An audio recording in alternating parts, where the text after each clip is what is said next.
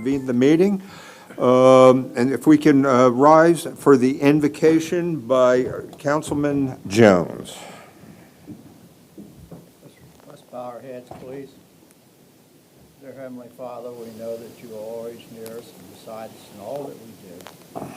We ask that you be with us this evening as we consider the affairs of this our great city.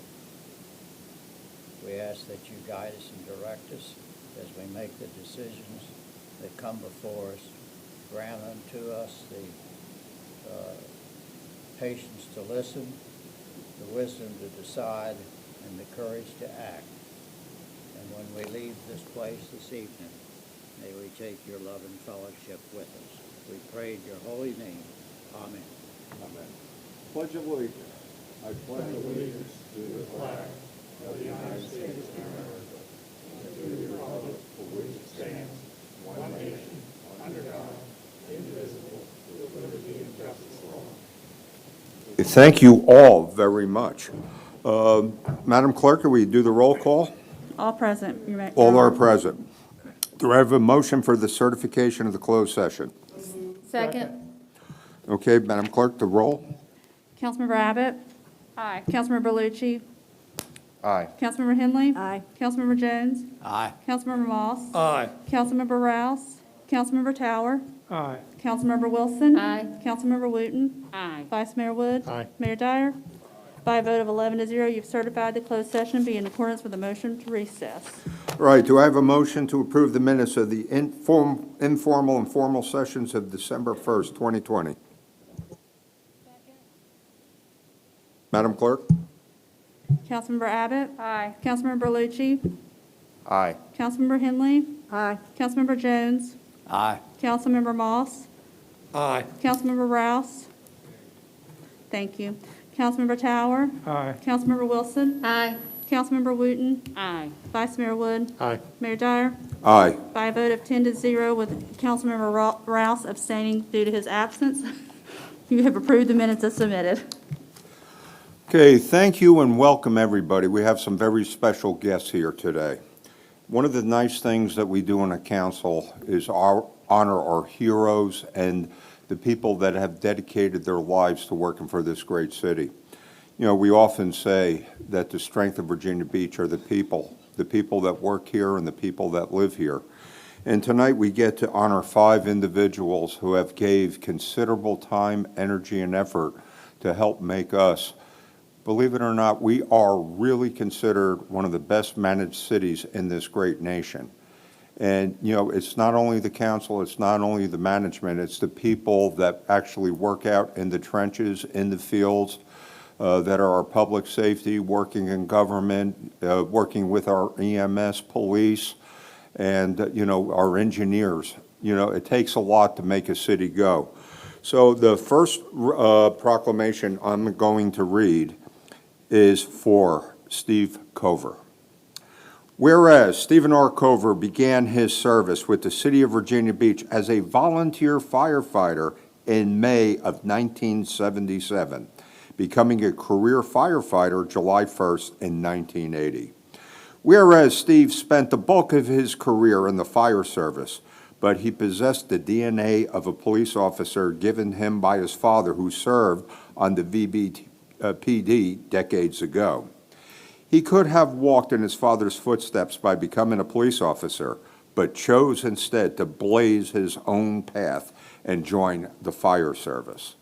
Whereas Steve rose through the ranks of the fire department, becoming captain from 1990 to 1997, battalion chief from 1997 to 2001, district chief 2002 to 2005, deputy fire chief from 2006 to 2007, and the city's 4th fire chief in November of 2007, continuing till November 7th, 2016. Whereas Steve achieved numerous educational successes, including a bachelor's degree in fire administration from Hampton University, National Fire Service Command from the University of Maryland, master's degree in public administration, Troy State University, Executive Fire Officer Program, National Fire Academy, Senior Executive Institute, Harvard University, and Executive Leaders Program from the U.S. Center for Homeland Defense and Security. We still got a ways to go, folks. Steve has done a lot of good things. Whereas Steve was an advocate for the Urban Search and Rescue System and supported VATF-2, which was deployed worldwide.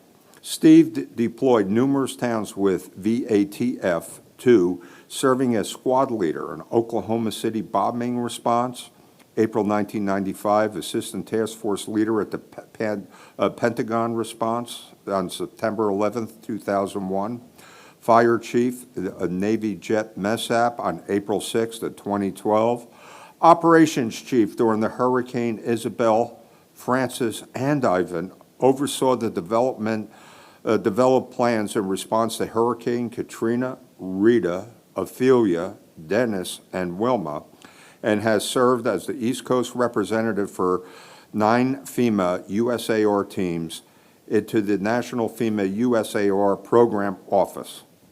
Whereas the mission of the fire service was but a single aspect of a greater team, Steve understood that public safety had many faces, many uniforms, and many different tasks, all working towards a common goal of keeping our citizens, our visitors, and all persons safe. And as such, Steve exchanged his turnout gear for a suit and tie when he joined the city manager's office and began his role as deputy city manager in the midst of Hurricane Matthew. Whereas Steve was instrumental in increasing the fire protection in the north end of the Beast District by adding the 4-story fire station shared use. Whereas Steve supported the city's rescue squads, helping hundreds of our volunteers deliver excellent services. Whereas Steve was instrumental in establishing the Criminal Mass Casualty Unified Command Policy, the multi-jurisdiction training and exercising this policy. The preparedness led to the successful management of Building 2 during May 31st. Whereas the Virginia Beach Police Department has a national reputation as a progressive and community-oriented agency, and our community was plagued with social unrest and violence on May 31st of 2020 and many days that followed. Deputy City Manager Cover stood shoulder to shoulder with police officers and executives to help provide steady leadership and an approach to protecting the rights of all people to express their views and opinions. While some in our community condemned law enforcement, Steve Cover stood tall and helped promote the virtues of the Virginia Beach Police Department. Steve managed both May's crisis with consummate calm and compassionate leadership. Whereas Steve unified the public safety approach towards special events and mass gatherings, culminating with a successful response to something in the water. And whereas Steve knowledgeably led with strong will, warm heart, and decisive yet empathetic manner in the Emergency Operations Center during numerous activations and continuous weather briefings. Whereas Virginia Beach is one of the safest cities in the nation and is one of the most desirable places to live, Steve Cover never forgot that danger awaits when we least expect it, and his approach was to ensure staff was ready to respond and with necessary equipment and resources needed to do a very complicated and dangerous job. Whereas Steve raised the standards of safety for responders by advocating for more effective safety programs at the departmental level.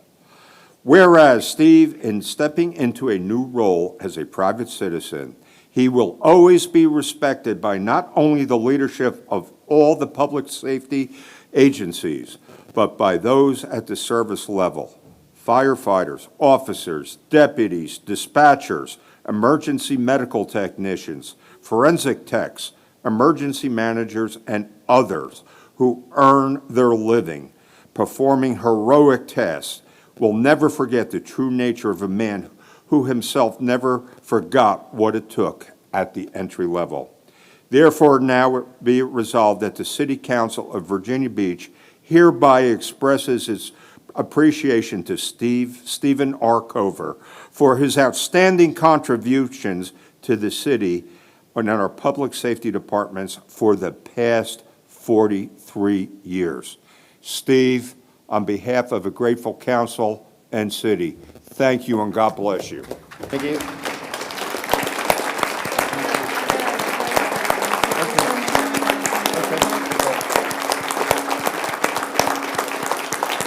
Please say a few words, Steve. Well, thank you, Mayor and members of council, so much for a guy that doesn't like a whole lot of fanfare.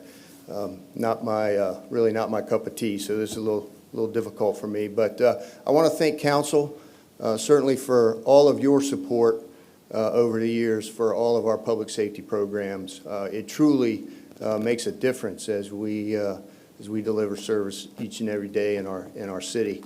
I want to thank the city managers that I've worked with most recently over the years, Jim Spoor, Dave Hanson, Tom Leahy in an interim role, and certainly Patrick Duhaney here in the last little while he had to put up with me. So appreciate all their support over the years to again support what we do each and every day.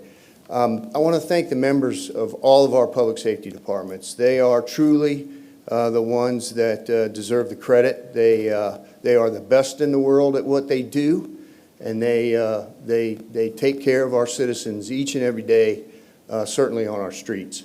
Lastly, I've got to give a shout out to my family. You can't do this without their support, right? So especially my wife, Dale. So thanks a lot. Hopefully we've left this place a little bit better, and I'm not going anywhere. Thanks a lot. Thank you, Steve.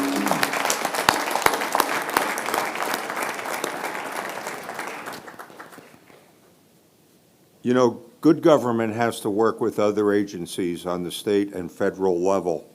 And for quite a number of years, Bob Mathias has distinguished himself as being a liaison, a contact, a confidant, and just an effective communicator, you know, especially with the state delegation and federal agencies, and provided, you know, just a valuable role that we needed to be such a great city. So this resolution, whereas Bob Mathias has been an invaluable source to the General Assembly with his institutional knowledge of Virginia Beach, whereas Bob has been our go-to guy as a liaison between the city and our Virginia Beach delegation, especially during session when matters are time sensitive, whereas Bob gave selflessly of his knowledge of military matters in dealing with naval installations at Oceana, Little Creek, Fort Story, Dam Neck, and directly leading to superb relationships with a series of commanding officers over 4 decades. Those commanding officers knew the city valued their presence, took necessary actions to improve their mission effectiveness, and was proud to host such frontline warfighting installations. Whereas Bob has gotten up early, stayed up late, and driven to the moon and back to represent the city's interests. Whereas Bob was never too busy to assist and mentor others. Whereas a Bob Mathias promise is worth more than any written contract. Whereas Bob would always go out of his way to say good morning to colleagues passing in the hall and save a seat in staff meetings so he could catch up with colleagues after a long legislative session away. Now therefore be it resolved that by Bob Mathias, a respected public servant, is recognized for his influential work advancing intergovernmental relationship for the cities of Virginia Beach. Be it further resolved that the Virginia Beach City Council celebrates his contributions and wishes him well as he retires from 44 years of service with the city of Virginia Beach. Thank you, Bob. Thank you. Thank you.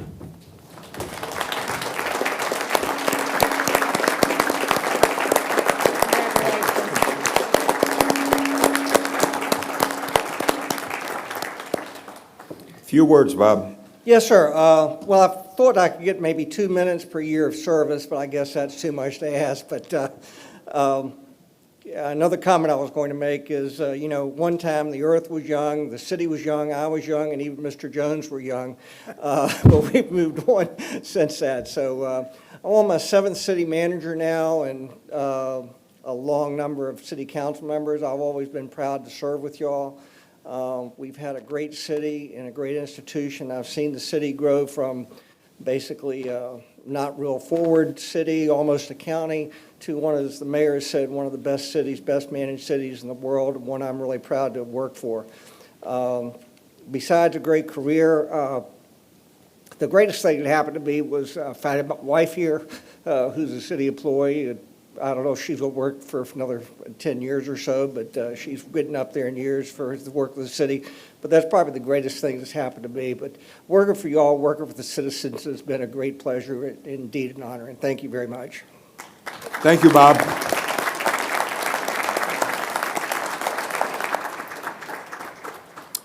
Our next honoree, let's just say it takes a lot of important departments, engineering, to keep a city going. We're the largest city in the Commonwealth, 453,000 people with a lot of infrastructure and a lot of needs out there. And I tell you, it's been proud to work with Mark Johnson over our tenure on City Council. A very appreciated, person. And I'll tell you what, people like Mark Johnson make a great city even greater. Whereas Mark A. Johnson was appointed Director of Public Works in 2018 and previously served as Operations Engineer for Public Works, where he was responsible for countless duties that have done much to keep our city running and growing.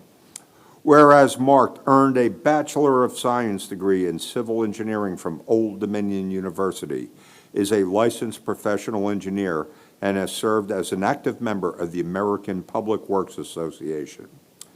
Whereas Mark began working for the city in 1984, first with public utilities and then later moved to Public Works, where he had a key role in the development and implementation of the stormwater program for the city.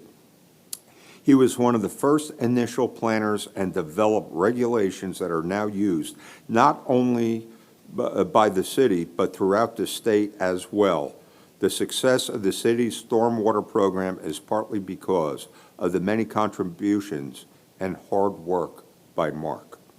Whereas Mark served as the project management engineer for all the capital improvement program projects for Public Works, as well as the city's highway and stormwater maintenance programs, as well as many other maintenance and emergency response activities. Whereas described by his managers as the go-to guy, Mark's responsibilities have run the gamut from filling potholes to shoveling snow to putting sand on the beach. Whereas Mark led the team that earned the Virginia Beach Public Works full accreditation by the APWA, an honored designation that only a limited number of U.S. cities have attained. Whereas Mark served his community and represented the city well by volunteering for many years with the Kempsville Pony and Colt baseball leagues, coaching teams and helping to build a new field. He also volunteered at Lansdowne High School for several years, building a stage for their marketing program's fashion show, as well as serving as a judge for competitive events at the DECA District Leadership Conference. Whereas Mark has been committed to providing and achieving excellence in service to the city and its citizens, along with his vast knowledge and countless number of projects completed throughout his Virginia Beach career, he leaves a wonderful record of accomplishment behind. Whereas under Mark's leadership, Public Works has had tremendous growth and many successes, and his efforts and contributions will leave a lasting impact and continue to benefit the city. Whereas, on this day, we honor a man and a leader who deserves our deepest gratitude, respect, and friendship for all that he has done for each of us and for the city of Virginia Beach. Now therefore be it resolved that the Virginia Beach City Council hereby expresses its appreciation to Mark A. Johnson for his outstanding contributions to our city and extends its congratulations on the occasion of his retirement from government service. Mark, thank you.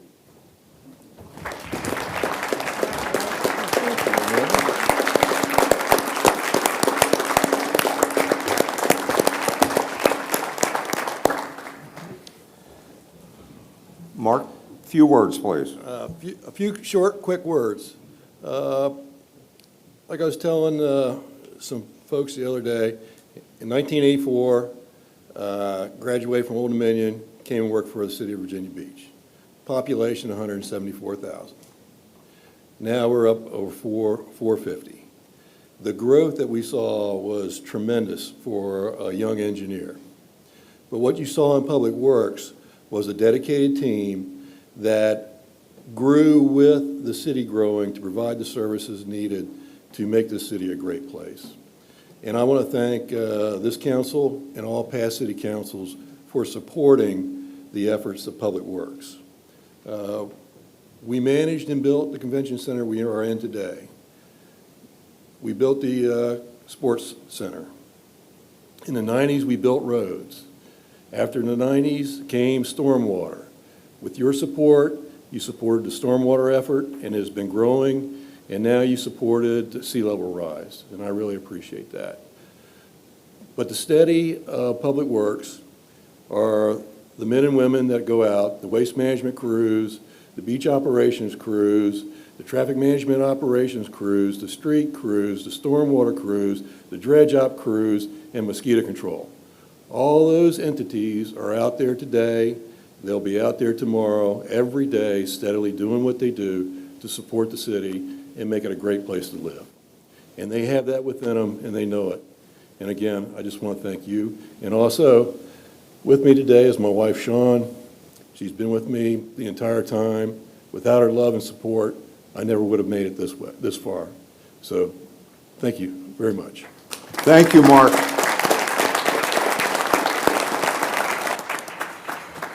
We have two more honorees that are both involved in the public safety sector. You know, it's often mentioned, and well-deserved, we are the safest city of a city our size in this great nation. It takes special people to do that. As you know, Vice Mayor Wood is a former police officer and is deeply involved with the EMS program. So I asked him if we would do the honor of honoring the next two people. Well, my wife is deeply involved in the EMS program. I don't like the blood and gut stuff so much, but but our next honoree, and I think it's appropriate. We heard a number of things. We heard Deputy City Manager Cover talked about him beginning his career as a volunteer, and we heard all the volunteer activities Mr. Johnson undertook and that sort of thing. And I think it's appropriate now that we actually honor somebody who's done a lot of volunteering. So Bobby, if you could come up, please. Bobby Hill, who is wearing that subdued jacket so we can find him in the audience. And I would say one other thing too is when I first met our new police chief, we had coffee at a place near town center, and there was an ambulance crew sitting there, a volunteer ambulance crew. And Chief, didn't I take you over, introduced him to the ambulance crew, and I said, this is the fabric of Virginia Beach. This is how the volunteers work here. So it's my honor to read this about Bobby. Whereas Bobby Hill first started volunteering with Virginia Beach EMS in 1968 with Davis Corner Volunteer Rescue Squad, and then transferred to the Virginia Beach Volunteer Rescue Squad in 1972. Whereas when Bobby was not volunteering, he worked for the city of Virginia Beach in different roles, retiring as Chief Magistrate of Virginia Beach in 2009. Whereas in 2004, the Virginia Beach Rescue Squad Foundation started a long-term strategic planning collaboration with the Department of EMS to develop a comprehensive recruitment plan to recruit and retain volunteer members. During this time, Bobby started to become actively involved in a system-wide recruitment initiative and was hired on as the Virginia Beach Rescue Squad Foundation's recruitment coordinator in 2009. This position was instrumental step in the foundation's effort to devote close to $1 million in a multi-year approach in recruitment and retention of volunteers for the volunteer rescue squads of Virginia Beach. Whereas Bobby was deeply involved in developing and coordinating all recruitment efforts, marketing strategies, social media platforms, and management of the foundation's website. The many recruitment efforts that he attended over the years helped bring in hundreds of volunteers. Whereas Bobby still took time to volunteer in the system as an operational member and then a member of the system's mass casualty incident response team. Whereas Bobby is also a life member of the Virginia Beach Volunteer Rescue Squad and received the 2011 Virginia Gilpin Distinguished Service Award. Whereas Bobby has continued to improve and make sure the community knows about the volunteer rescue squads of Virginia Beach, using every platform that is available to get the message out to recruit and retain well-qualified volunteers. Most citizens know Bobby's voice from either radio ads or meeting him at a recruitment or job fair. Whereas Bobby has also been involved and helped lead the statewide Virginia Recruitment and Retention Network of EMS and fire personnel. He was named head of the network in 2010, supported the Virginia Association of Volunteer Rescue Squads, which has allowed him to give our system a statewide spotlight on how to effectively recruit and retain members. Whereas Bobby, at the end of this year, will be stepping down from his recruitment position with the foundation, but has already said he still plans to volunteer in his time to support the system. Now, therefore, be it resolved that the Virginia Beach City Council hereby expresses its appreciation to Bobby Hill for his contributions to our city and his dedication to public safety.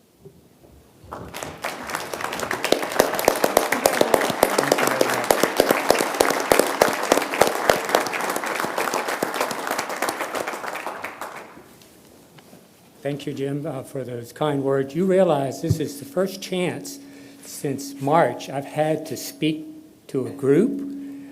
Boy, could I say a lot, but we'll save that for another time. I've always said when people ask me, what do I do? I've always said, I have the greatest job in the world. I get to go out into the public. I get to go on radio and TV and talk about the volunteer rescue squads of Virginia Beach and the city of Virginia Beach, and I'm always encouraging people to join. But we wouldn't be able to have that system if it wasn't for the support of City Council and our great community here in Virginia Beach. 10 volunteer rescue squads, and they're located strategically throughout the city, and they represent their neighborhoods. They represent families. There are generations of volunteers. We're very fortunate also that we have volunteers that come to us from all over the Hampton Roads area. When I'm out in Norfolk, for example, I have people come up and say, why don't we have volunteer rescue squads in Norfolk or Chesapeake or Portsmouth? And I say, well, that's okay. You can come volunteer with us because we do not, we're going to allow you to come in no matter where you live. We want you here and on duty. And I appreciate the acknowledgement tonight. And as Jim said earlier, I'm not going anywhere. I'm just going to be wearing a different uniform, stepping aside, and recruiting once again for the rescue squads. Thank you.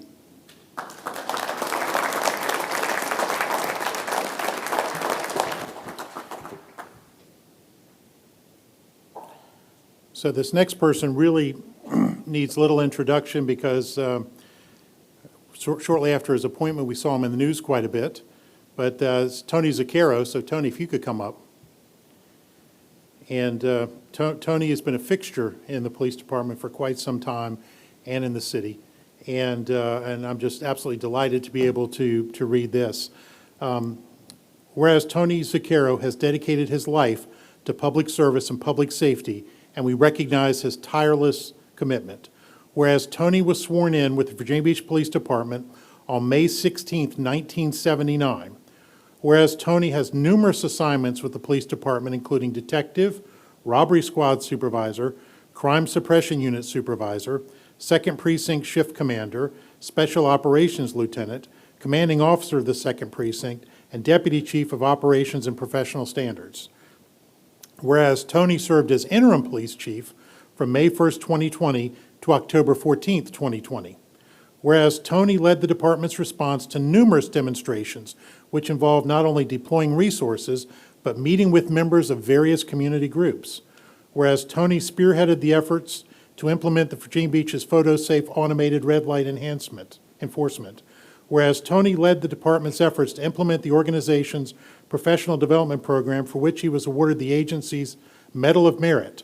Whereas Tony led the police operations during the tragedy following the naval jet crash, several College Beach weekends, as well as numerous special events and natural disasters.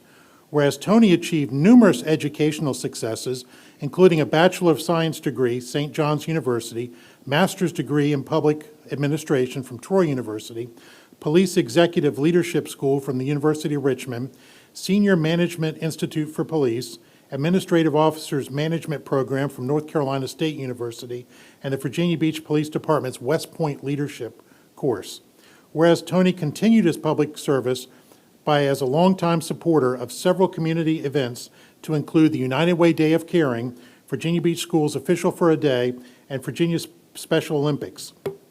Whereas Tony is the recipient of over 150 letters of commendation or appreciation, recognized several times for his commitment to the Human Rights Commission over the many years he served as the department's liaison to the commission, as well as numerous awards to include Hampton Road's Top Cop Award, Police Officer of the Year, YMCA's Service to Youth Award, and the department's Public Service Award for distinguished service.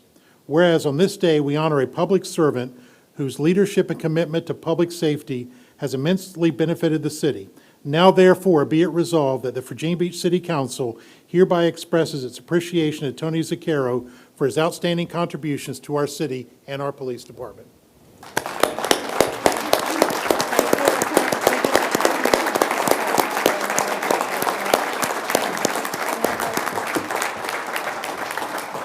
And Tony, before your remarks, Mr. Dehaney would like to speak.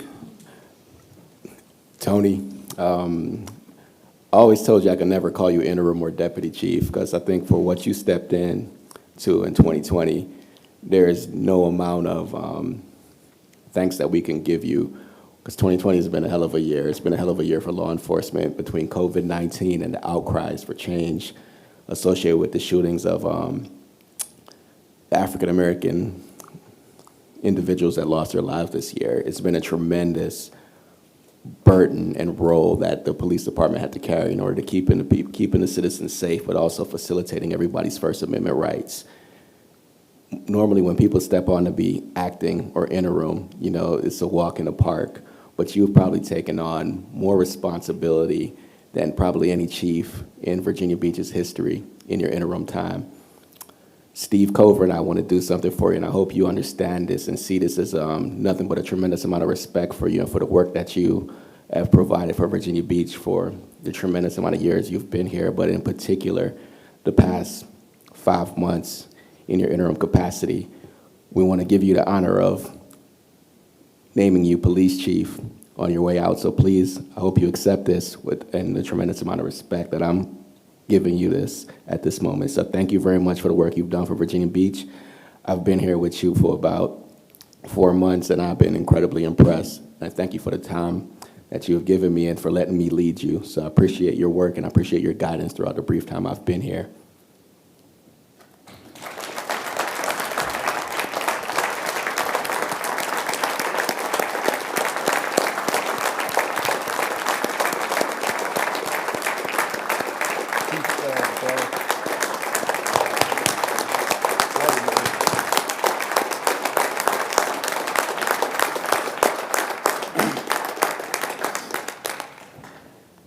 Mr. Dehaney, thank you for your kind remarks. Mr. Mayor, council members, I am truly humbled and honored to be recognized tonight in this fashion. I appreciate the council's thoughts on this. I greatly appreciate everybody that contributed to the text on the resolution. As I reflect back on my time here with the department, I was brought here to the city of Virginia Beach by my parents, really, indirectly. They came and visited and spent a long weekend here in Virginia Beach. And as the saying goes, they came and they brought me the T-shirt. I still have the T-shirt, my bride will tell you, although I'll have to dispute that on a later time. There are many people I'd like to individually recognize and call out for their work alongside me, with me, but I would probably be remiss in neglecting to mention somebody's name, and I would be beating myself up for that terribly. I do want to recognize Chief Severa and Chief Jaycox in particular for giving me an opportunity along the way. I'd like to thank Mr. Cover and Mr. Leahy for allowing me the opportunity to be the interim chief in the time when Chief Severa left us. I often thought after the tragedy in Minneapolis with George Floyd, did I take on more than I would have thought at that time, and clearly none of us in our community would have expected that and the consequences and the human outcry that we saw. As a member of Team Blue, I'm proud to stand before you. I'm proud of the department's accomplishments. As a collective entity, the men and women of our department make Team Blue strong and proud. I'd also like to call out in particular the former deputy chiefs that I work with closely, John Bell and Ray Eisenberg. They're two good friends.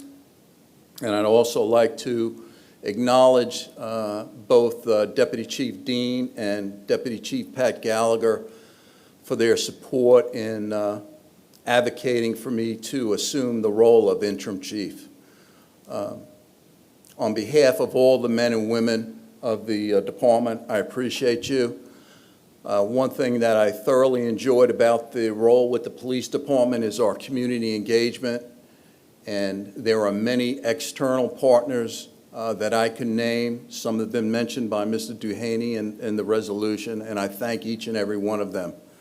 And in closing, in the next couple of weeks, I'll be crossing the bridge to 40 years of marriage with my bride, Jan.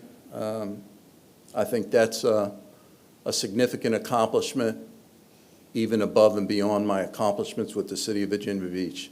So I thank you.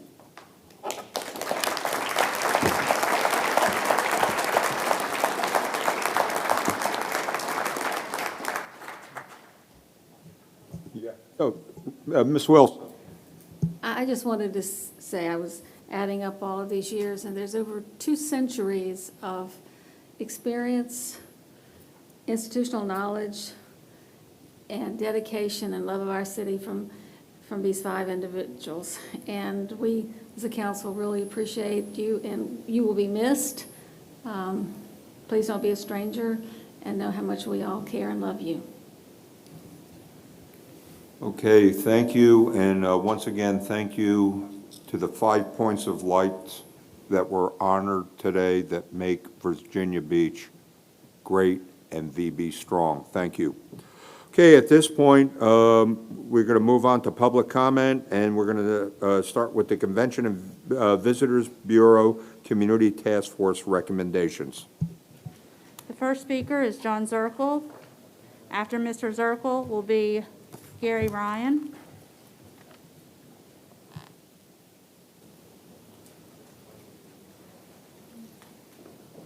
Welcome. Thank you. Before I started, I just got to say, if not for tourism, we wouldn't have had Chief Zaccaro. Thank you, Mayor and Council, for allowing me to speak tonight. I'm John Zirkle. I'm the current Vice President and incoming President of the Virginia Beach Hotel Association. I also served as a member of the Community Task Force for the CVB. I'm here to speak in favor for the city to add the legislative packet to convert the CVB to an authority. Council received Bill Hanbury's 50-page CVB Management Analysis and Recommendations report earlier this year. This report outlined the numerous deficiencies of our current CVB and its structure. The report answers questions posed as to what was wrong with the current CVB and its structure. This report was also the basis for the council creating the CVB Community Task Force. Mr. Hanbury's report had quite a few interesting points. I'm just going to highlight a couple of them. One of them, in the fall of 19, he interviewed over 60 citizens, tourism industry stakeholders, and staff concerning the performance of the CVB. During those interviews, there was complete consensus that the CVB's governance and management structure should be realigned. There was an overwhelming sense within the community that the opportunity cost lost by not mitigating the current CVB operational deficiencies was substantial and will continue to limit the city's long-term economic growth. The industry stakeholders also have no substantive way of contributing and communicating with the CVB. There is no board of directors, there's no robust committee structure, which would allow the private sector to engage and contribute to the CVB. I can personally attest to this as being part of the hotel community. The CVB staff, in Mr. Hanbury's report, was stated that they do not have a clear consensus concerning overall CVB organizational goals and objectives. Thus, they lack a team collaboration. There's no clearly defined organizational planning. There's a long-standing problem which limits the ability to focus on the most compelling challenges. And finally, and this one struck me, the last strategic plan authored by the CVB was in 2013. That's a full 7 years ago. Some successes that Mr. Hanbury mentioned in this report was San Antonio, which made the switch from a city-run CVB to a city-funded CVB in 2015.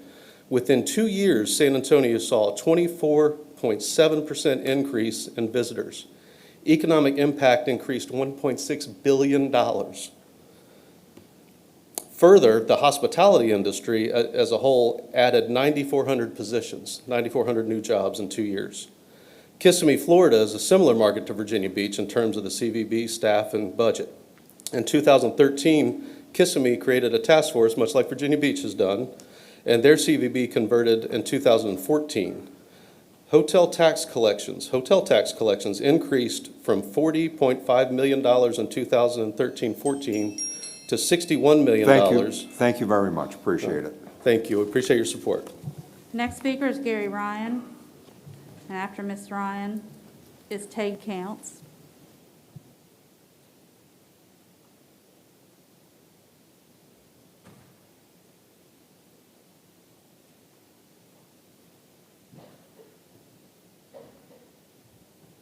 Welcome. Thank you, Mr. Mayor. Good evening, Mr. Mayor and City Council members and City Manager Duhaney. Thank you so much for having us here to comment. My name is Gary Ryan, and I am the Executive Director of the Virginia Museum of Contemporary Art, or as fondly known as Virginia MoCA. I'm here both in my capacity as Director of MoCA, as well as a City Council appointed member of the Community Task Force established in July to evaluate the transitioning of the CVB. I applied to be a member of the task force to ensure that arts and culture, those facets of our community, which not only are significant drivers of revenue and tax revenue, but really help the city live into its commitment to diversity and inclusion, were represented on this task force as we rethought about how to best maximize this wonderful asset of a city that we have in Virginia Beach. I just want to say, as someone new to this, I was so impressed by how many hours we spent going through every model that we were charged with evaluating, be it staying with the city government, public-private partnership as a foundation or authority, or a public-private partnership not-for-profit, and really delving into all the details and arguing amongst ourselves about what it meant and what it didn't mean. And I just want to assure you that there was a lot of thought and consideration that was put into evaluating all the models. I want to thank Council members Wilson and Tower, in concert with Deputy City Manager Ron Williams and Bill Hanbury from the Academy Street Consultants, who performed the initial in-depth overview, which led to the task force recommendation. Thank you so much for seeing your way forward to empowering this task force to do this work so that we can make sure that Virginia Beach makes as much of this asset that we have possible. Thank you very much. Thank you, Gary. The next speaker is Tate Counts. And then after Mr. Counts is Laura Haber, I'm sorry. Good evening. Good evening, Mayor Dyer, members of City Council. Thank you for allowing me to speak to you tonight, and thank you specifically for allowing me to take part as a member of the task force. I saw it as a great honor to be able to represent the citizens of Virginia Beach and you, the City Council, in this task force. I won't get into too many details tonight. We have a number of members of the task force that can cover a lot of that tonight. The approach I will take is from the standpoint that as an executive within a 501c6 structure, and probably one of the largest such organizations in the Hampton Roads community, I can speak clearly and concisely from the standpoint that I thoroughly understand what it takes to be an independent entity and to thrive on our own. And knowing that, I would be the first person to step up and say that if I felt that that was the best structure for our CVB and DMO, that I would be here to tell you right now unequivocally that that's the case. However, having spent the time with the members of our task force, I can unequivocally tell you that the authority structure is the best structure to place us in the best position to have the best performing DMO, not just in this area, but on the East Coast, and one of the best in the country. So I won't take up a lot of your time, but I will ask that you do consider to approve our recommendation of doing the authority structure for our DMO, for my sake, for your sake, and for the sake of the citizens of Virginia Beach. Thank you all for your time. The next speaker is Laura Haber, and then it'll be Courtney Dyer.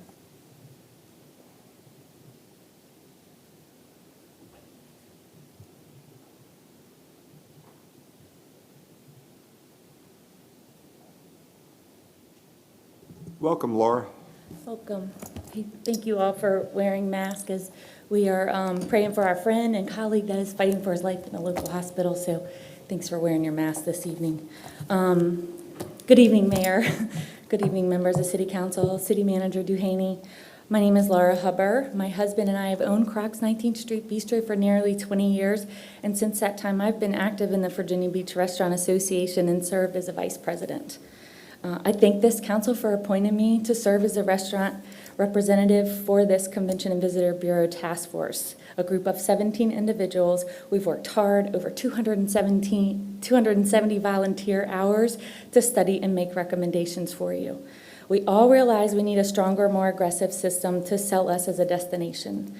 Virginia Beach's economy has traditionally rested on a three-legged stool: agriculture, tourism, and the military.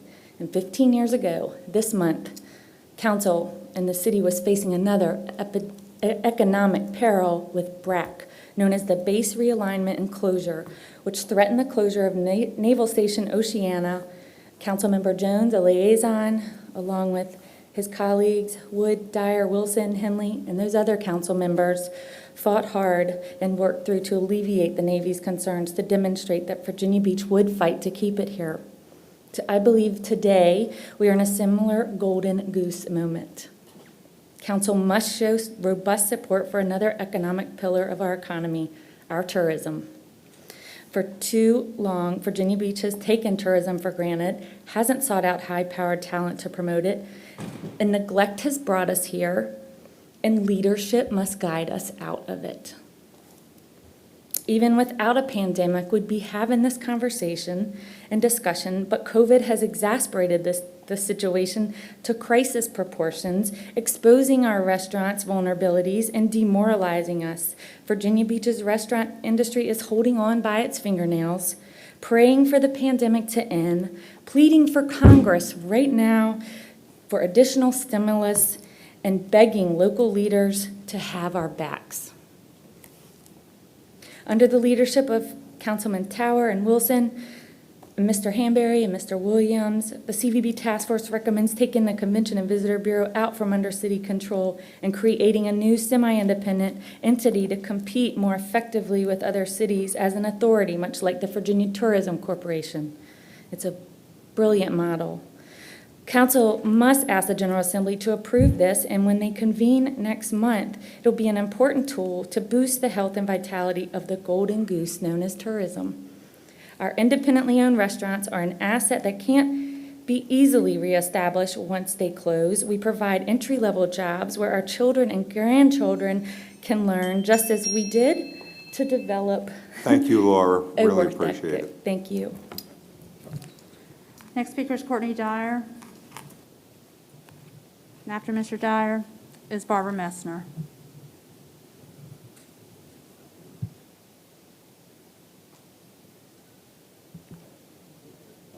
Welcome, Courtney. You have a catchy name. Thank you. Yeah, contrary to what he may say, I'm not related, but my name's Courtney Dyer. I had the opportunity to work with all those fine gentlemen you recognized earlier for 48 years, and I just retired back in January after running this convention center and a couple of its predecessors. It's very difficult for me to come before you tonight to make the recommendation that you take this Bureau, the sales and marketing portion, out from under the City of Virginia Beach. Because I've worked with a tremendous team of individuals over decades. The only 3 CVB directors the city has ever employed were all fine men, did fine work, and we accomplished a lot. But the time has come. This task force, with so many of our stakeholders, has made a recommendation, and they have a lot at stake. And I think it's time to listen to them to change a couple of things. And a couple of things that I want to talk about that slow down the wheels of government. And we are no different. I was no different. Working in this system takes time to process things. One is procurement and the other is human resources. We have a very complex procurement system. And it does a lot of good things. It's not a bad thing. It protects our resources. It makes sure we limit our liability. It makes sure that we get the best thing we can get for our money. But it is slow and it is cumbersome and it takes forever to get things done. Our stakeholders want more expeditious service, and I get that. The other is human resources. You've read in the report that salaries are not competitive, but it takes a long time to process transactions in the city government. It can take months to hire someone, to replace someone, weeks at the best. It can take an eternity sometimes to dismiss an employee for poor performance. There are a lot of boxes to check, a lot of I's to dot, a lot of T's to cross, and it protects the city's best interest. I understand that. And our attorneys do a great job, our finance department does a great job supporting what your wishes are. But I encourage you to take seriously the opportunity to move to an authority for the sales and marketing function. And that's all I have to say tonight. Thank you very much. Thank you very much, Courtney. The next speaker is Barbara Messner, and after Ms. Messner is Michael Standing.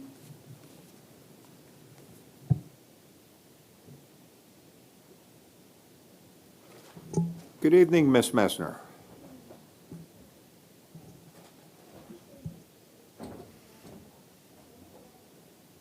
Things get messed up.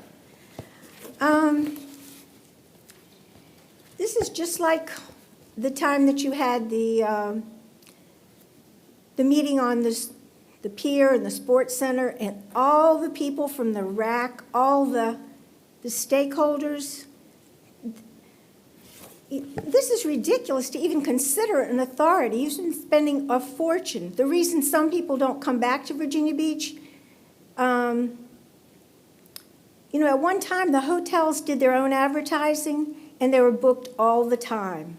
When you started having problems in the 90s, people stayed away because you didn't take care of crime. You don't reward bad behavior with events. It's not your job to entertain. It's not our job, the taxpayers, to subsidize the Vibe District, which started with Crocs. I used to go to Waring's Gym. Authority is outrageous. We have $3 billion debt. It's not your job to even consider this. City's been catering to tourism. That's who funds most of your elections. The next speaker has funded a lot of these people. If people go to VPAP and look at who donates and where the money goes, The weather's terrible here.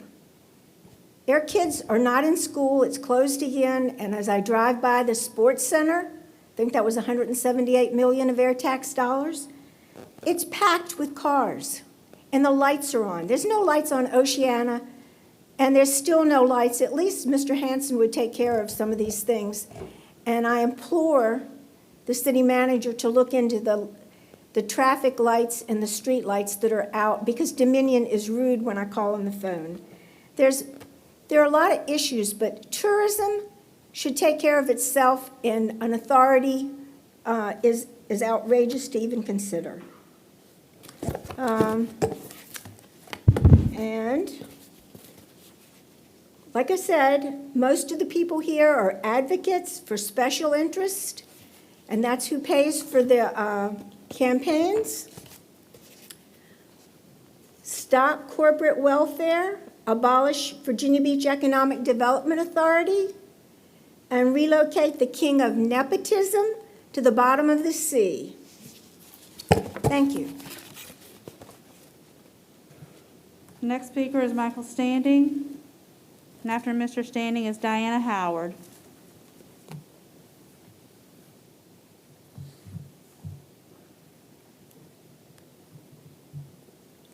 Good evening, Mike. Good evening. Mayor Dyer, members of City Council, and City Manager Duhaney. My name is Mike Standing, and I'm a lifelong resident and resort business owner that was chosen to be on the CVB Community Task Force. I would like to first start by saying that I sincerely appreciate you appointing a diverse group of business and community leaders that have the city's best interest in mind. Mr. Hanbury from ASC provided a thorough platform explaining the pros and cons, as well as presentations from destination marketing organizations. Additionally, city staff, led by Deputy City Manager Williams, were on point at all times, providing essential supporting documents that were constantly being requested by the task force. Critically as important was the experience and contributions that Councilwoman Wilson and Councilman Tower added to the conversations as our council liaisons. The Virginia Beach Resort is in the midst of a very challenging times. For various reasons, dating back pre-COVID, we had begun to lose market share to our competitors. Getting back on top is not going to be easy. I'm not suggesting in any way that our current and past CVB has not succeeded. I have always had a great deal of respect for their passion and successful history.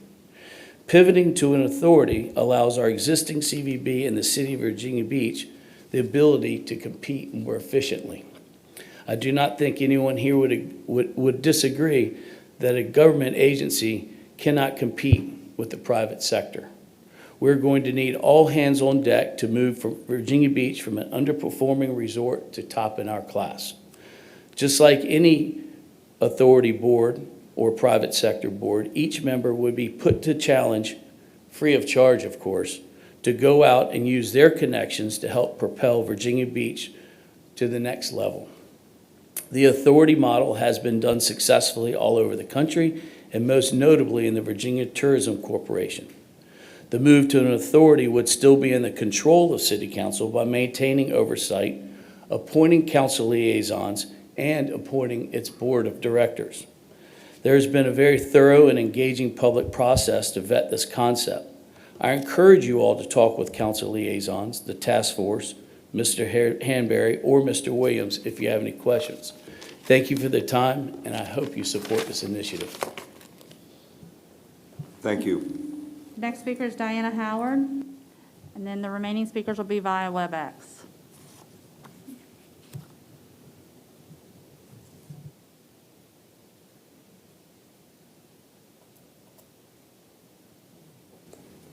Welcome, Diana.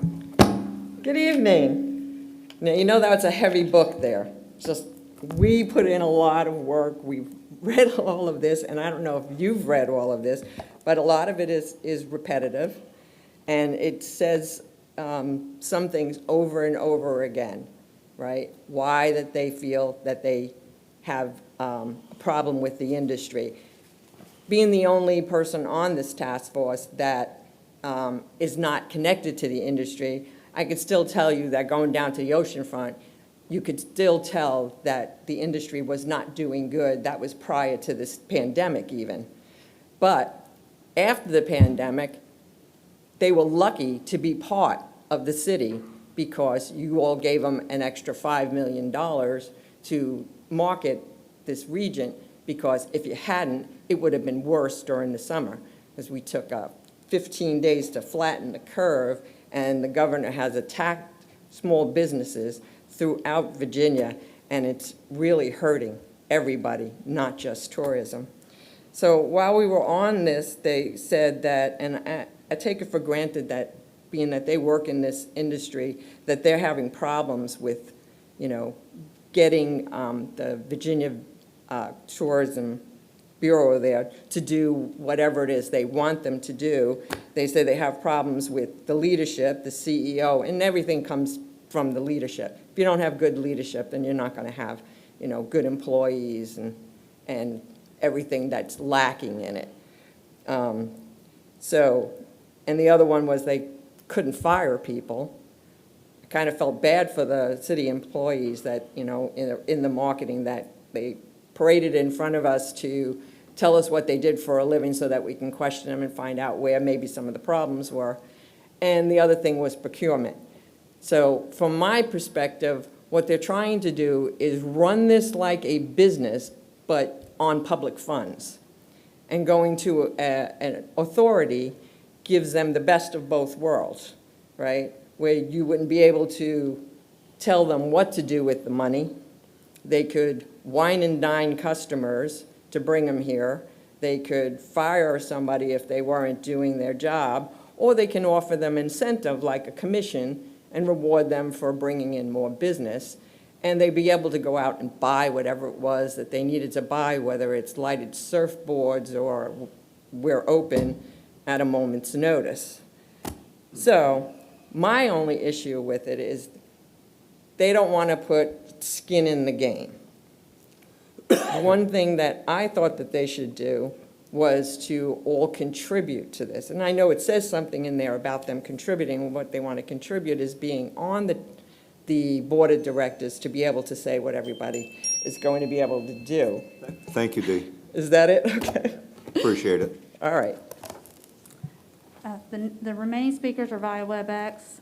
If you would pause 2 to 3 seconds after I call your name before beginning your comments, and we will be able to hear you. The first speaker via WebEx is B.J. Bowman. I'm sorry. Ms. Bowman, if you'll pause 2 to 3 seconds before beginning your comments, thank you.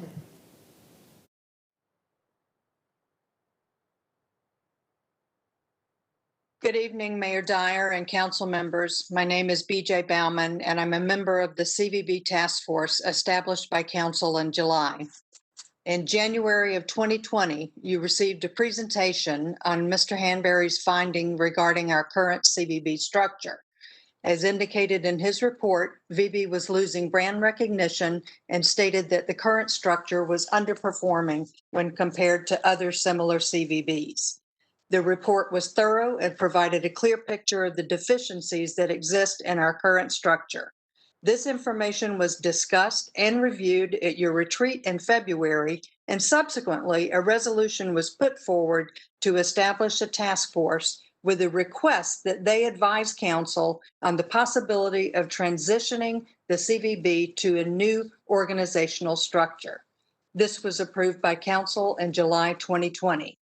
The task force is comprised of a diverse group of individuals selected by City Council. We devoted many hours to this process during a time that most of us were fighting for the existence of our businesses and livelihoods. After hours of review and deliberation, we ultimately came up with a recommendation that the establishment of an authority would be the preferred structure. The task force fully recognized that this was just the beginning of the process and that many details had to be worked out and considered prior to City Council officially making a decision on the matter. What we did request from Council last week, and this was based purely on a timing issue, was that council add this issue to the city legislative package for consideration at the state level. This was not a request to approve the authority, but one to move the possibility forward before we lost the opportunity to do so. We recognize that you will need more information and that the devil is in the details. We also clearly recognize that business cannot continue as usual without fundamentally undermining our entire industry. Please let me clarify that this task force was not on a witch hunt for current employees, because there are many dedicated and talented individuals that work within the department. We truly felt that most of the issues that the CVB is experiencing was due to lack of leadership and the structures inherent to being run by a government. We in no way advocated that city monies be totally turned over to an authority without complete accountability and transparency for every single penny that would be spent. This would not serve our industry well and would be a priority in any organizational structure. We would request that you vote to include this item in the legislative package in your January meeting and move forward in the process to correct the problems that currently exist in our CVB. Thank you. Thank you, BJ. Next speaker is Bobby Malati. Mr. Malati, if you would pause 2 to 3 seconds before beginning your comments, and we will be able to hear you. Thank you. I would like to speak in defense of the process employed to arrive at the determination that we should explore not only the current organization of the Convention and Visitors Bureau, but examine the alternatives that have been suggested.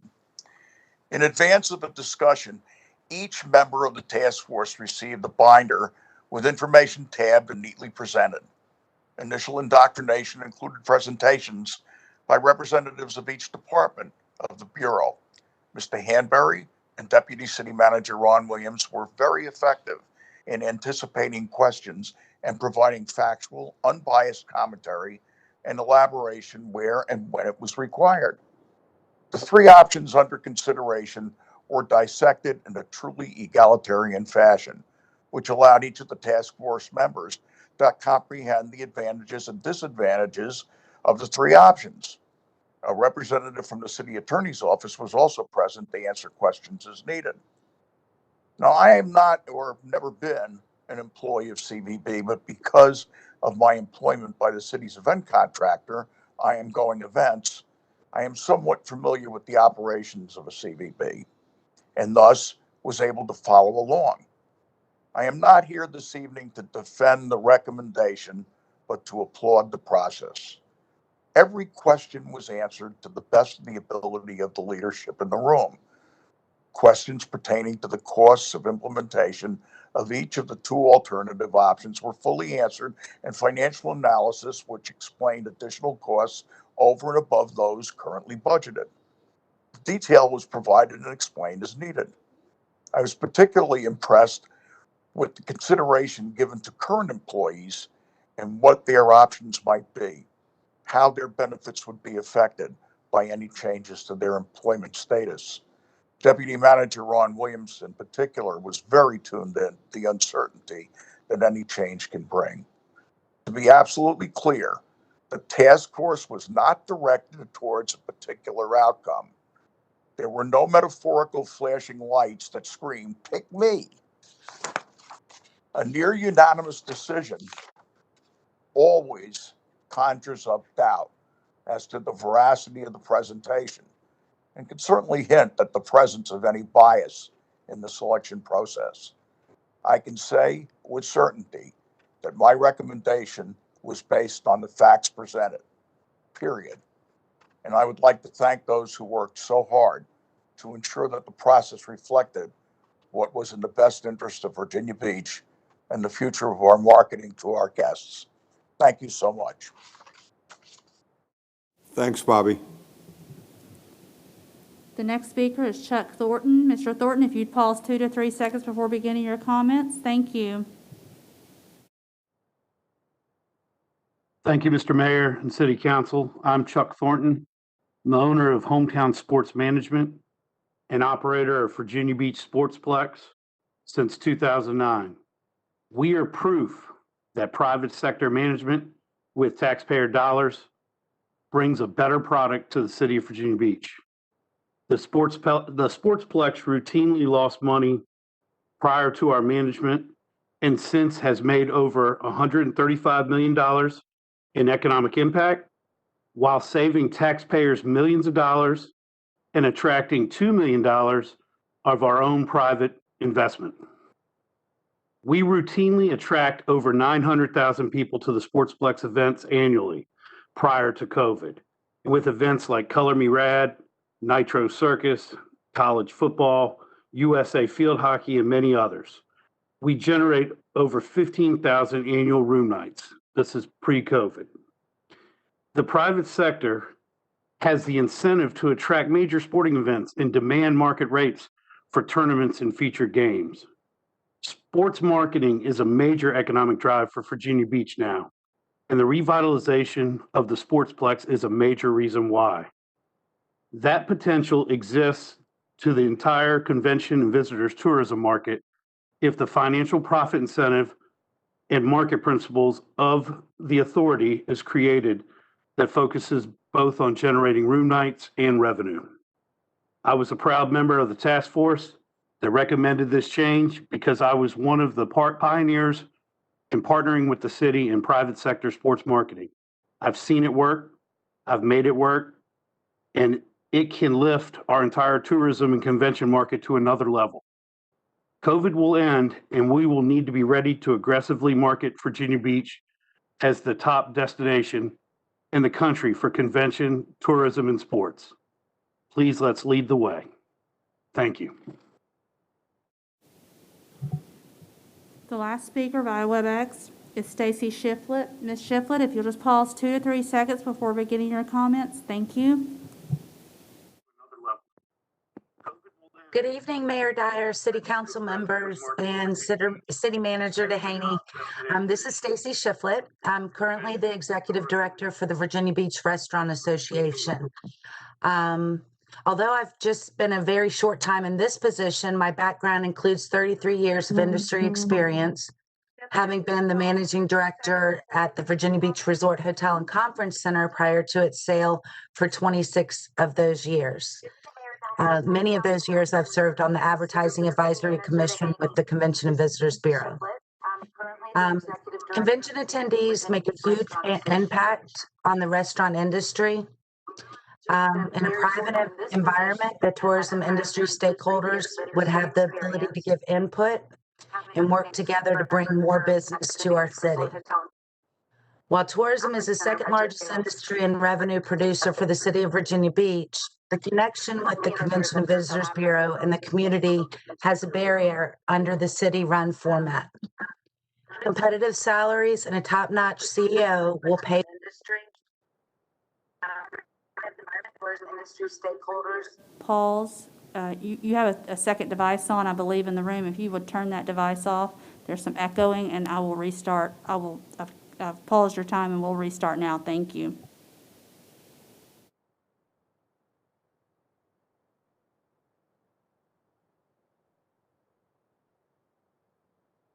It's where you left off. I'm sorry, there was some echoing happening.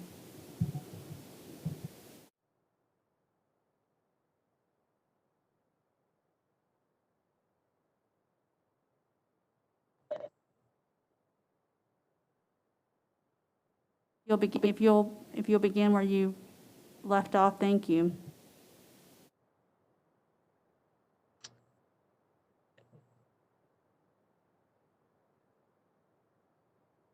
I'm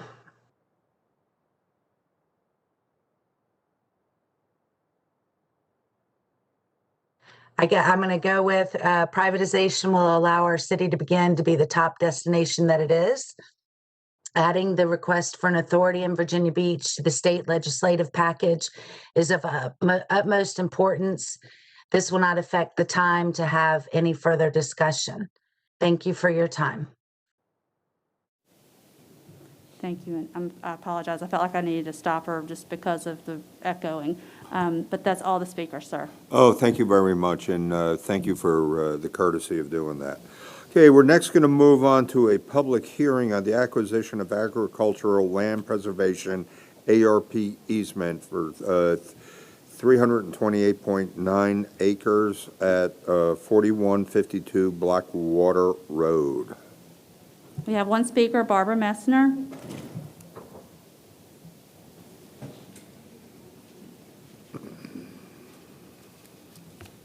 Good evening.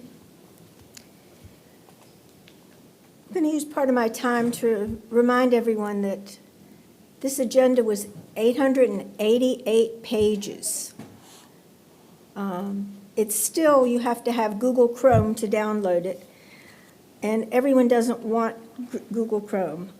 But, okay, public hearing on acquisition of agricultural land, is that correct? Yes, ma'am. Okay. Acquisition of agricultural land preservation, ARP easement.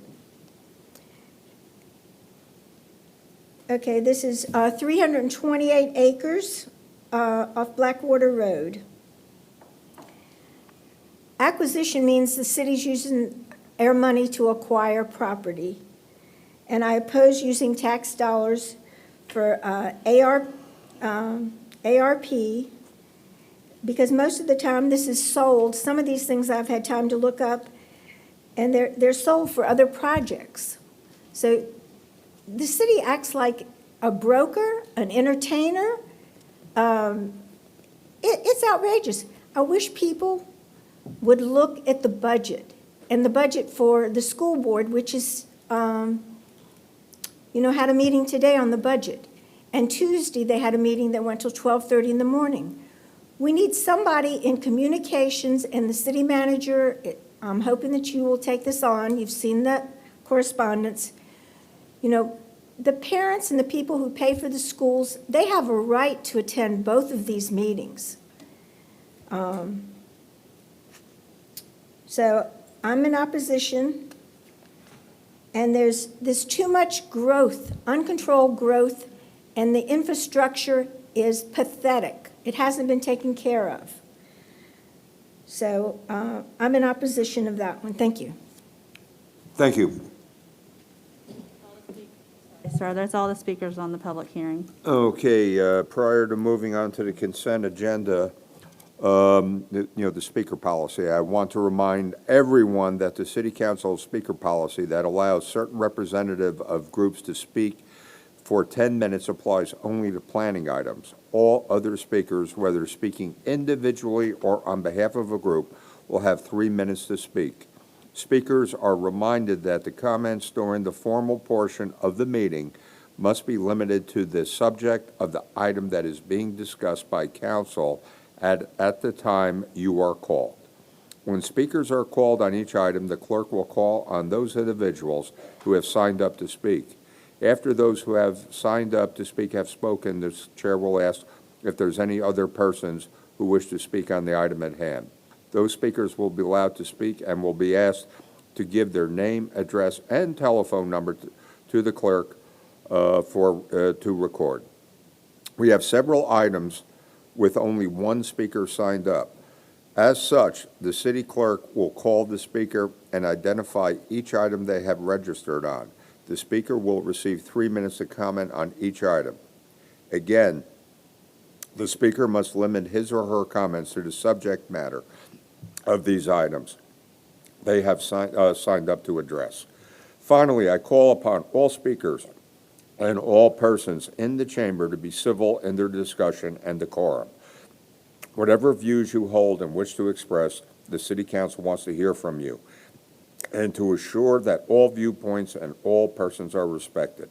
The best way to do this is for all of us to strive for civility and respect. Okay, we're ready for speakers?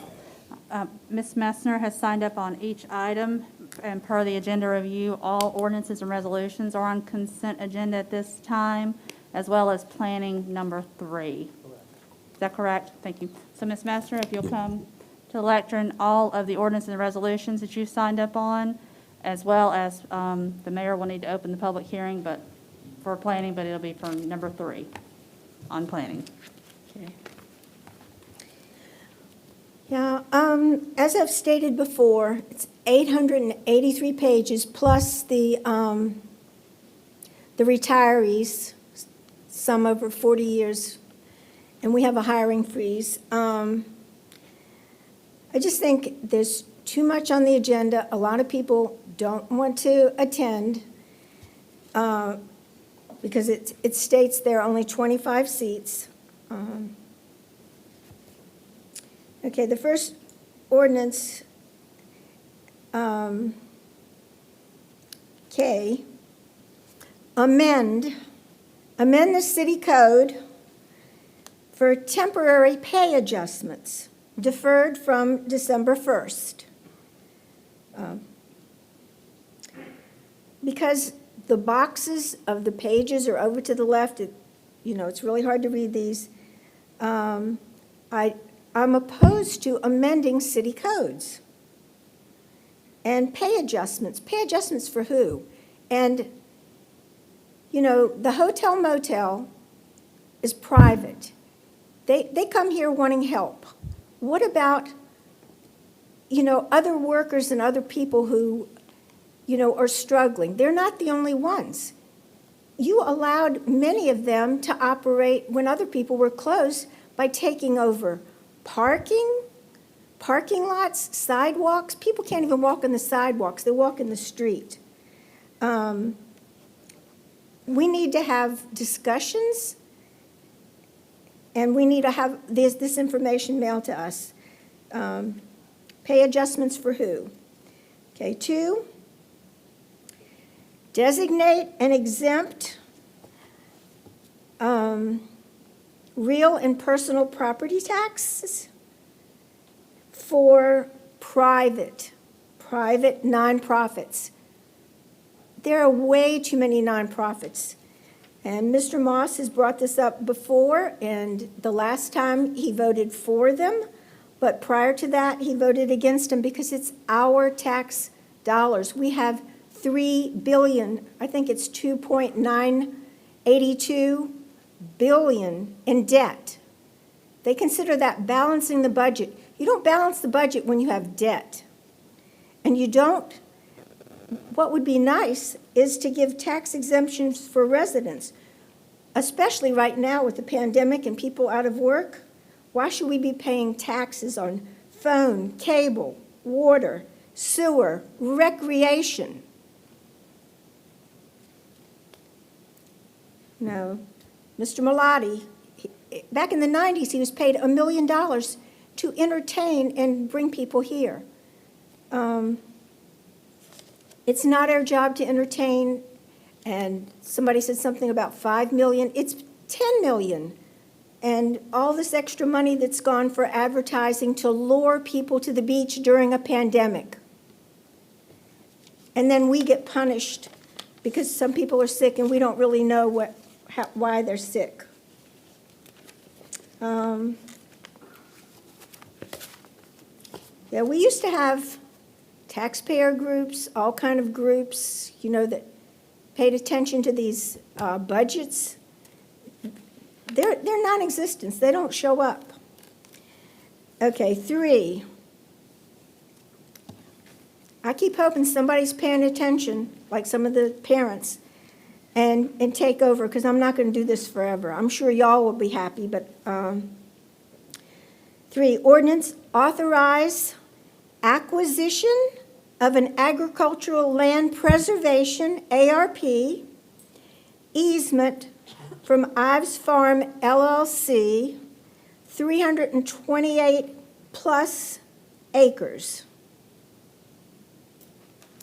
And then issue by the city contract obligation, maximum principal amount of over $2 million, and then transfer those funds to U.S. Treasury. That's $2 million more debt.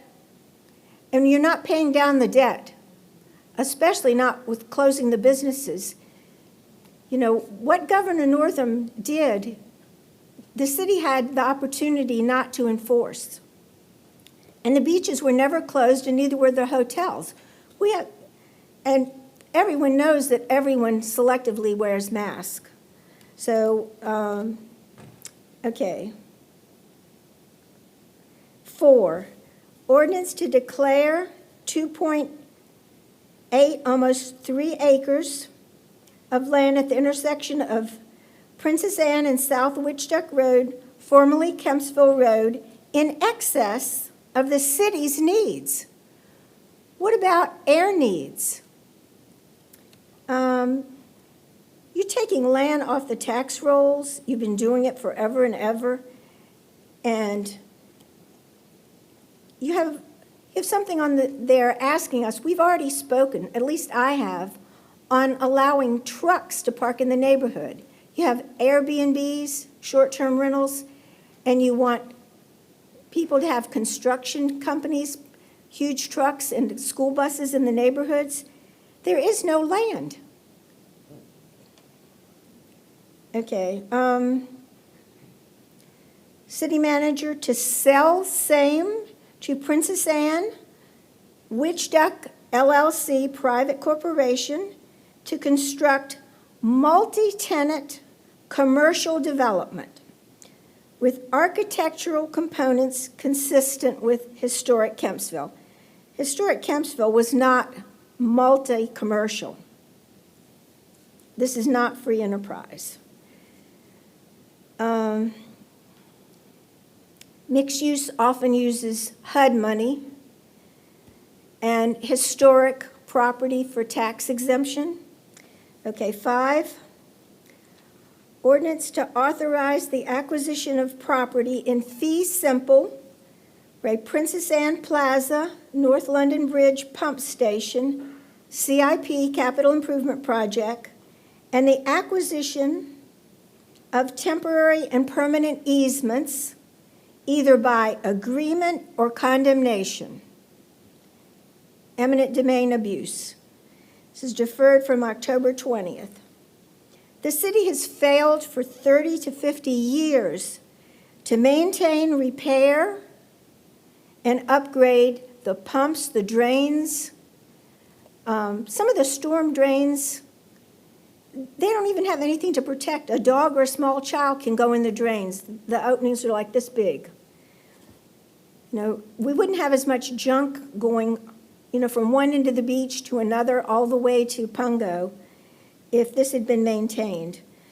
So for us to pay for this, when it should have been done 30, 40, and 50 years ago, and it floods everywhere, even with small rain. So I oppose the malfeasance of air tax dollars. 6, ordinance to appropriate $1,163,295 in fund balance of the city garage internal service fund. I love all this wording. Rate purchase of horizontal grinder, $1,163,295. So it's a lot of money. Okay. 7, ordinance to accept, appropriate from the Commonwealth $463,672 to the 2020-2021 voter registration and elections operating budget. Reference November 3rd general elections additional cost. I don't know about everyone else, but it was not an easy task voting, and it could have been done, 11 temporary new locations, and CTAC was ridiculous. You should have had longer hours, lines. There's been problems with voting for a long time. There are a lot of investigations going on. And to put more money towards this when we have staff and we have buildings, and there's no excuse why you can't do it for less money and have oversight. Okay, B, $6,571,166 to 2020-2021 Department of Public Utilities operating budget, rate direct customer subsidies. Which customers? You know, all of this, I mentioned before, you should have town halls. Mr. Moss used to put everything, he used to, you know, years ago, he used to warn everybody what was going to be on the agenda. That doesn't happen anymore, and there's no town halls. You can still have a town hall. You manage to have a lot of things that go on. Like I said, over there at the Sports Center, $178 million.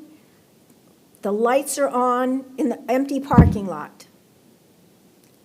You know, Dominion is going to enjoy all this, you know, and the heat, it's hot in here. We don't need the heat on in this building as hot as it was.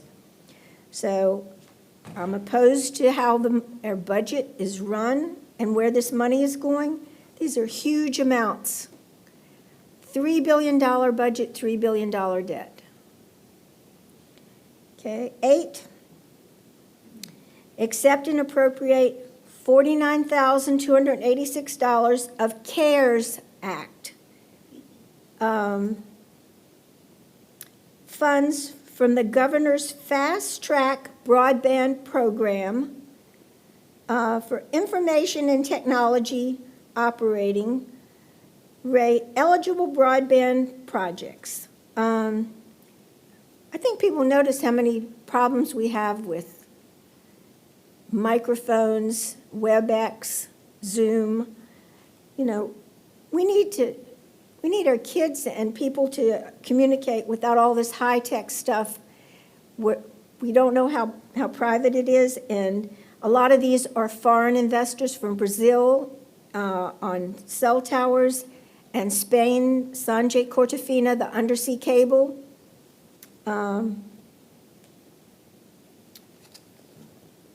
Okay, 9. Let's see. Realign and transfer funds in accordance with actual eligible expenses. Whose expenses and who's eligible? Who decides? I've asked, I noticed on the auditor's page, there hasn't been any audits. He used to audit these things. Mr. City Manager, I hope that you will have everything audited before we vote and look at the budget, and if you could please do something about the conflicting meetings so the parents can come here and we can go there, because almost half our budget is for the school board, and that's top-heavy to say the least. Okay, 11. Wait, let's see. Nope, another one, 10. You know, we don't have to have this many things. Everything here isn't essential. Ordinance to establish capital projects, CIP, city money, city debt, Three Oaks Elementary, multi-use path, Violet Bank Trail, and transfer funds from capital project, city bikeways and trails plan, implementation, newly established capital project. How can we keep having new projects when you can't take care of the other ones? And there used to be oversight of construction sites. They're extremely dangerous. You're forcing people off the sidewalks into the streets, and people have been killed. So you want to discuss a memorial and put money towards that instead of letting the victim families take care of it. But you want to spend this money for a new multi-use path. 11, this is the last one. Ordinance to transfer almost $4 million, $3.7 million from capital project, dome site parking. Dome. That's been couple years and people, how many people have asked for a conflict ruling on this? How many people did Will Sessoms with Venture and all these people donate to your elections? And when a certain person says it's only 5,000, it's really 250,000 minimum their conflict. And the Commonwealth Attorney has conflicts. Okay, dome site parking. Those were 18th Street and 19th Street. If you drive by, they've been used for construction. Rudy Inlet's used for construction projects. And the parking lots are closed. It says you're open, but the parking you give people is for lots that are closed and no one's manning them. And parking meters where you have to use your credit card. And it's 3-hour limits, it's 2-hour limits. We should not have year-round tourism, and we shouldn't be paying for it. If the hotel industry and resort industry is making money, let them take care of themselves, and we can police every neighborhood equally. Okay, modify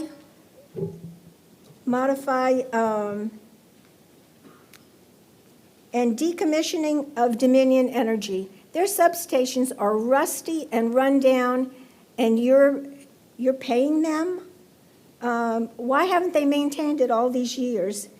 And we shouldn't be buying land for more projects. Thank you. You have one planning item. I'm opening a public hearing on planning, and that would be item number 3, Ms. Messner. And Mr. Dyer, I do appreciate your patience. And like I said, I don't want to be here, but somebody has to pay attention to what's going on. Okay, which item? 3. Okay, this is a conditional use permit, short-term rental, 598 Pinewood Drive in the Beach District. At one time, the city talked about, limiting these. I think there were 26,000 or 2,600 at one point. We shouldn't be having basically mini hotels in people's neighborhoods. And, the extra parking, strangers, it's ridiculous. The police, when they ask in 2018 for pay raises and better benefits, if the city had taken care of them since the mid-90s and didn't have them babysitting at the oceanfront, the sheriffs, the police, they're private security at the oceanfront. We have crime. When you say the prayer, how about praying for some of these children, that 17-year-old girl that was just murdered? There's a lot of crime in Air City. That one wasn't, we have bigger problems, bigger fish to fry, and entertainment and short-term rentals in neighborhoods is the last thing that the city should be doing. Thank you. Thank you. Mr. Wood, consent agenda? Thank you, Mr. Mayor. Mr. Mayor, I move approval of the following items under ordinances and resolutions. Item K1, which is ordinance to amend Section 2-109 of the City Code, rate temporary pay adjustments. Item K2, ordinances to designate as exempt real and personal property taxes. A, East Coast Volleyball Club. B, Hospice and Palliative Care of Tidewater. C, Love All Warriors Incorporated. D, One Step Ministries. E, the Pink Ride Incorporated. F, Trails of Purpose. Item 3, ordinance to authorize A, acquisition of agricultural land preservation easement from Ives Farm LLC, 328.90 plus or minus acres. B, issuance by the city of its contract obligation in the maximum principal amount of $2,012,868. And C, transfer funds to purchase U.S. Treasury strips, noting that Mr. Moss is voting no on that item.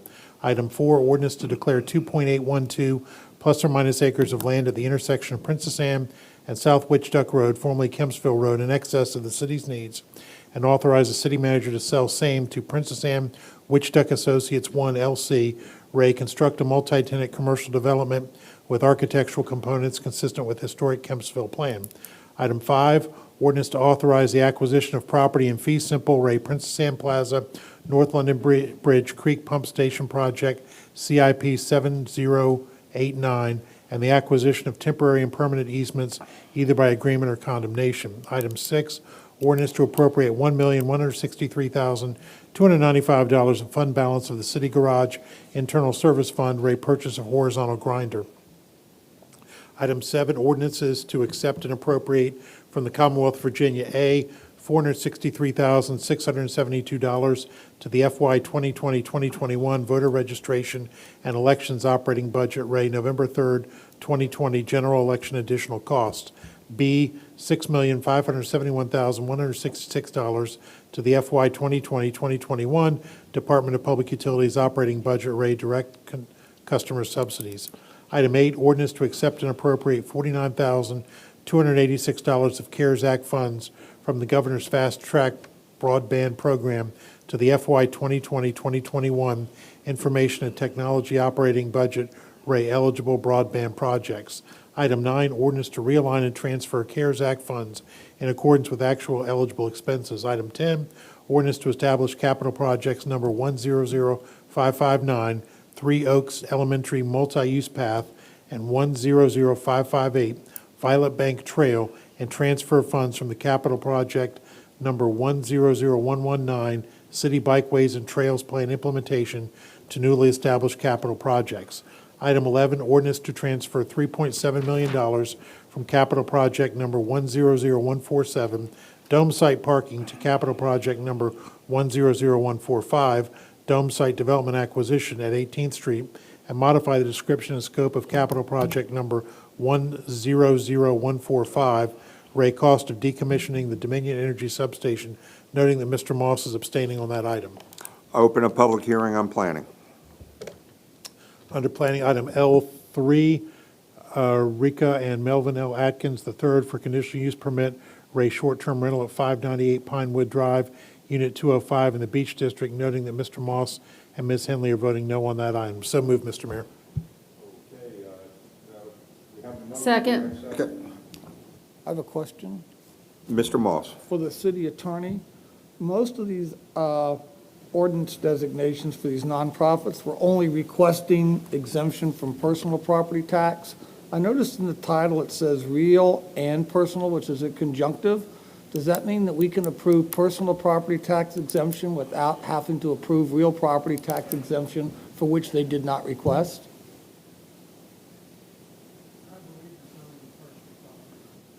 But I'm just saying how the title reads, the ordinance, are they only being exempt from what they actually requested? That's what my question is. I just want to Yes, they're sure. only being exempted from that which they actually requested. Okay, thank you very much. Thank you for the time for clarification.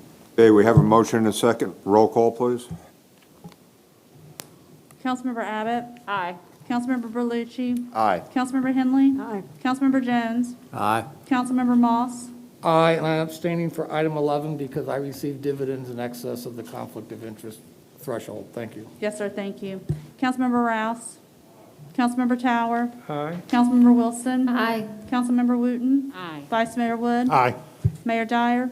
Aye. By a vote of 11-0, you have read the consent agenda as read by Vice Mayor Wood, noting Mr. Moss's abstention, Ms. Henley, and Mr. Moss's nay vote. Thank you. Okay, thank you. Moving on to planning, item number 1, Rachel A. Dio for conditional use permit, short-term rental at 5528 Cabin John Drive, District 1, Centerville. The applicant, Rachel Dio. Yes. Good evening, City Council. My name is Rachel Deal, and I'm a registered nurse. I am respectfully requesting approval for a STR permit so I can open my home to travel nurses who don't like traveling on assignment alone and want to bring their pet. Right now, there are very limited options that allow pets, and many don't have backyards. I would like to provide a place where my fellow nurses can go after a long, hard day at work, drink a cold beverage, and play with their dog in the privacy of a backyard. especially for those that work the 3 to 11 shift. It's very dangerous and very tiring to have to go and walk your dog in unfamiliar surroundings. I'm requesting this permit not for the money, but I'm doing it for the need of nurses. Thank you. Okay, Mr. Wood. Ma'am, I have a question for you. And this is also going to be a question for the city attorney as well. Most travel nurse contracts are in excess of 30 days, aren't they? They are. I have met some nurses who didn't like where they were staying before, and they needed, a place to stay, let's say maybe 2 or 3 weeks to continue their, to finish out their term. So I want to make sure that I'm following the rules, so I want to get that in case that happens. But correct me, and let me just ask the city attorney quickly. Oh, okay. So an STR, if it's more than 30 days, it's not an STR, correct? The definition of short term is less than 30 days. Okay, so I just to confirm this, so if it truly was a travel nurse issue, then that would be a 30 or 60 or 90-day contract typically. Okay, that's all I have. Yes, that's correct. Mr. Bellucci. And like I said, that was more for those that don't like where they're staying, and then they only have a few weeks or, to finish out their contract, and they want somewhere else to go. So for the most part, it would be, the 3-month contract. So I'm just trying to follow the rules. Thank Okay. you. Mr. Bellucci. Ms. Dio, I have a question for you as well. Sure.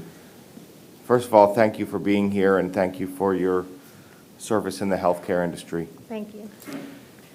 You mentioned that you're submitting this application for a conditional use permit because you'd like to provide housing for traveling nurses, specifically for traveling nurses with pets. So will you plan to rent your, would you be planning to rent to anyone else? I mean, if there's business people that want to come there, I don't like, I don't want it to be like the other short-term rentals. I don't want people coming in and out. But if there are some special cases, then, I can't say they're only nurses. There are some doctors or, even some other frontline workers that are in that same similar situation. So I don't want to say just to nurses, but other frontline workers. Well, and that's a distinction that's really important to me, and Okay. I'll be transparent about that because I have some concerns about the compatibility of short-term rentals in traditional residential communities like the one where you live. But I, for me, could imagine a deviation from that if it were for the purpose of providing temporary housing to healthcare workers or other frontline workers. So that's an important distinction.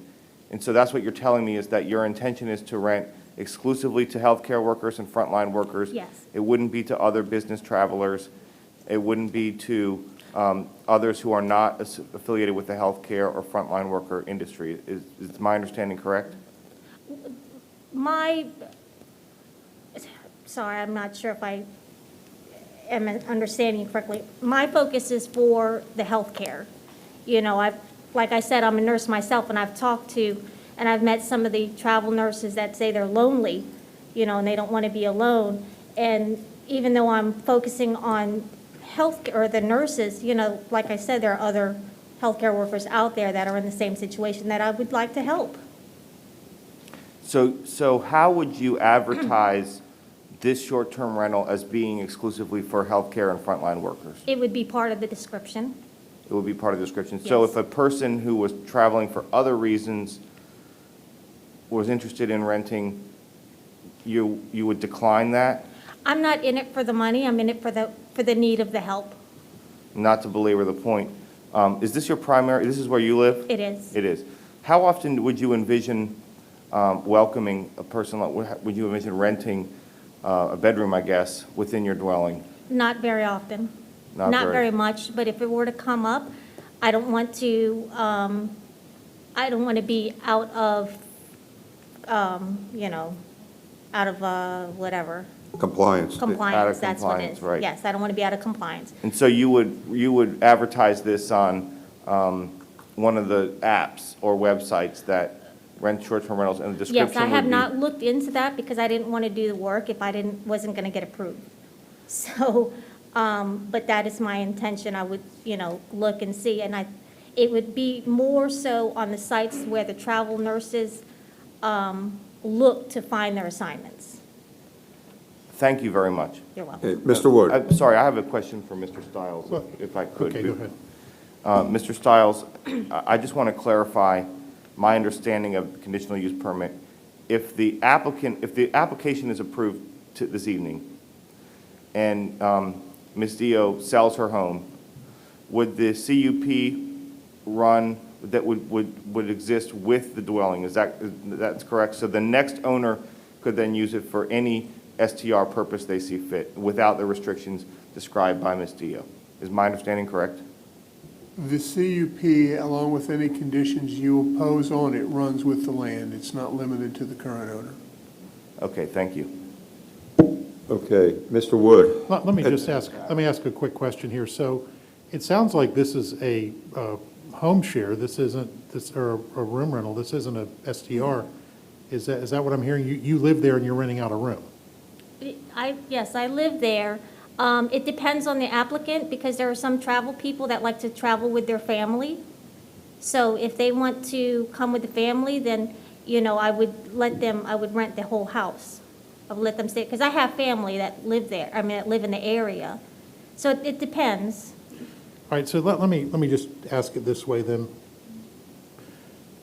If you, and correct me if I'm wrong, Mr. Stiles or Mr. Tejan, I believe if you're renting out a room to someone, that does not require a CUP. I also believe that if these are more than 30 days, which is the traditional traveling nurse, traveling whatever, healthcare worker thing, that you would also not need a CUP. So as long as it's more than 30 days. So it would seem to me you can do what you want by right without being here, except for moving out of your house and letting people move in for less than 30 days. So does that not work for you otherwise? Because the concern I have, and I think others have, is this is not a traditional neighborhood where STRs are, and there's opposition to this as well. Right. There's going to be opposition wherever you are. Like I said, I want to stay compliant. So if there were that case to come up and then the neighbors complain, let's say, I want to at least say that, hey, I had the permit. I don't see that happening often, but I don't want to be up here trying to state my case for something that I did wrong. So if you don't think that I need it, Honestly, based on what you're saying that you want to do, as long as you're not renting it for less than 30 days and it's a room in your house, it's, as far as I understand. But what happens if I get somebody that has to, they need 2 or 3 more weeks to finish out their contract, and then Again, I believe that's a room rental, isn't it, Mr. Stiles? So let me clarify here. A home share is where the owner of the home, in this case the applicant, is present in the home during the rental period. If the owner is home, is utilizing the home as their home, is living in the home at the same time as the rental, that's a home share under our ordinance and no CUP is required. Likewise, if the rental is for a period of greater than 30 days, that is a regular residential real estate rental, and it likewise requires no CUP. So the only time a CUP would be required is if you were renting for less than 30 days and you weren't simultaneously occupying the home. Okay, so what would happen if, because I've been thinking about it, in the next 6 months, I'd like to become a travel nurse myself. So if that's the case, if I'm not at the house, would I need a permit? Because they have, my work is requesting, staff in New York. So if I'm available, I'd like to go help in New York. You just need to rent for more than 30 days. So for any, okay. Okay, Ms. Abbott. Thanks for coming out, and again, thank you for what you do for our community. Just for clarification, because I can understand where you're coming from, wanting to be in compliance and wanting to keep your options open. Is your intent to list the property on traditional short-term rental sites like Airbnb or HomeAway or HomeShare, or are you strictly going to work to just list on those sites that would be working to contract with other nurses and medical professionals like yourself? Yeah, the sites that gear more towards the medical professionals. So you don't intend to list on like Airbnb? No. Okay. No, I think there are other sites that they've got, like travel nursing sites, that's where I would be focusing on. Okay. And you said that if you were not using the home, you would be staying local primarily? Yes. Okay. Yeah, my sister lives down the street. Gotcha. And then in the off chance that you were to accept a position as a travel nurse, would you be would your intent to be take on management that would be local, that would be able to manage the property while you were away? Yeah, my family would be able to step in if something were to happen. Okay. Yeah. Awesome. Thank you so much. You're welcome. Okay, anyone else for the applicant at this point? Okay, thank you, Ms. Dio. Let me just ask. Okay. And I just wanted to follow up on the question about in case you decide to be away for a certain period of time and your family member, where exactly do your family members live? My sister lives in the same neighborhood, about a mile away, and my mom lives 3 miles, and my brother about 4 miles. Okay. And I just want to say, I think this is a very noble cause, what Thank you're you. trying to do. Thank and you. I do appreciate your service to the health care community. Thank you. Thank you. Okay, thank you very much. Thank you. The next speaker is Barbara Messner. And then after Ms. Messner, we have one additional speaker who will be via WebEx.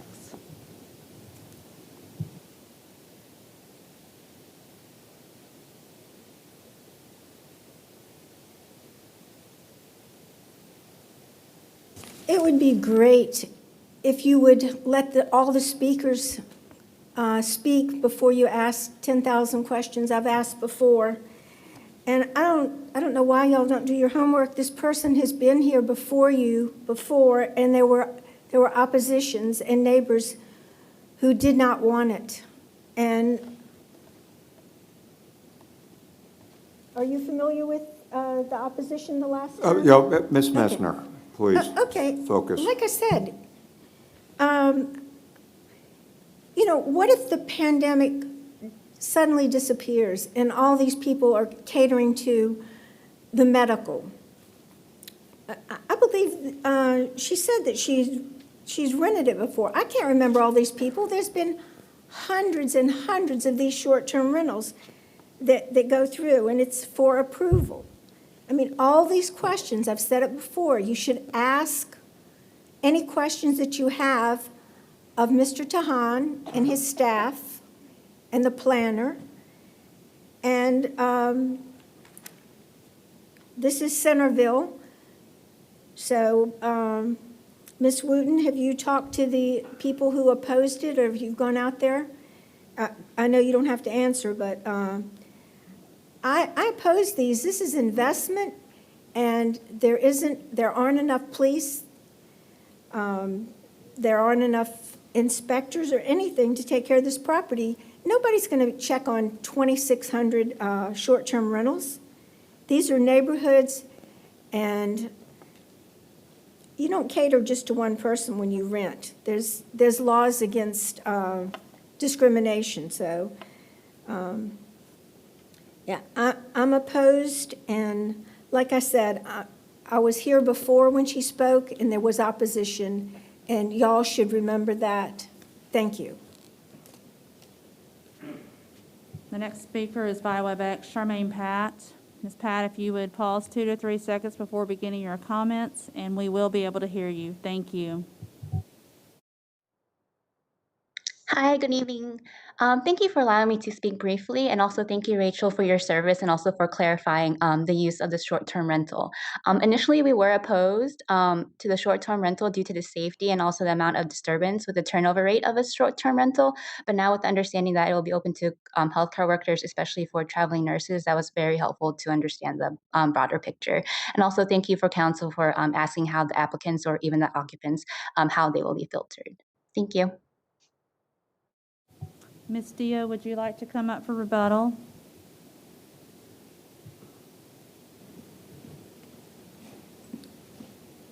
I just wanted to clarify that the opposition that I had at the planning committee was from a neighbor, and he said that I didn't have enough parking, and that he said that there aren't any entertainment areas around the neighborhood. And he was not correct about the parking, because I can fit 3 F-150s in my parking, in my driveway. And as far as the entertainment, there is no entertainment near my house, but there are lots of hospitals, dialysis clinics. You know, there are lots of places that medical professionals work. So, thank you. Okay, Ms. Wooten. I have a question for Attorney Stiles. It's in reference to, and following up on the question that Councilmember Berlucci had, as it relates to the fact that if the home is sold, is there a way to document in this specific application that if this particular home is sold, they would have, the new person who purchases it would have to come back and apply for an application or a new STR application? Or is there any way to designate that this is specifically, for healthcare workers or anything of that nature? Or any language that I can put there? Ms. Wooten, that's a difficult question, and it's two parts. First part, the CUP is a right that runs with the land, and I believe once the CUP is granted, it can be limited in time duration, but I don't think you can limit it by virtue of ownership. It's a right that would convey with the land. The second question is whether you can limit the persons to whom someone can rent.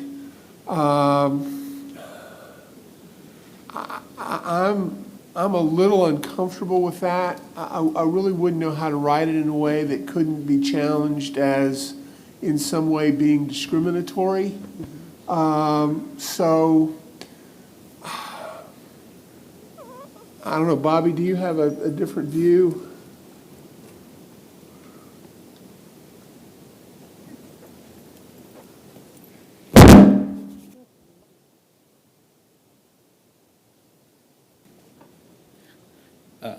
Thank you, Mr. Stiles. The only other way would be to limit how it's advertised. That is something that we can actually check.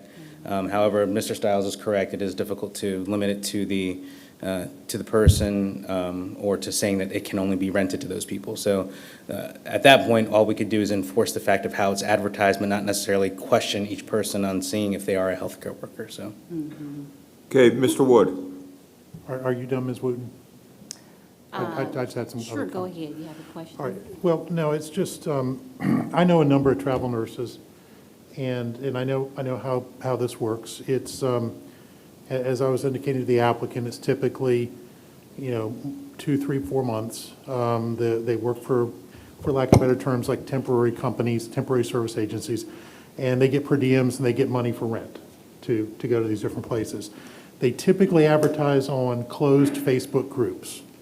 So that's where they tend to advertise. So it's not going to be anything that the city is going to be able to see and check, and it's not set up to do it the same way. I guess my concern with this, I understand what the applicant's trying to do, but I really, really think that she can do about 99% of what she wants to do by right. And my concern is, and I understand where Ms. Wooten is coming from with regard to trying to figure out a way to limit this, but, even if you did say it could only be healthcare workers or something, you could have, a group of people who healthcare workers that decide to come to the beach and have a big party or something like that, for a subsequent owner of the property who wanted to do that. So, it's certainly the district council member's motion to make, but I just think that this can be done as is right now without interrupting and causing any kind of problem in the community, and that she can have travel nurses there now. She can share the house as she needs to or wants to, provided she's there or provided it's more than a 30-day rental. Thank you for those comments. Okay. Sure. Okay, Mr. Moss. Well, I want to just follow up on Councilman Wood's thoughts. I think that's probably 90%. I understand the incentive that someone thinks that they can get a contract to go somewhere else for 3 months or 9 months and get the cost of their rent paid for to go somewhere else and work to maximize their income if they can turn their other residence into a source of income. I appreciate that, but I also appreciate where we're trying to go with neighborhoods. So if the applicant can get to the majority of that universe of people that she wants to serve, those outliers that need the 2 to 3 weeks that might have a pet, there are places that take pets, hotels, whatnot. Well, I don't know that we need to take the risk of something that transfers with the land for the neighborhood, given the direction we're trying to take, to close that 15%. So I'm really in line with I think what I've heard Councilman Wood saying is that we're not preventing leveraging the market that they want to serve. They just are not getting all of the market that they would like to serve. So I'm with Jim on the thoughts on that, and thank you for bringing it forward. Ms. Wooten. Ms. Wilson? I just wanted to say briefly, and we appreciate our healthcare workers and what they've been doing, and this all sounds well and good, but once you have a CUP, you can change your mind and decide to rent it, and to whoever, and for however long, as long as you abide by those rules, and there wouldn't be anything we could do about it, even though we voted on what the intentions are. So thanks for those comments. What I heard Ms. Dio say is that it's a possibility, number one. Okay, so would you like to have comments as well before? I'm happy to let you finish. I just had a remark. Okay, so I won't make a motion until you finish your comment then. So what I heard Ms. Dio say is that, number one, she wanted to help traveling nurses. There may be an opportunity where someone is not staying for 30 days or 40 days. They may not be happy with the arrangements that they made during their travel, and they want to look for something else. So that could be a period of 2 weeks or so. This is the first time that I'm hearing about this particular application, first time she's been before us regarding this application. I have gone to the location. I have looked around. I have looked at the parking. I have looked at the neighborhood. And my first thought, I am, of course, concerned. I do support home preservation, neighborhood preservation. I think it's very important. However, I also see the need that she's trying to provide. The parking is available at the location. As far as I'm concerned, and far as I see, the standards and she's complied with all that we've requested for a short-term rental application. And so, unless there is any, and as far as the opposition, I have reviewed that information. Once the gentleman was made aware that Ms. Dio was actually renting the home out to help healthcare workers, and she was actually going to rent the home, not just particular rooms, there didn't seem to be an issue. So those are my initial thoughts, and certainly I understand Ms. Council Member Abbott would like to have some comments before I make a motion. Thank you. I would just like to say, I think we've got this brings up an interesting point that we really haven't talked a lot about, but, you know, the process of home swapping is fairly common. And I do think that there are circumstances where it's perfectly reasonable to expect that somebody would leave their house for a brief period of time and want to maximize their revenue potential. But I also think it's reasonable to assume that this probably happens a lot more than we're even really aware of and is most of the time fairly normal.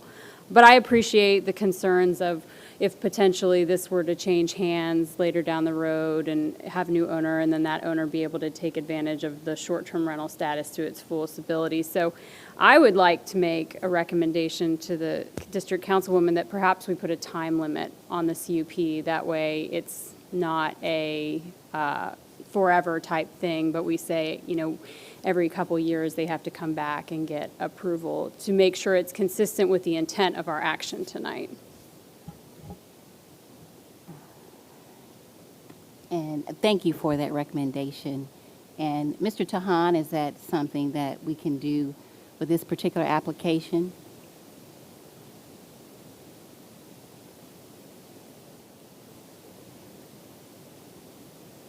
Okay. And so I guess the wording for this particular application would be a time limit as to how often, or what is the particular time limit that you're requesting, Ms. Abbott? I believe we can do it in any increment annually, correct? We could do like 1, 2, 5, whatever we want, right? So would it be every 2 years that person could come back? And Mr. Tahan, every 2 years? Councilmember Wooten. What, in your experience, what would be your recommendation? Just to clarify, what would happen is that the conditional use permit would come up in 2 years and would no longer be valid, so they would have to reapply. So whatever regulations are in place at that time, they would have to apply under that or not be able to apply under that. So the key is that if you were to put, let's say, a 2-year time frame on the operation of this conditional use permit in 2 years, they would not be able to operate unless they were to come back and get another conditional use permit from the city if they were able to ask for one. I think 2 years would be permissible to do something like that. And I guess the language that I would put would be that I would move to approve it based on renewing it every 2 years, renewing the application every 2 years. Is that correct, Mr. Stiles? Well, I think what Mr. Tahan is indicating to you is that depending on how the law may change, and you've got some proposals that would not make this a conditional use in certain areas. If it was not renewable in 2 years, it would just end. So I think your condition would just simply say the duration of this conditional use permit is 2 years, or whatever the time period is, and then you don't mention renewal. They just have to come back and get a new permit from this council if one is available legally at that time. So your other conditional use permits right now are for a 5-year period, but they're administratively renewable. I think you're saying here you don't want this to be administratively renewable, but rather you want it to have them to have to, the applicant to have to come back to council. So you would just say it expires at a definite duration. Mr. Mayor, if I could, I'd just like to Mr. follow up Moss. on that. But that's only administratively renewable if it's in an area that wasn't one of these districts we established, but if a district hadn't been established, then that couldn't be administratively renewed, correct? That is the position that we've taken, yes. All right, thank you. Mr. Bellucci. Thank you. Councilmember, I realize that Councilmember Wooten is in the middle of making a motion, so I do have some feedback that I'd like to share about what appears to be formulation of a condition. So I will defer to you whether you would prefer that you make the motion and have discussion, or if you'd like me to share that before the motion. But we can get a motion and then get a second and then have further discussion. How's Sure, that? Okay. Sure. So based off of, what I have seen and experienced with the application, and, what I hear Ms. Dio saying is that she's not renting this location based off of trying to maximize and make extra money. Her heart is to do something good for the healthcare community, to assist traveling nurses, very specific. She said it several times, it's documented. She did mention that she also has a heart to travel, and that in that traveling, she may leave her home and go and do the work of her profession, which is, again, very commendable, very noble cause that she's doing. And so, from what I see, what I have heard, what's been referenced, I think that it is important, as everyone has said here, the work of the healthcare industry is very important, and I think this is a different application than I have seen. And I've stated, previously my concerns with preservation, but I believe this application is different. For those reasons, I would move to approve this application based on what has been discussed, that there be a duration for the conditional use permit for 2 years. We have a And- motion, do we have a second? That's my motion.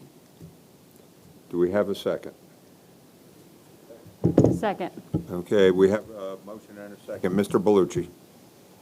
Thank you. Well, I think it's been said many times how much all of us respect those in the healthcare profession, and I do recognize the difference in this application, as was noted by Councilmember Wooten.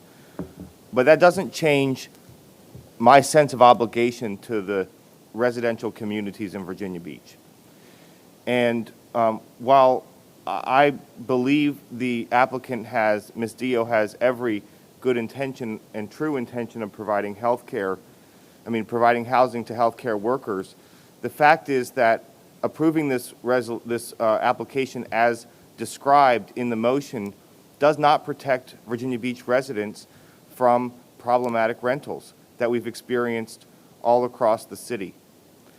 And I think, I view it as part of my obligation and responsibility to do that. I, like Vice Mayor Wood, am completely supportive of Ms. Dio's efforts to provide a home sharing opportunity for healthcare and frontline workers, to provide housing for healthcare and frontline workers for more than 30 days. Those are things that she can do by right. The application that's before us today, though, is a different thing. It's permitting short-term rentals. And while I have no reason not to believe the applicant, we have no guarantees that the description that was provided to us will be adhered to. And I think we have a responsibility to Virginia Beach residents, to our constituents, to ensure that those conditions are adhered to. I think the term is trust but verify. And so I would be comfortable for me. So what I heard that Ms. Dio describe is that her inspiration for submitting this application is mostly pandemic related. And I think for that purpose, if it's true, and I have no reason to believe that it's not true, but given that's true, hopefully we'll have a vaccine that's going to be administered soon and begin rolling out. I think 2 years is, so I hope that we'll be coming out of a pandemic within 1 year. And so if the application is genuinely about a pandemic, I think 2 years is more than necessary. So I would be more comfortable with a 1 year condition. And if Councilmember Wooten and those who seconded the motion would consider, I would also, for me to be comfortable voting yes, would be interested in a condition on how the application is advertised. So in other words, it wouldn't be on Airbnb, it wouldn't be on the other sites. I heard the applicant say that she wouldn't use that, but I think we have an obligation to ensure that she doesn't use that. So for me to support the application, those conditions would have to be present, and I'll leave that to the body to decide. Thank you very much. Mr. Wood. Yeah, I just wanted to respond to one thing that Michael said. You know, travel nursing predated the pandemic and will exist after that. The function of it is, a lot of times, and these are people I know. I mean, I know somebody whose entire career has been a travel nurse, frankly, in military bases overseas as a travel nurse, and then Texas, Norfolk, all over the place. And it's, you know, it's still going to be there, but it's an inexpensive way for hospitals to bring more staff in without having to pay the benefits, because the company pays the benefits. So it's, you know, it's still going to be there during all this, you know, regardless of that. And I recognize where Ms. Wooten's going with all this and where you are too.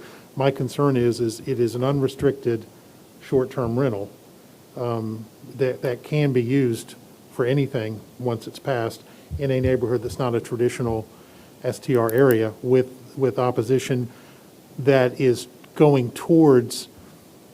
The opposition is in fear of, if you read the information and heard what the person said on the WebEx, is they're worrying about it being a traditional short-term rental. If it's not a traditional short-term rental, they're okay with it.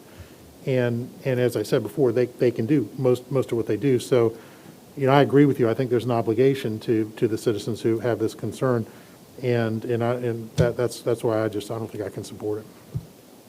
Ms. Wooten.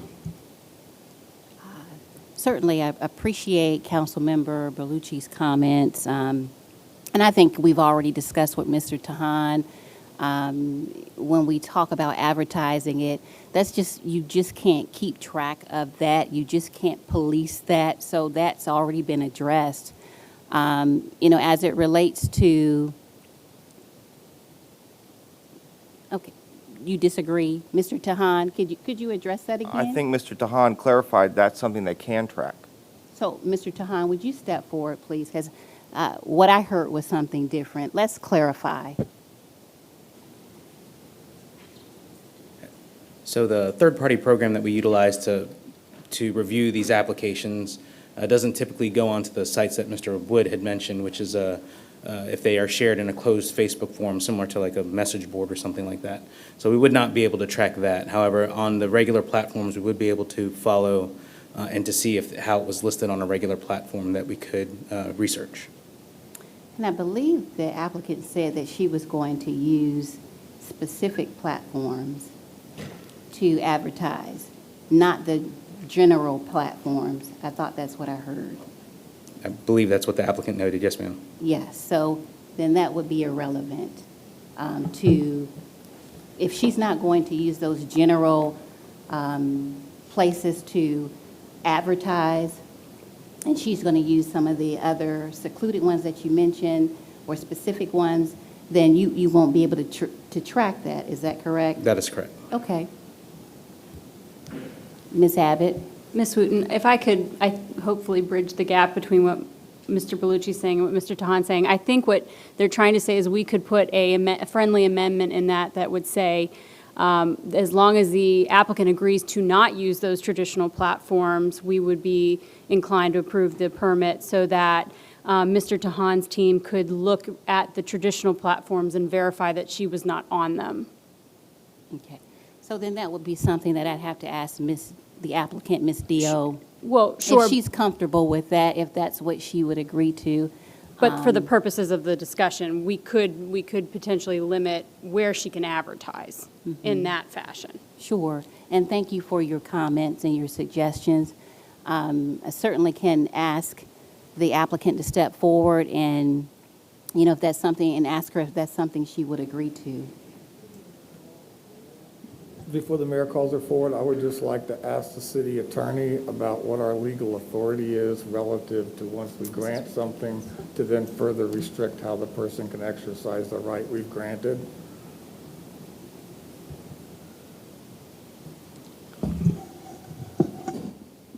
I'm a little concerned about telling people what businesses they can use and not use to advertise something that they're allowed to advertise. In other words, you're favoring one business over another. I think in order, or one platform or one free speech forum over another.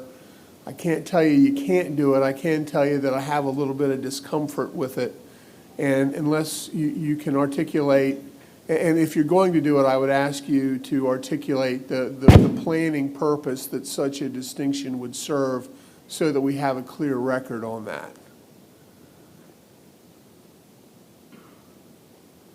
If it's okay, could I make a suggestion?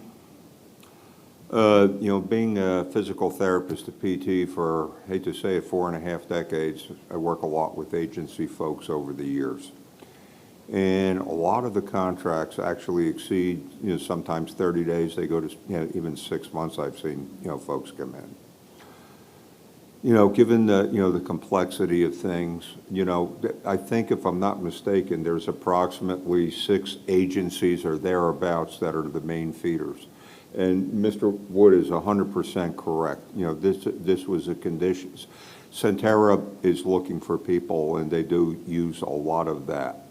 With that being said, perhaps instead of advertising and getting people catch as catch can, to maybe communicate directly with the agencies that are predominant feeders, to the Bon Secours, to the Centeras, to the Chesapeake Regionals, and all the other different types of agencies. Talk to the agencies and say, you are open to people, taking people 30 days plus, as your primary, source of, of feeders coming from the agencies. Would that be, would that make sense? And that way you don't have to worry about the 2-week people, because, that's going to be catch as catch can. Most of the people that once they come in, they establish a place. And basically what I say, a lot of the agencies actually help find, places for the folks to live. They get their per diems and everything. I think that could be an alternative that will, get you out of the onus of responsibility of having a CUP. And it would also help you with more sustainable, folks that come in for more prolonged periods.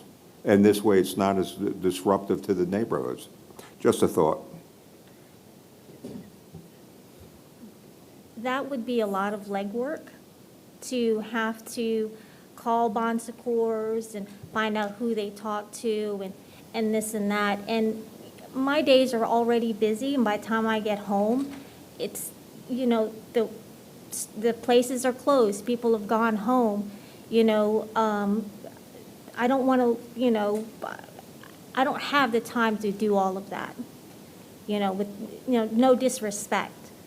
I'm okay with the 2 years, if that's the rate you want to go, because, I'm not doing it for the money. I'm just doing it for the need of the workers. So if it's the 2 years, if you have to limit it, that's fine with me. Okay, we have a motion on the floor and a second for 2 years. Are you ready for a vote? Ms. Wood? And let me just say this, and thank you, Ms. Dio, for clarifying that, and I appreciate that. And let me just say this, I do have a responsibility to ensure that, residents in this neighborhood, have peaceful, quiet enjoyment. And I think I've been very careful and I've done the legwork, and I've been pretty meticulous in looking at the details. I'd also like to add, too, that I also have to be responsible and responsive and make sure that I exhibit care also for all of our residents, even those who work in the healthcare industry and who would like to provide a service. So I take that responsibility very carefully, and I don't think that this is going to do a disservice to our residents. And we've put in that 2-year stipulation there so that it can come back and Ms. Dio can renew it if necessary. But again, that is the motion. Certainly feel free to vote as you deem necessary. Okay, is it okay to call for the question, Ms. Wooten? Okay. Madam Clerk? And it was for, could we clarify the motion just for clarification? Thank you, Sabrina. So the motion is to approve the application with a duration for the conditional use permit for 2 years. So there's a condition in there. What condition number is it, Bobby? So condition 3 would just be saying, you'd strike all the language that just said 5 years, and it would just say the duration of the CUP is 2 years. That condition Okay, would be changed. Mr. Bellucci. I recognize we're about to call the question. I just want to make my position exceedingly clear. I was prepared to support the application if the condition about how it was advertised was added. But since it hasn't been, I don't feel that I can responsibly support this application. And that's because as was noted, Ms. Dio has done an excellent job representing her position. There's no assurances for Virginia Beach residents that it will play out the way she described. There's no assurances there, and I think we have a responsibility to ensure that what she described here is going to happen, and I think we're falling short of that if we approve this application. And I just want you to know, as much as I respect and appreciate what you do, and I very much respect your presentation this evening, those are the reasons why I can't support it. Thank you. Okay, thank you. All right, if it's okay, we can call for the question? Sure. Councilmember Abbott? Aye. Councilmember Berlucci? No. Councilmember Henley? No. Councilmember Jones? No. Councilmember Moss? Nay. Councilmember Rouse? Councilmember Tower? Aye. Councilmember Wilson? No. Councilmember Wooten? Aye. Vice Mayor Wood? No. Mayor Dyer? 1, 2. By a vote of 5 to 6, that motion has lost. The motion to approve has lost. Thank you all very much. Thank you. Therefore, the application is denied. Mr. Mayor, I'd like to make another motion to approve with the condition of 1 year. I understand. We voted this down? Well, I think he can make a new motion. I withdraw. I would, Well, no, I would like to know if you can, and if you can, I think you should do what you would like to do. well, I think I can. Well, there was a motion to approve, and the motion to approve was voted down. Typically, if there's no other motion, then it's just denied, but I don't think there's anything that stops another motion Okay. to approve until there's a motion to deny. Well, I guess I would like to ask the applicant if she would accept the condition of 1 year and a limitation on how it's advertised to not the traditional short-term rental websites and applications. I think even though there's a vaccine that's coming out, I think there's going to still be a lot of opposition. I think 1 year is not enough time. I think this is still going to be around for a couple of years, especially if the manufacturers can't produce the vaccine enough. So I'm okay if it's 2 years and conditional as far as where I can advertise. I'm okay with that. I mean, are you Well- saying I'd have to come here every year to reapply? I mean, that's going to cost me another, $300 or however much I already paid. I understand. My proposal would be for 1 year because we are experiencing a healthcare crisis and there is a need, and I understand your position, but if you're not willing to accept that, then I wouldn't be able to make that motion this evening. So it would be what, 1 year plus where I would advertise? Like you're saying I couldn't do like the other platforms? Well, which I'm what you okay with. described is that you wouldn't. So all I'm doing Right. I is, just want to Yeah. clarify that that's correct. So I You're- would just be doing the closed groups, like they have the travel nurse groups on Facebook, correct. and then also 1 year, and I would have to pay to reapply. That's what That's that's correct. fine. Yeah. That's fine. I can do that. Well, I move for approval with those conditions as described. Okay, we have a motion for 1 year. Do we have a second? I don't know if I have a second, but I do know the city attorney asked us to be as specific as we possibly could be for defense purposes to state the planning reason for which you are limiting the sources in which they could advertise. So I do think the motion needs to carry that in order not to be legally defective. I'm not asking a question of you. It's just a question of Mr. Belushi, who made the motion, or maybe with the assistance of the city attorney, but he did make it clear that if someone made that motion, it need to have a planning basis for the restriction, and I just want to know what that is. If Mr. Stiles could describe his intention for the inclusion of the planning basis. Well, so, I want to make sure that my intention is clear to the applicant and to the city attorney and to members of this body. I was very moved by your interest in providing housing for healthcare workers and frontline workers, and for being able to respond yourself to healthcare crises in other communities. That is noble, and it is commendable, and I'm seeking here to accommodate that. But what I'm not seeking to do is to extend unrestricted short-term rental capabilities into a residential community.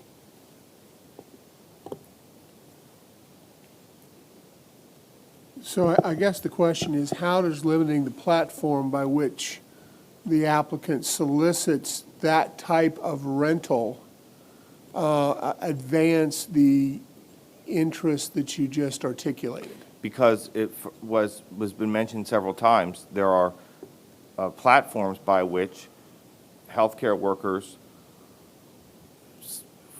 are able to find housing opportunities, short-term and otherwise.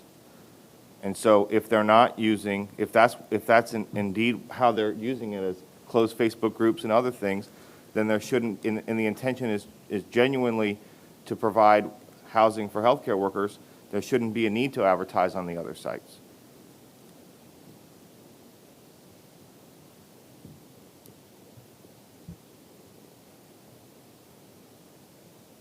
I'm not even sure there's support for this on this council, so. No, I think we got to, I'll at least talk second. it through a little bit.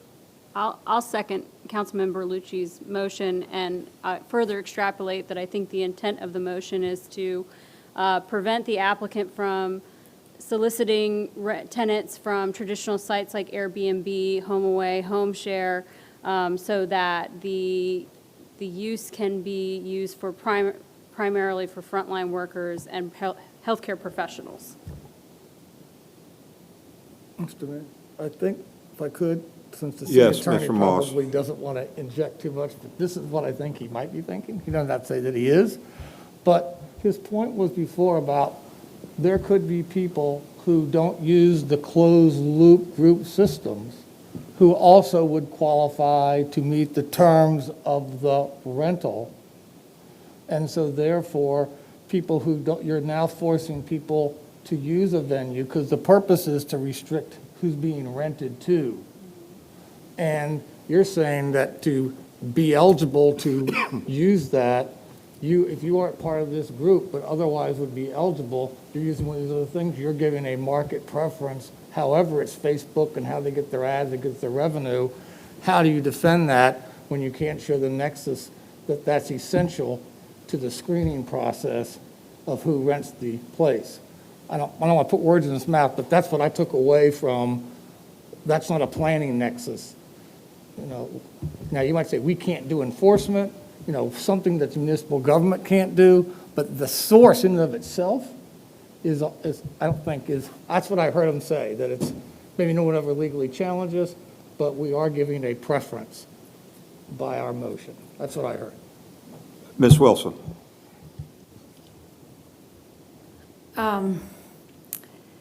I just have a lot of reasons to pause on this. One, you've got First Amendment rights, where you advertise, and the other thing that we might want to consider is what about the fair housing rules of violating who you can and you can't rent to? So I know that that isn't a particular classification of the fair housing, but there could be some issues with fair housing as well as First Amendment rights. So I think we're on a slippery slope on this, and I think we're making it way more complicated than we should when Ms. Dio is able to do most of what she's asking to do already by just renting 30 days or more and home sharing. And I think we're making this overly complicated, and I think we're on a slippery slope by going further than that. Okay, at this point, can we call for the question? Okay. Well, if I could amend then, the point is taken, so let's withdraw. I withdraw the condition that I recommended about how you advertise, and we'll just, and I would move for approval for 1 year. Second. Call for the question, Madam Clerk. Councilmember Abbott? Aye.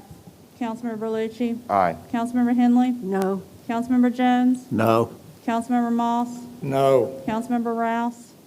Councilmember Tower? Aye. Councilmember Wilson? No. Councilmember Wooten? Aye, in support of the applicant. Vice Mayor Wood? Mayor Dyer? By a vote of 5 to 6, that motion has been denied also. So the application is denied. Okay, thank you. And Ms. Dio, if you'd like to contact my office and come in, I will help you locate some agencies that might be very, very helpful in providing a stable, referral base to you. So feel free to call the mayor's office, ask for Kathy, and get on my schedule, and I'll be glad to help.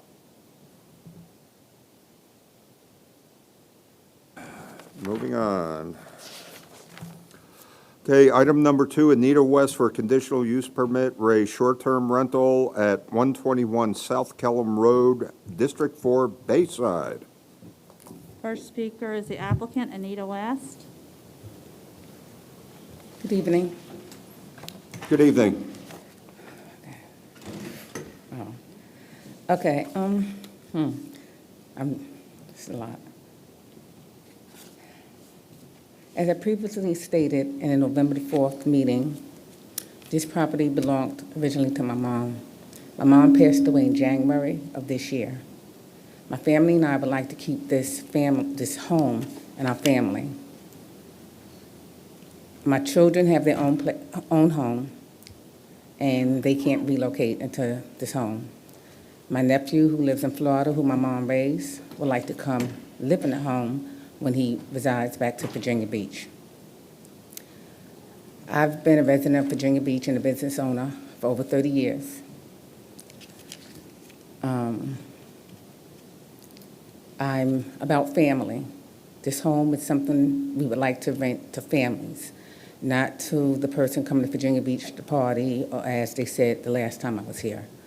We're using this home for people who are bringing their families, where if they go to a hotel and they stay in a room and the child gets antsy, it kind of makes the whole trip, you're not happy with it after a while when your children run around in one room. Or the individual who's in the hotel, in the room next to you, who's trying to concentrate on work, they upset because the children are running up and down the hallway because the other parent is trying to take their children out to the vending machine to keep them from being cooped up in the room. Our home has a large backyard where children could go out and play. The driveway can fit up to 5 or 6 cars, which I don't foresee 5 or 6 cars being there. I have letters of people who have endorsed this decision that we're trying to do. One is from a funeral home, Beach Funeral Home. He feels it would be good because of the grieving family who comes in, who would like to be with other family members at one time, opposed to being together, then leaving and going to a hotel room where they could stay together and just enjoy each other's company and reminisce about the memories that they have with the one that have passed.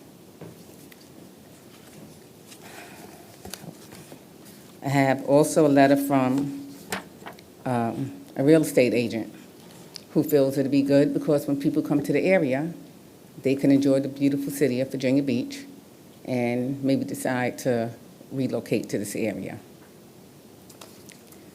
I speak a lot about family because that's what I'm about, and that's what we're trying to keep the home inside of the family and rent to families. I keep saying that because in 2000, I lost my daughter. She was 13. Family means a lot to me. Sorry. Family means a lot to me.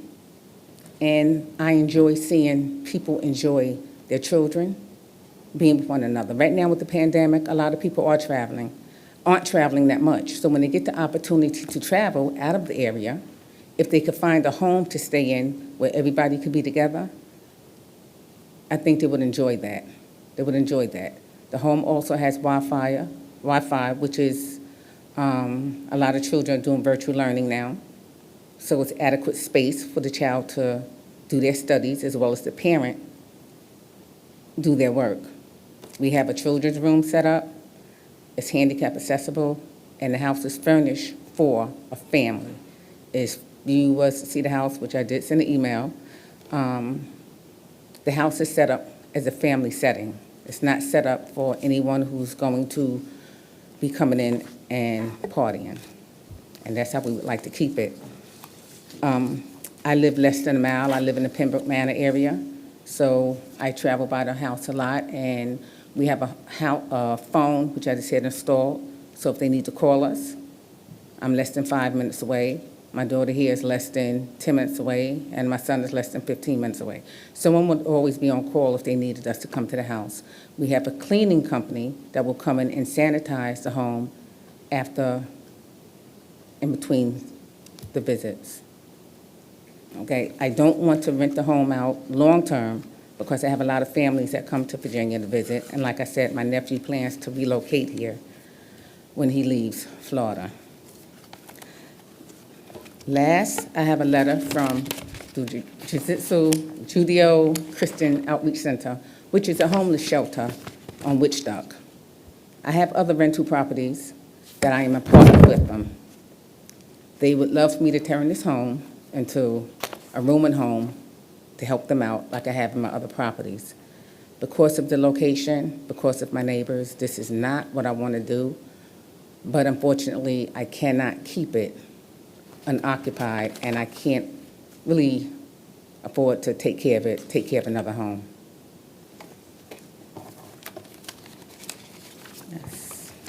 Any questions for the applicant? Okay, thank you, ma'am. The next speaker is Patrick Hill and his mother, Edna Hill. I understand. Mr. Hill, will you be speaking? Thank you.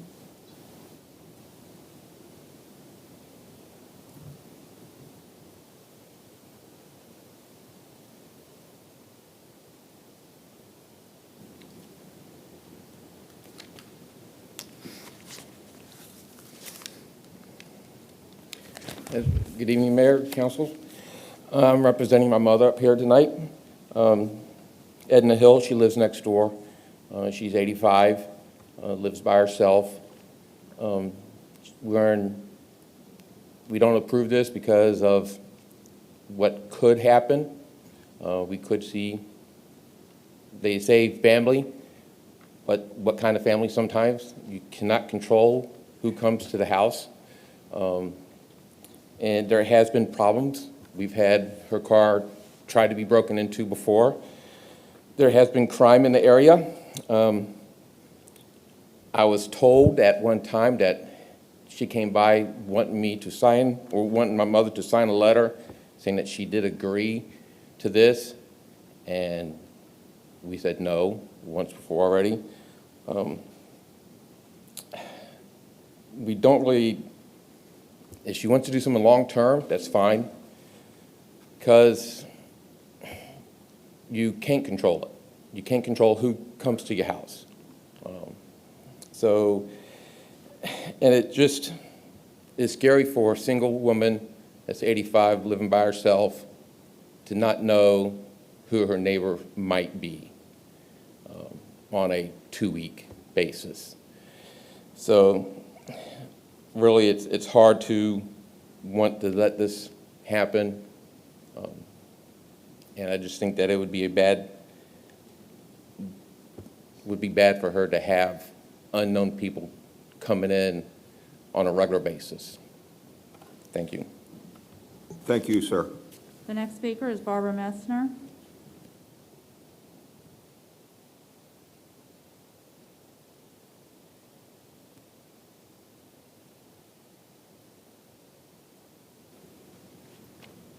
Could you please do 2 names at a time like you normally do?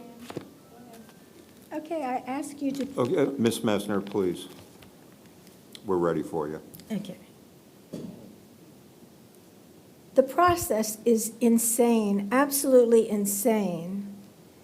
And for us to listen to y'all go over and over these things, this gentleman came and said that his mother opposed it.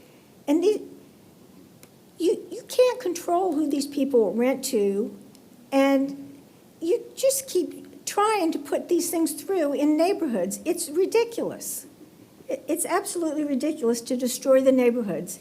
Ms. Henley hasn't been giving her normal speech, and no one's saying anything. Mr. Tower used to talk about no events, all these things, all these restrictions. You're not talking about that. But for us to sit here, when you have a closed session, there's a planning meeting, people oppose, you should be meeting with planning. This one was for denial. It's for denial. And there aren't enough people to take care of this. Everybody says, oh, we want to take care of these, we want to do that. You can't turn our whole neighborhood into commercial trucks in the neighborhoods, school buses in the neighborhood. Supporting the Centera. Centera's been subsidized by Norfolk and Virginia Beach. They can take care of their own. They make a lot of money. It's tax-free. So, and this pandemic is being exploited. So for everybody to have chime in when you should have already discussed this is outrageous. For us to sit here this many hours, and then the applicant, it's like going to court and then you get a rebuttal. It's ridiculous to spend this much time. Mr. Bellucci, you sounded like you cared about the neighborhood, and then you backed off and tried all this other stuff. It's like, either be for the residents or don't be for them. And the first vote should have passed, and that should have been the end of it. Thank you. Ms. West, would you like to come up for rebuttal, please?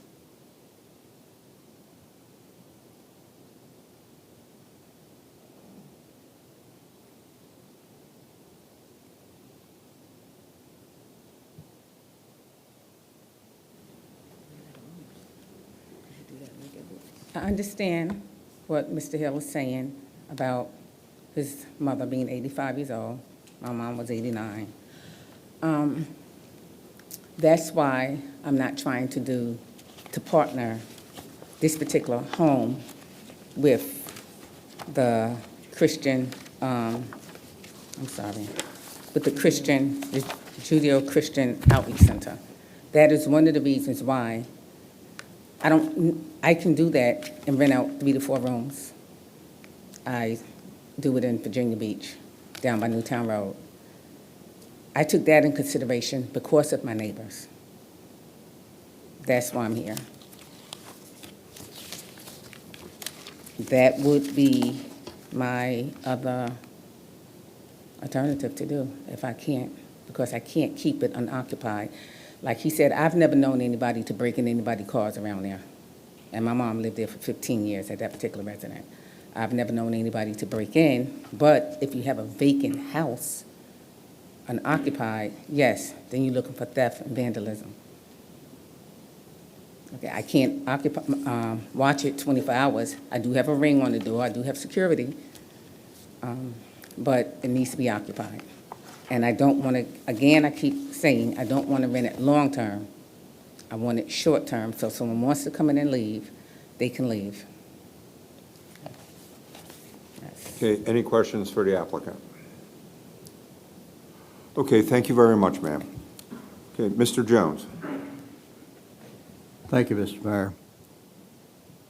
I went out and looked at the house. It's in a nice, quiet, single-family neighborhood. It's not far from one that I moved to deny a couple of weeks ago. I don't see any compelling reason to change my position on making short-term or approving short-term rentals in that particular neighborhood. There's, the lady mentioned that she has other real estate. I don't know what she uses that for, but if she needs to use this as short-term rental for some reason, the only reason I can come up with is to rent it as short-term rentals, and I just don't think it's appropriate in this particular neighborhood to do that. So I'm gonna move for denial. Motion and a second. Any discussion? Okay, Madam Clerk? Yes, sir, thank you. The motion is to deny. Councilmember Abbott? Aye. Councilmember Berlucci? Aye. Councilmember Henley? Aye. Councilmember Jones? Aye. Councilmember Moss? Aye. Councilmember Rouse? Councilmember Tower? Aye. Councilmember Wilson? Aye. Councilmember Wooten? Aye. Vice Mayor Wood? Mayor Dyer? Aye. By a vote of 11-0, this application has been denied. Okay, moving on to Planum item number 4, HDS Properties LLC, Ruth Vogel for conditional use permit, for a short-term rental at 600 South Atlantic Avenue, District 6 Beach. The applicant is Ruth Vogel.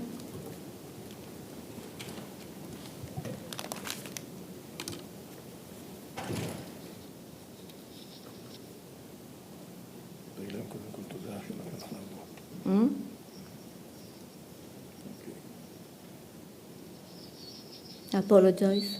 1 second. My name is Ruth Vogel, and my husband is Avi Lipkis. We are the owner of 600 South Atlantic Avenue. We are Virginia Beach residents for 34 years, and 15 years we are resident of Croton. I didn't attend the Planning Commission meeting on November the 4th because I was sick, but I watched the video of the meeting. And the reason I came today is I saw that one of the reasons of the denial that the house, one of the neighbors said that the house is for sale. The truth is that the house is not for sale. We tried to sell the house for the last 2 years. It was unsuccessful to sell the house because 2 buyers complained of the condition of the beach in the north side of Croton. So we have decided to keep the house for our children. We built our house in Croton in 2005, and the only private beach access in Croton off Twilight Street is part of our property. During the 15 years that we live in Croton, there are many properties for rent in front of us, on the side of us, but it never bothers us because we knew that this is the price to live next to the ocean. The ocean doesn't belong to us, Croton residents, and we enjoy seeing families, especially with small children, enjoying the beach. And we also didn't complain about residents or tourists that came and do surfing at night because it was exactly next to our house.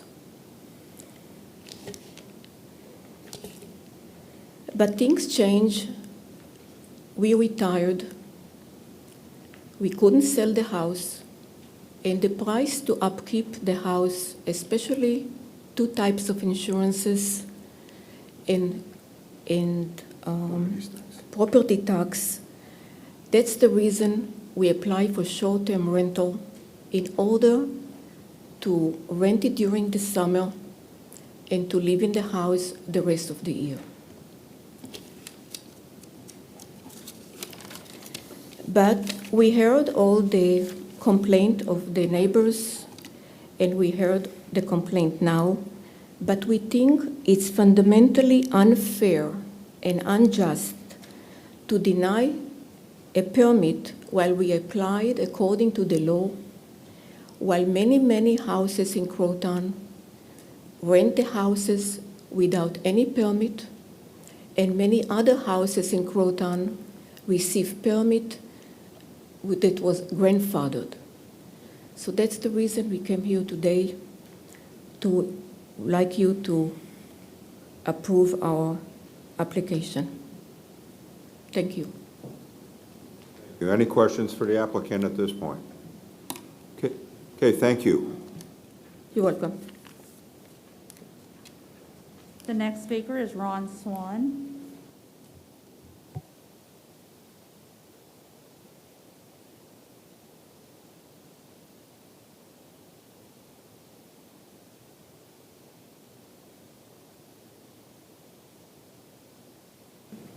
Welcome. Thank you very much. Mr. Mayor, Vice Mayor, Council, good evening, and thank you for allowing me to speak. My name is Ron Swan. I'm a 30-year resident of Croatan. I reside at 825 South Atlantic Avenue, just down the street from this property they're discussing.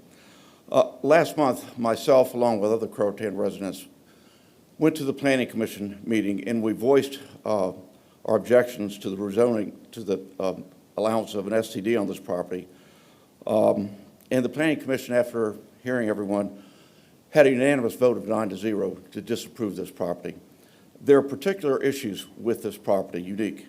The narrowest part of our eroding beach is right behind 600 South Atlantic, which also has a deeded alleyway right beside it that all the other residents and STD users gain access to at the narrowest part.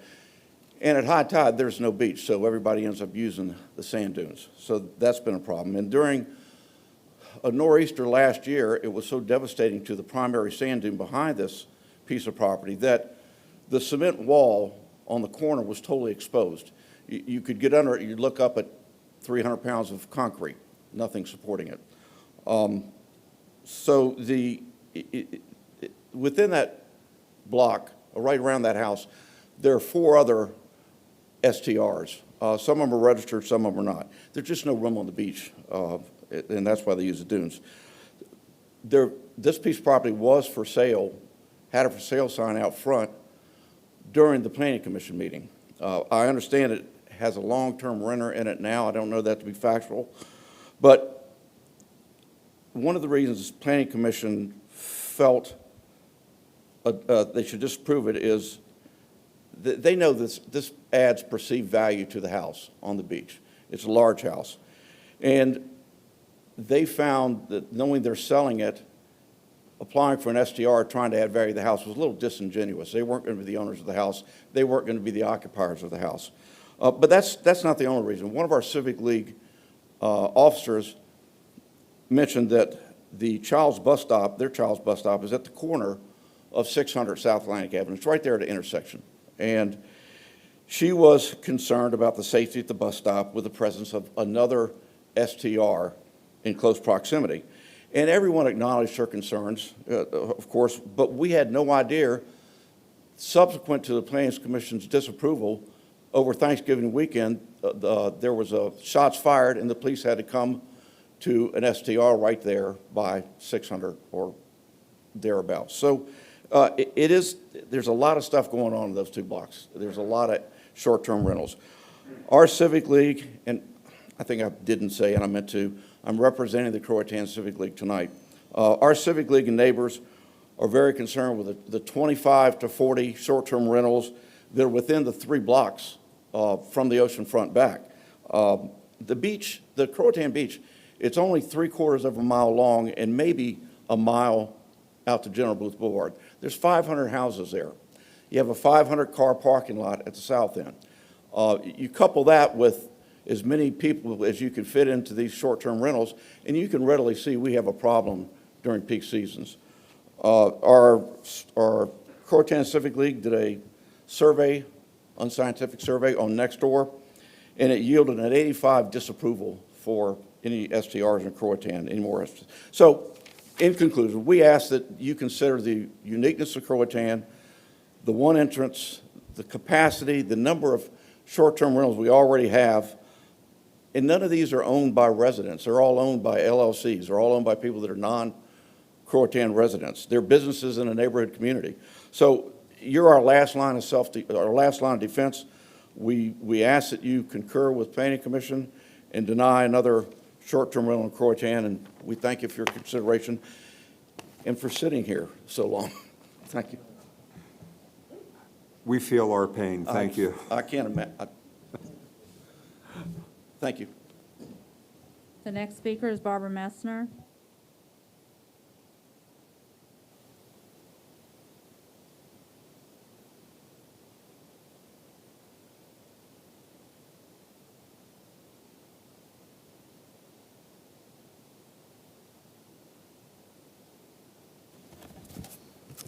Okay, I've spoken on Croatan many times, and I've shown you pictures of the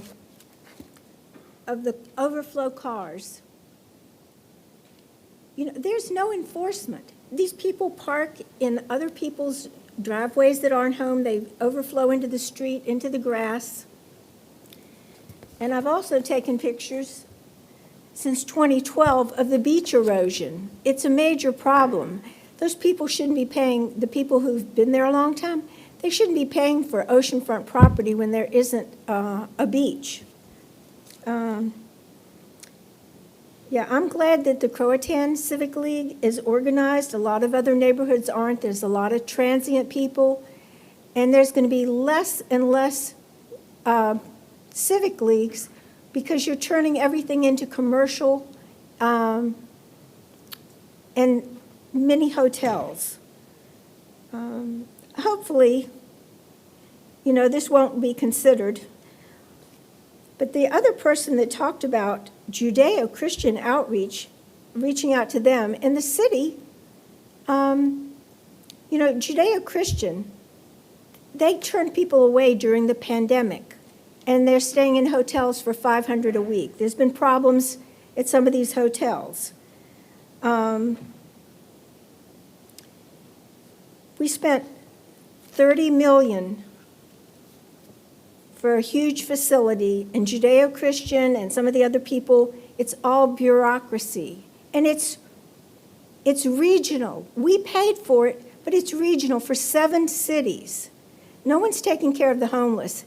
And for some of these nonprofits to be reaching out to somebody to put homeless in the neighborhoods, I mean, George Mins of SeaTac, you know, he tried, the city moved them away. Ms. Messner, Right. with due respect, Right. If we could stay on the item at hand, it's I'm something that I talking about read the during. problems with short-term rentals and what it's turning into, and I oppose these. Thank you. Sorry, Ms. Vogel, if you'd like to come up for rebuttal, ma'am.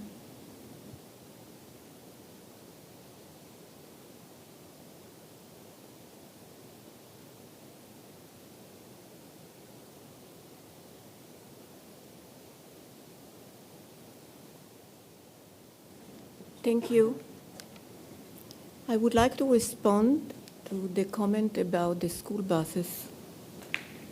We lived in Croatan for 15 years with the school buses parked in front of the house. So we wait till the school bus leaves. So I don't see any problem about the school bus parking in front of the house. There is no danger because we have a big yard and the cars are in the yard.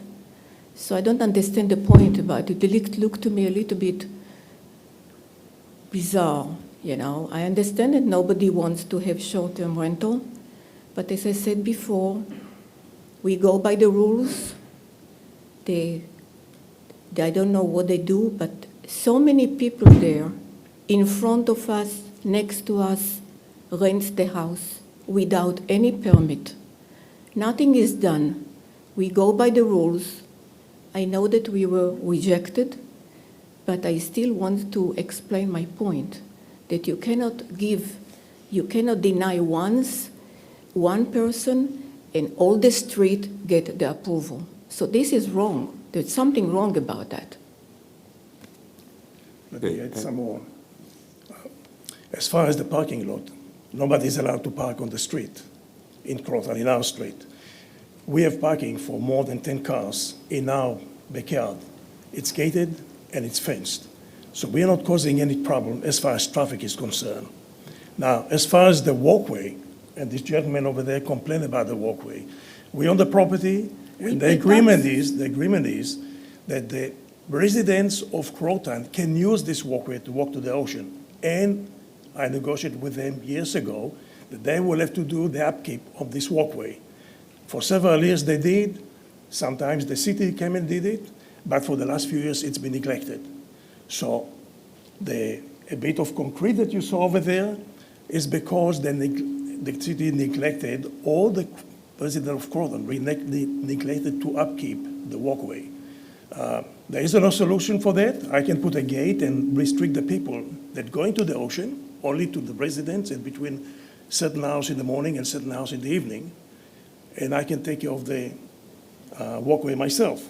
But again, this will have to be at a cost to the residents. That's number one. Number two, if they want to continue to use this walkway, we will demand that the resident will have to provide some sort of liability insurance to make sure that if somebody gets hurt, we won't be liable. So there will be a cost on both directions, and we don't want to do it. And just to add to my husband, I wrote an email to the secretary of the Croton about that they need to upkeep and to do something about the walkway, but I didn't receive any answer. Okay, thank you very much. Okay, Mr. Tower? Thank you, Mr. Mayor. I understand where Ms. Vogel is coming from. I think, one, in terms of she mentioned two things. She said there are people renting short-term without a permit in her neighborhood. All I can say to that is it is my sincere wish, and I intend to follow up as long as I'm on council with this, that we develop the resources to intelligently enforce the rules that we have. We have been, frankly, not prepared for the inflow of short-term rental applications, pandemic added on top of it, and we certainly, I think Mr. Tahan would be the first to tell you, he just does not have the resources to do it and deal with all these applications. But we will. We will enforce these because they are important to preserving the neighborhood. As far as the grandfathering goes, that was before my time, but it was a rule that was announced. If you were grandfathered before a certain date, you were. If you weren't, you weren't. As far as I know, it's been applied completely, fairly, equitably across the board to everyone. I don't think there's been any exceptions made for anyone. So I don't see that as unfairness. I really don't see the enforcement as unfairness. I see it as a legitimate complaint of anybody in that neighborhood, and I urge the Civic League or anybody else in the neighborhood who's having problems with short-term rentals, particularly ones that are not registered or approved, to pursue them. Croatan, and I've been to this property more than once to look at it, and I'm not at all unfamiliar with the neighborhood. It is a neighborhood that is in a kind of a delicate balance of narrow streets, lots of houses, some of them big, some of them small, beaches, and lots of people in the summer, local visitors and out of town and residents. They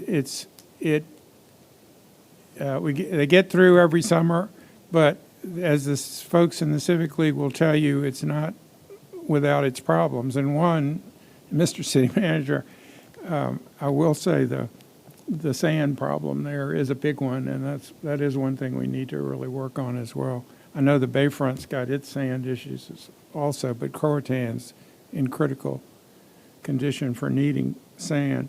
But that's not really entering into my decision. I'm not going to support this for the reasons that have already been stated by Mr. Swan, for the reasons that the opponents have said. I've said before that I think Croatan is close to, if not over, a point of saturation. I think a house of this size, with the number of people that it would take, would be in and of itself enough to put it over the line in terms of what that delicate balance can take. So I'm going to move to deny. Okay, motion and a second. Any other discussion? Okay, Sorry. voters. Who seconded that motion? I didn't hear that. Mr. Moss. Thank you, Mr. Moss. Okay, Call for the question? Yep. Councilmember Abbott? Aye. Councilmember Berlucci? Aye. Councilmember Henley? Aye. Councilmember Jones? Aye. Councilmember Moss? Aye. Councilmember Rouse? Councilmember Tower? Councilmember Wilson? Aye. Councilmember Wooten? Aye. Vice Mayor Wood? Mayor Dyer? aye. By a vote of 11 to 0, this application has been denied. Okay, the next application is Rickard Family Living Trust, for conditional use permits for a short-term rental at 349 Norfolk Avenue. The applicant, Zanita Rickert, and Mr. Robert Rickard. You'll be speaking together, is that correct? Yeah, fair enough. Okay, thank you. Yes. Good evening. Our names are Zinta and Rob Rickert, and we're the owners of a small ground floor unit at 349 Norfolk Avenue since 2005 when purchased as a primary residence. Currently, it serves as our second home, which we visit every couple of weeks and plan to retire to in anywhere from 5 to 7 years. 8 years ago, we had to start supplementing our income with an occasional rental from this home or risk losing it. Only once in 8 years has there been a complaint about our own use, our guest use, or to community management, the board of directors, or to the police, or to any of us. In fact, many of the folks here who have written letters and have sought us out on numerous occasions, quote unquote, we don't have and never have had any issues with anyone of your family or those renting. And only once did we keep a deposit for an insurance person that chose to smoke there. The real reason you're seeing opposition to this request is because of the approach the city has taken to determine who can and can't rent for short terms on an individual basis. As seen earlier with a couple of applicants, this really does open up a can of worms for both sides and council, since there is no consistency in the criteria or conditions being used or imposed to approve or deny these rentals. Let me explain. There are no rules against short-term rentals in Lake Station condominium documents, and the small contingent opposed to a residential use of a home for less than a long-term basis doesn't hold much water or really add up. This group in opposition has mobilized to take advantage of the city's approach and attempt to deter and bully other owners into not going through this lengthy and intimidating process, thereby getting their way on short-term rentals, because they do not have the necessary support in our community to get the condo docs or bylaws changed. Sunday, I emailed all of you a summary of all we do to ensure safety and enjoyment for all, and a page addressing trash, water, noise, parking, and safety issues. Additionally, please see the letter from a board member that touches on how offering our home helps fill a niche that we meet for visitors in Virginia Beach. Everyone in this room is an example of the type of guests we host, and I would venture to bet that not a one of you has begun their travel plans with intending to party the whole time, destroy a home or community, or disturb others, whether in a hotel or a home. Laws and ordinances and regulations are in place to address the 1% that might run astray. The conditional use permit is revocable. So if it proves to be that all 60 pages of what I sent earlier before Thanksgiving proves to be a lie, So be it. You have options. We love our unit in Virginia Beach. We promote it on a regular basis in Northern Virginia. We will abide by the rules, and we always respect our neighbors and improve and care for our community. We respectfully ask that you grant our request. Thank you for the time and your consideration, and it was approved 6-1 before planning. Any questions for the applicant? Rosemary, Ms. Wilson. Thank you for being here. So you've been renting for 8 years? On VRBO. Yeah, so have you been paying city taxes? When we got the letter and told We that we got were the supposed to letter, yes. pay the taxes as of February 2019, we were. Okay, so. Because we did not register to grandfather. We didn't know about it. Yeah, so you should have registered with the city a long, long time ago. Did you pay the back taxes? Right. Nobody is, I mean, if we can, we would, but nobody has ever mentioned that since to us. they've been And registered. even when we came in February 2019 registered, they told us there was nothing else that we had to do at that particular time. I said, Yeah, is I there mean, anything if else? you had registered when we started having these things, you wouldn't have to be here today. Yeah, I We totally agree, realize but that. I didn't see anything on it, and so I did it when I finally saw something on it. And we're the first in our community being that it has come forth. And yet So- our and yet our community is 1/3 second home. One-third 12-month renters, and then there's people that actually live there all the time. So you got the letter in February 2019, Right. and have you been renting since then? Yes, oh, yes. Even though you hadn't registered? We didn't know until we got the letter just I went down to the in city. July to for the city getting on buildings for at that this. particular time. I registered everything, I've been sending the taxes, everything that I said, no, what else do we need to do? At that time, nothing else at that particular time. Then I got another letter telling us to come in to register. That's when we started this process and started working with Summer at with the Planning Commission. Back when the taxes were starting to be collected, as it was discussed during planning, there was a period of time when nobody kind of knew exactly all that had to go and where things had to go. There was even an individual on planning who was like, I hadn't even heard about this, and et cetera. And so at the time when we paid taxes, we stood there, we were there, and asked them what additional things we needed to do, and they did not direct us or tell us anything more. And it wasn't until the contingency kind of started complaining, and it turned out we're not grandfathered, even though they all know we've been doing it for 8 years plus. Well, you're not grandfathered because you hadn't registered. That's correct. Thank you. Anybody else? Mr. Moss and then Miss Abbott. So you've been renting the property since February of 2019? Yes. Right, thank you. Yeah, and we've sent in the taxes every single month, the $2 per night, the 8% per rental that we've collected. Well, my point was you've been renting it without the conditional use permit for which you But we now didn't seek. know we needed one at that time. Understand. The law is the law. Thank you. Right. Okay, Miss Abbott. Thank you. I want to first say thank you for the packet you sent over. It was a good read, and I appreciate the information. I have two questions. One is about something that was brought to my attention about the parking. Can you explain to me how you get to the parking limit? Because I was told that each unit has one parking spot and 2 guest passes. Is that correct? Right, right. There's roughly about 1.5 spaces per units in our complex altogether. Over the time that I've rented, 95% of my rentals come in with 1 car. I mean, it's 4 people. It's only, even before they changed the law saying 2 people per bedroom, we were already doing 2 people per bedroom. And the 95% of the time, it's always been 1 car. On the times that it was a second car, we have enough extra spaces, it's never been a problem. Our problem usually at our complex has always been on like a holiday, like 4th of July, Labor Day, Memorial Day. And those times, I save the unit for ourselves. I mean, we don't rent it out all the time. I save it for Neptune Festival, I save it for all the concerts, ECSC. I save it for all those times just for ourselves and our family. We have 5 daughters. He's from this area for the last I've been 40 here years. 40 years. But specific to your parking, there is 1.5 spaces. There's 32 units total, 2 townhouses and then 30 condo units.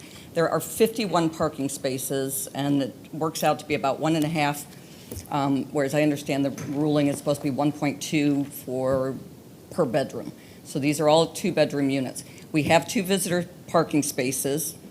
We have 2 passes for parking on the street, and we are less than a block away from the 9th Street parking garage where we have submitted the form, and we are happy to rent that space, which will maybe get used 10% of the time. Okay, so my question comes to the guest passes. Are those guest passes issued by the city, or are those passes through the condo? Well, it's 2 things. One, our complex has 2 guest passes per unit, which I leave there in the condo for people to use. And then secondly, I went ahead, since we have parking spaces right on Norfolk Avenue, I went to the city and also have the hanging passes for the city, so if somebody needed to park on the street, they could park on the street. So you have both city parking passes and parking passes administered by the condo association? Yes. And those are all provided to the Right. guest? Yeah. So potentially you could have how many spaces?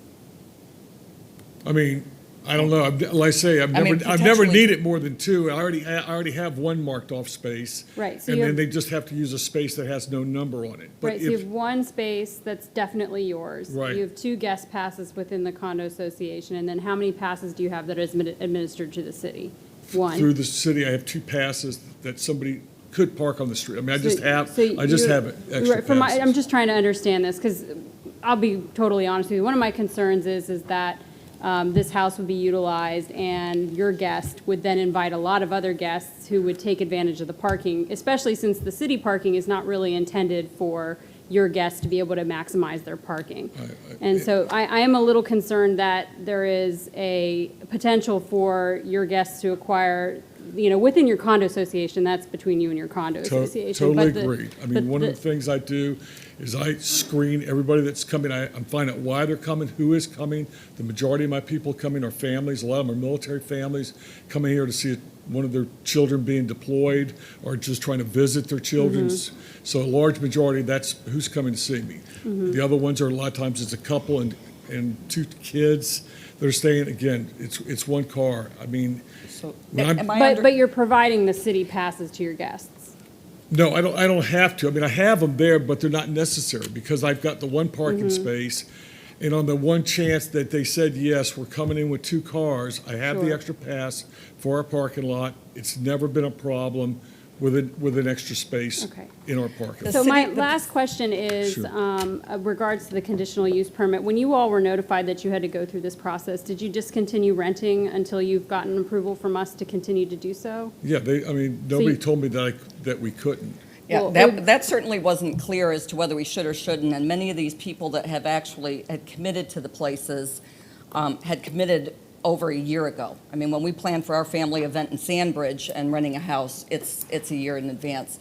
And so it was not clear in any letter, any correspondence, anything of any kind of outreach that we were not allowed to continue. We just knew that in order to continue, based on what was being asked of us, that was how we would have to proceed. And Okay. if I understand your parking question, usually it's that where they're worried about if there's enough parking for just to accommodate the bedrooms. You're concerned about whether there might be too much parking or a 2-bedroom condo coming as a. What I'm concerned is it sounds like you guys have residential parking permits that are issued through the city. And those permits are not really so that a guest can ask all their visitors to come and take and maximize free parking. We've never had a visitor use any of those spaces because they're in our that's true. owner's closet. I understand. That's all my questions. Thank Yeah. you. Right, sure. Okay, anybody else at this point? Okay, Mr. Tower. Just to follow up on that, you are aware that the recommended conditions are that you get 2 resident passes, but on the RPPP, the guest and temporary passes through the RPP shall not be permitted. So you cannot use those guest passes or resident passes through the city's.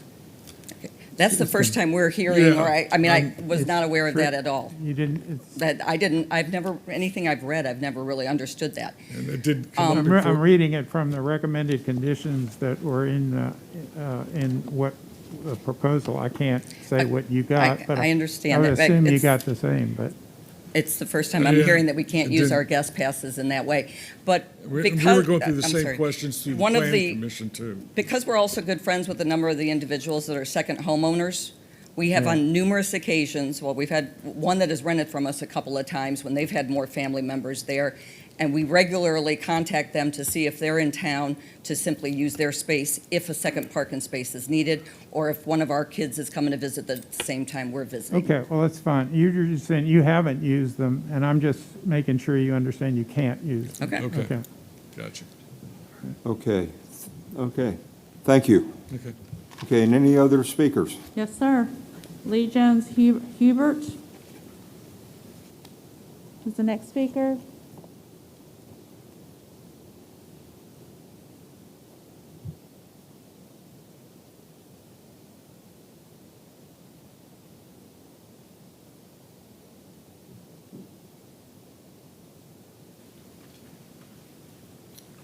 Good evening, members of the council. My name is Lee Jones Hubert, and 7 years ago, we purchased property at 325 Norfolk Avenue, Virginia Beach, Lake State condominiums. This is our second home, a place where we can kind of come to relax and enjoy the beach and, the overall community. We've, many times, we've talked about even making this our primary home.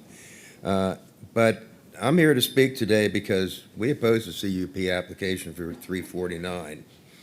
As you know, the Planning Commission did approve the CUP application at 349, stating that the speakers opposing the CUP were from the other building, not realizing perhaps that the buildings are about 50 feet apart from each other.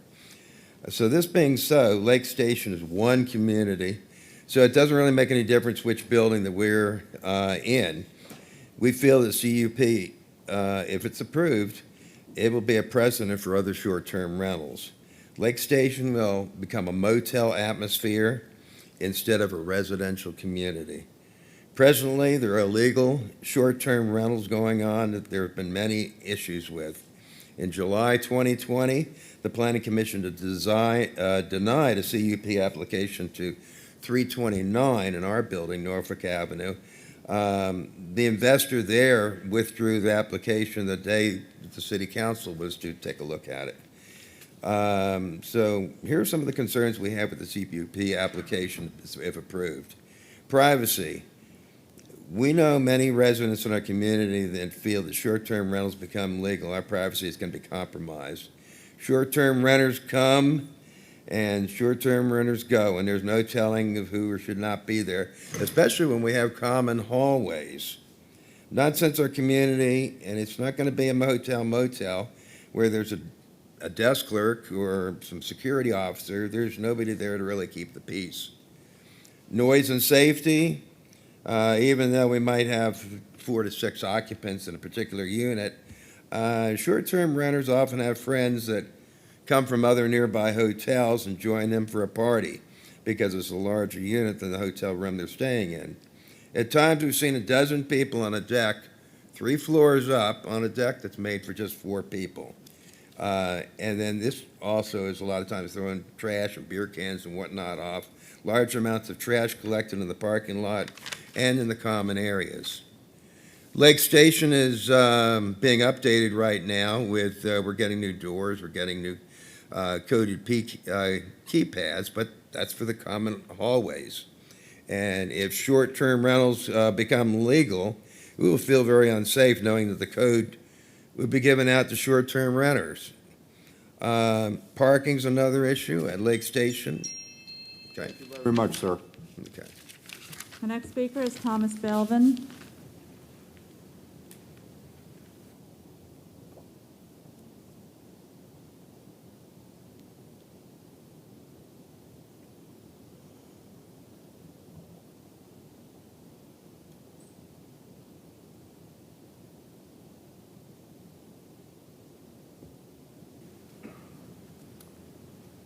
Welcome.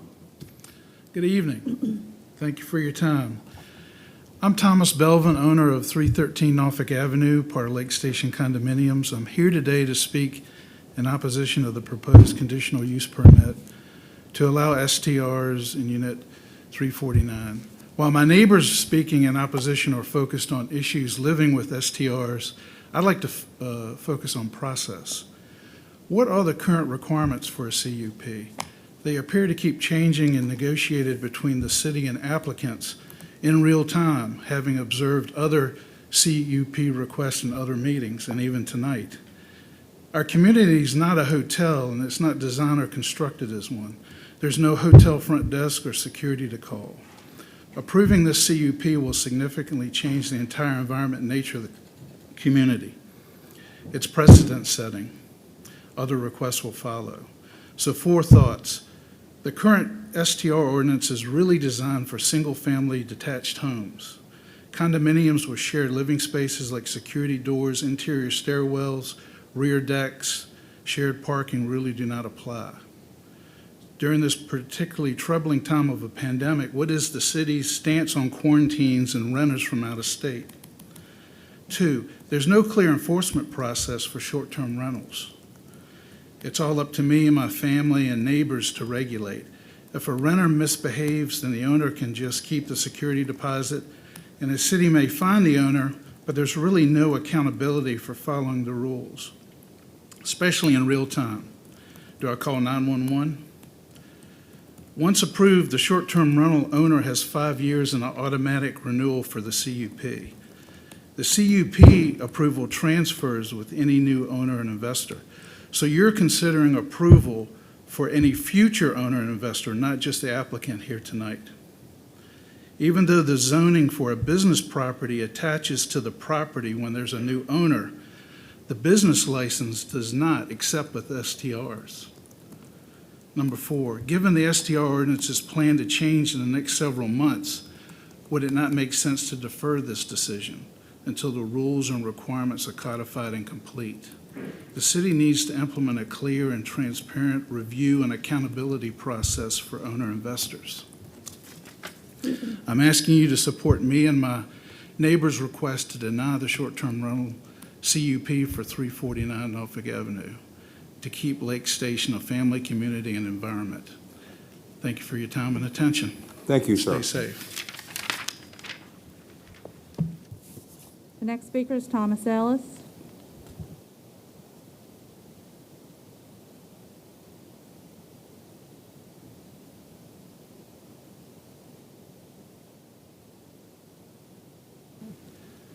Good evening, City Council. Good Mayor, evening. thank you. I'm going to be kind of short and sweet here. I know that the Rickards are doing everything they can to try to comply with the rules and regs as they understand it. And my main concern with the situation with the CUP tonight is if this one is approved, that does set the precedent that others can follow on very shortly. And as was just mentioned, I'm not a big fan of my little community of 32 units turning into a weekly turnover with the folks at the beach. And honestly, that's the main crux of it for me. So that's why I'm here. Thank you. Thank you very much. The next speaker is Michelle Walters.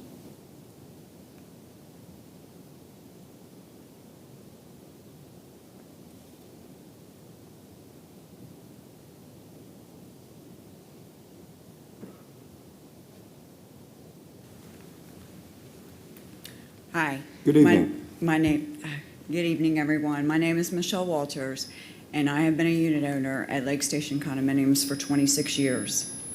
And I live at 359, which is upstairs from the Rickards.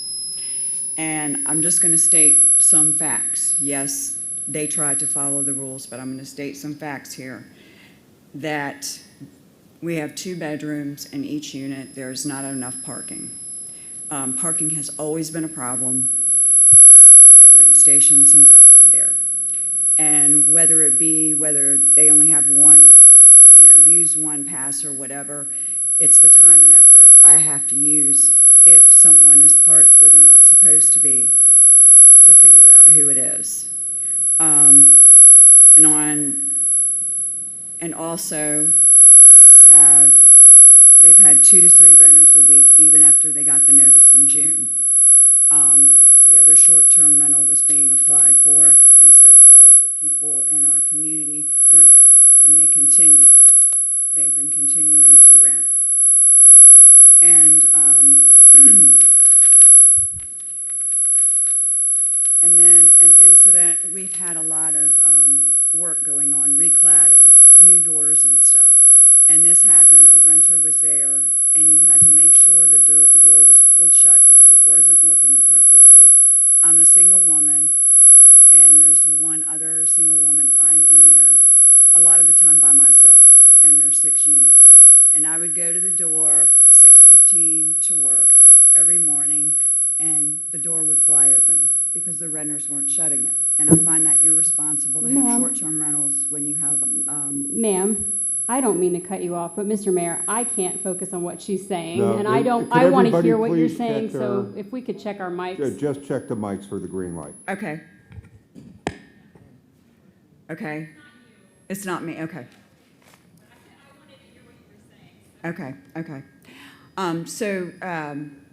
Anyway, the door would fly open, and that's because the renters weren't closing it. And I just found it irresponsible to have short-term rentals when we have a reconstruction project going on and a door not working appropriately, things like that not working appropriately.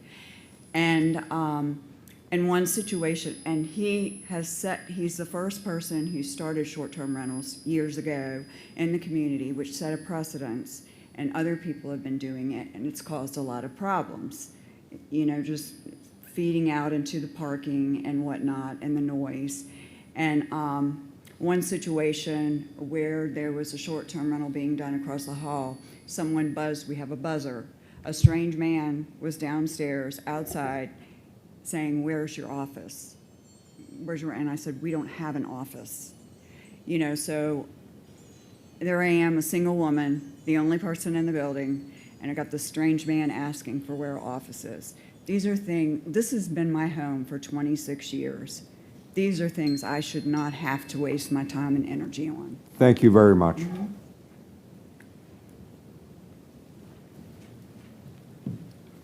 The next speaker is Benham Malcolm. Maybe she shouldn't. Don't clean the microphone.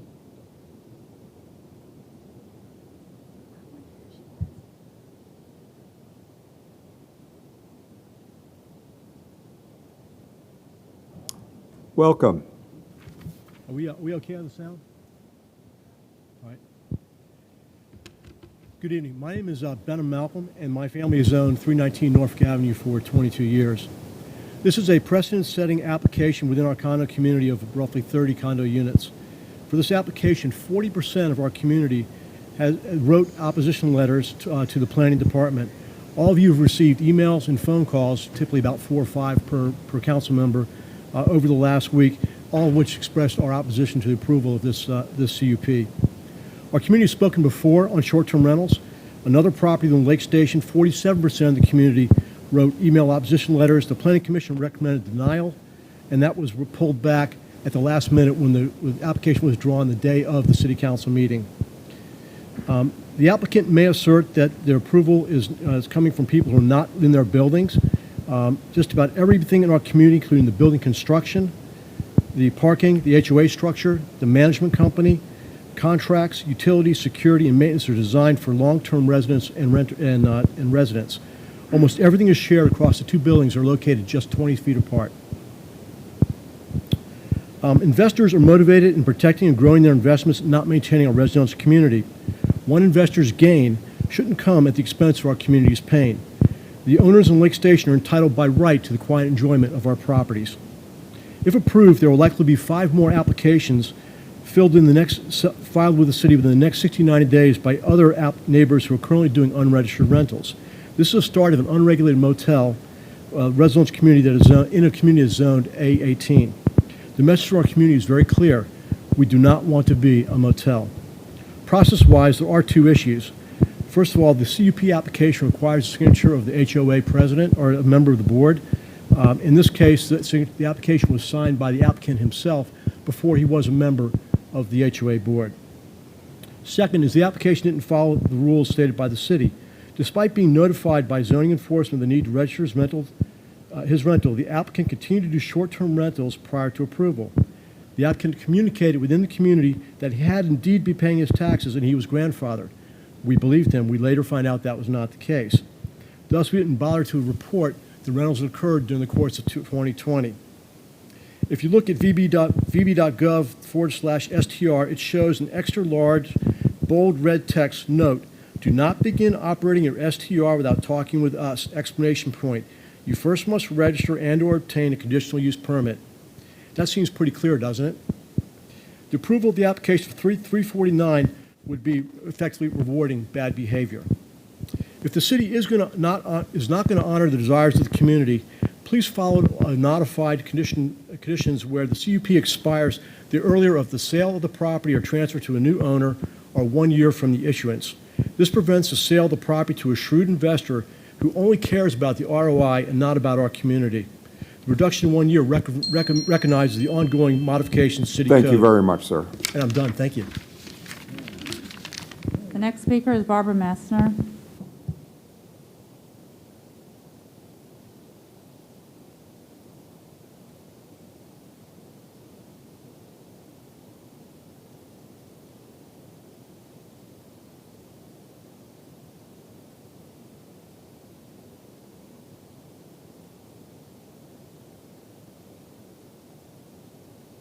Good evening.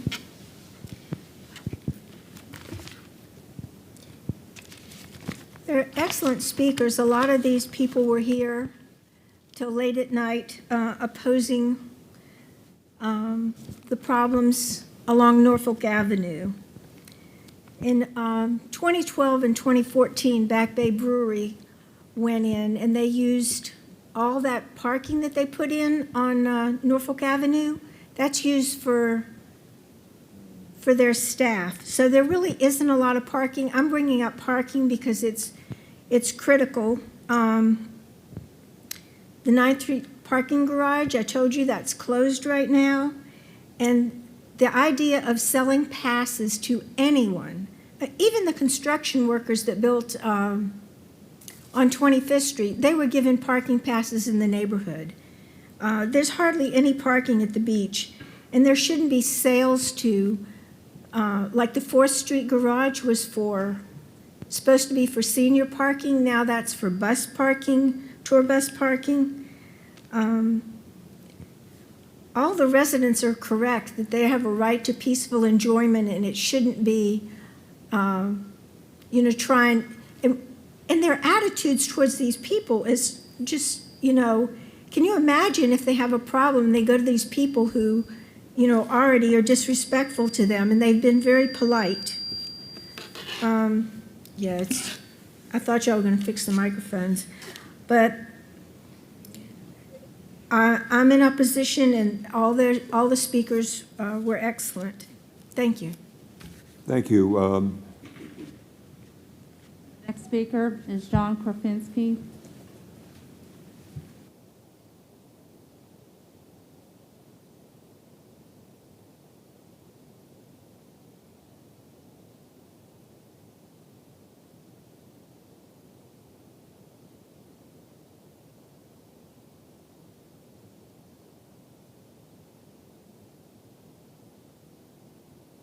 Yeah, I purchased 339 Norfolk Avenue in 2016, and in that time I've been living directly next to their short-term rental.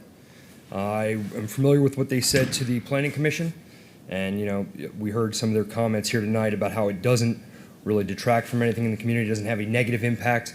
It has been most of the time somewhat of a nuisance, but oftentimes a living hell, living next to their unit. And they'll tell you that they screen well, and they'll tell you that they care about the community, but they really don't live up to what the city is asking for these short-term rentals. The city wants somebody to be able to respond within 30 minutes, but they live in Northern Virginia. Okay, at the Planning Commission, they told the Planning Commission that they have a property manager here who they were unable to name and who doesn't have a license or a company or anything like that, because there is no property manager. They were dishonest to the Planning Commission, and I feel like they've been dishonest tonight, and I ask you please to deny this permit, because I think that while they are concerned about making money, right? They told the Planning Commission that they rent it out for about $1,400 a week on peak, and then if they were to rent it out by month, then they could rent it out for about $1,500 a month. So by the numbers in the peak season, we're talking about them making almost $30,000. And And in that time, they're really profiting off of the discomfort and the, in a lot of ways, us having to deal with something that we don't want to deal with. All right.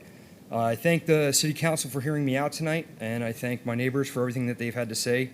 And my fiance and I are stationed on Dam Neck, and we don't have any set hours. We do have rules within the HOA about noise and time. I think it's after 10 p.m. We're supposed to have quiet hours, but throughout the year and specifically throughout the summer, we get home at night sometimes, and it's a nightclub next door. Sometimes it's not too bad. I'm not here to really beat this up too bad, but if you grant the permit, they're going to be able to do pretty much whatever they want, and there's really no other avenue for us to fight it. This is kind of a last-ditch effort for us. So thank you, everyone. That's all I have to say. Thank you. The next speaker is Jennifer Wagner.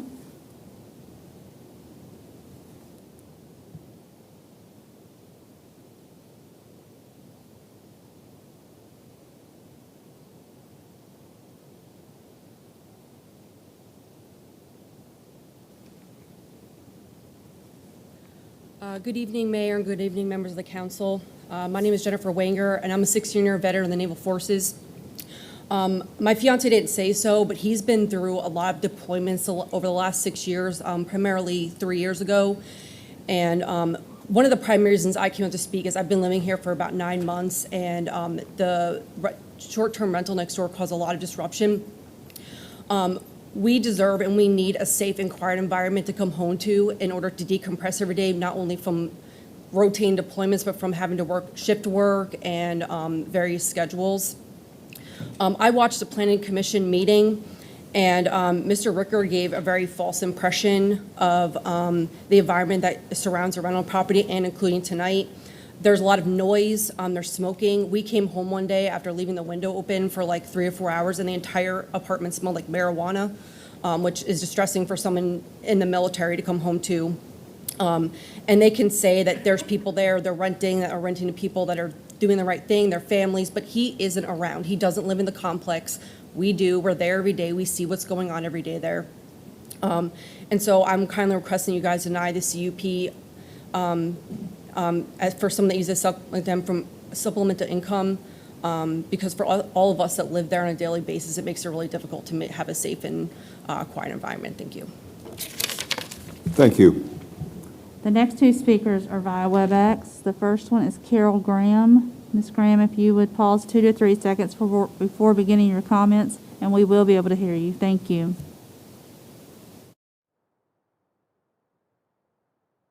The only other person registered via WebEx is Virginia Portaladen. If you would just pause 2 to 3 seconds before beginning your comments, thank you. Good evening, Mayor and council members. My name is Virginia Portaladen, and I reside at 307 Norfolk Avenue. And while I would have preferred to be there in person, illness prevents. However, I'm appreciative of this option that provides me the opportunity to express my opposition to the CUP application for 349 Norfolk Avenue. I'm saddened that the Rickards, despite having had the opportunity to have enjoyed the residential environment at Lake Station from 2005 through 2012, as well as indicating they look forward in the future to retiring and enjoying time with family at Lake Station, continue to find it necessary after 8 long years of operating the commercial use of their unit, and are here today pursuing approval of a CUP application. Sounds like a contradiction. I would think they would share in our vision to preserve this residential community. I live in Building 1. 349 Norfolk is in Building 2. These two buildings are close in proximity, only a few feet apart. Yes, 2 separate buildings, but we are one community. I will not be indifferent to my neighbors' concerns, regardless of which building they reside. I ask of this council today to help the residents of Lake Station who do not want this type of hotel, motel environment to persist. I'm asking this council to please play a role in bringing Lake Station back to being solely a residential community as it once was and meant to be. Please deny the CUP application for 349 Norfolk Avenue for the preservation of our residential community. Thank you all so very much for your time. Mr. and Ms. Rickett, if you would like to come up for rebuttal.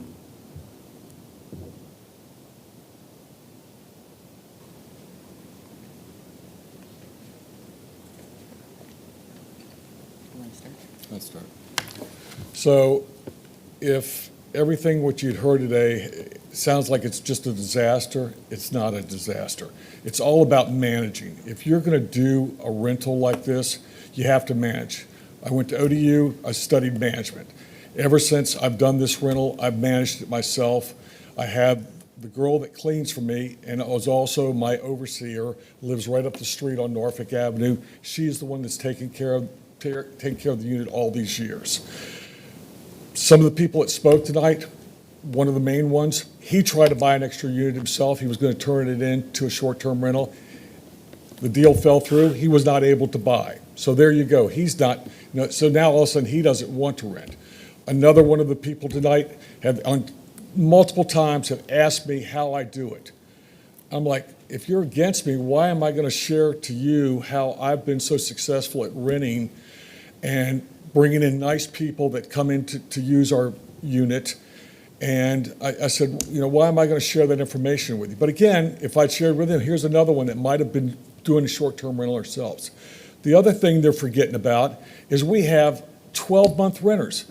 You have never seen some of the people that come into our complex that are 12-month renters. I mean, I've got these really nice people that rent for me, and here's these people that I'm like, I cannot believe you're going to complain about my people, but you're okay with all these 12-month renters that are tearing up the place. And they have one of them recently had to be kicked out. The father and son, they were dealing drugs and everything else of that nature, and that goes on all the time. Lots of problems with the 12-month renters, but the short-term renters are their problems, not the 12-month renters. And all these 12-month renters are sitting right there. So one of the things I did to overcome we don't want to see people coming into our new building and everything else like that, is that I've put, since we had new doors put on the back of the building, I have a sliding door now. I actually paid the company an extra couple $100 to put a lock on my sliding door. So for the last 2 or 3 people that have come in, now they just come around the back of our complex, past one of my neighbors that's actually rented from me before, and they come up to my door. They have their own key to get into my sliding door. They don't need to go in the hallway. They don't need to use the doors or anything else like that. And the reason why I know a lot about this is because I was actually president of this association for 10 years. I know a whole lot about what's going on and how I handled all this time. I do understand their concerns because I saw what happened in the other building. A couple of the other buildings had a lady from Texas that ended up buying 2 units. She was managing from Texas. She used a management company. The management company tried to throw everybody they could in that complex. She ended up selling her units after she got sick. The next lady, unfortunately, that bought it ran into the same thing, used a management company, put the wrong people in, and so they have had some disasters. Thank you very much, sir. Yep. Okay, Ms. Abbott. My questions are for staff, so. Okay. Mr. Tahan? Oh, okay, no other questions?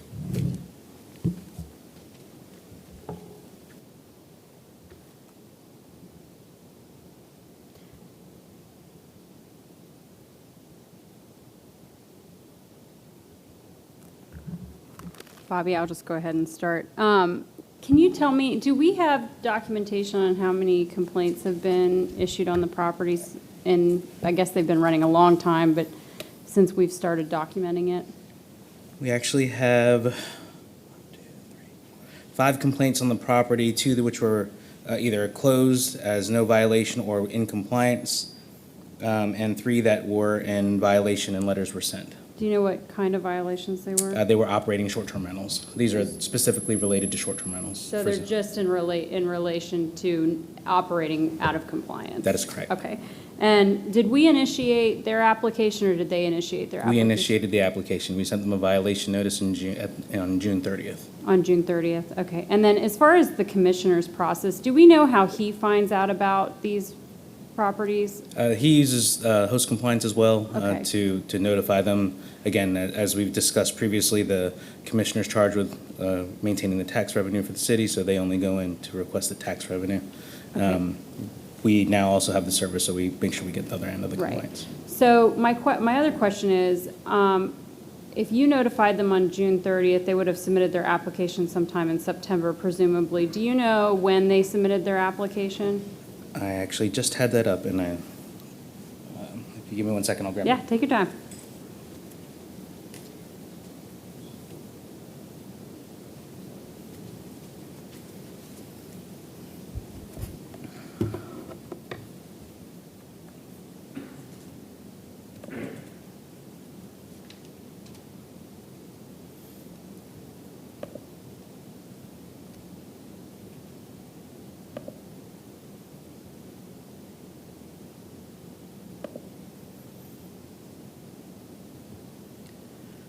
Their application was submitted August 3rd.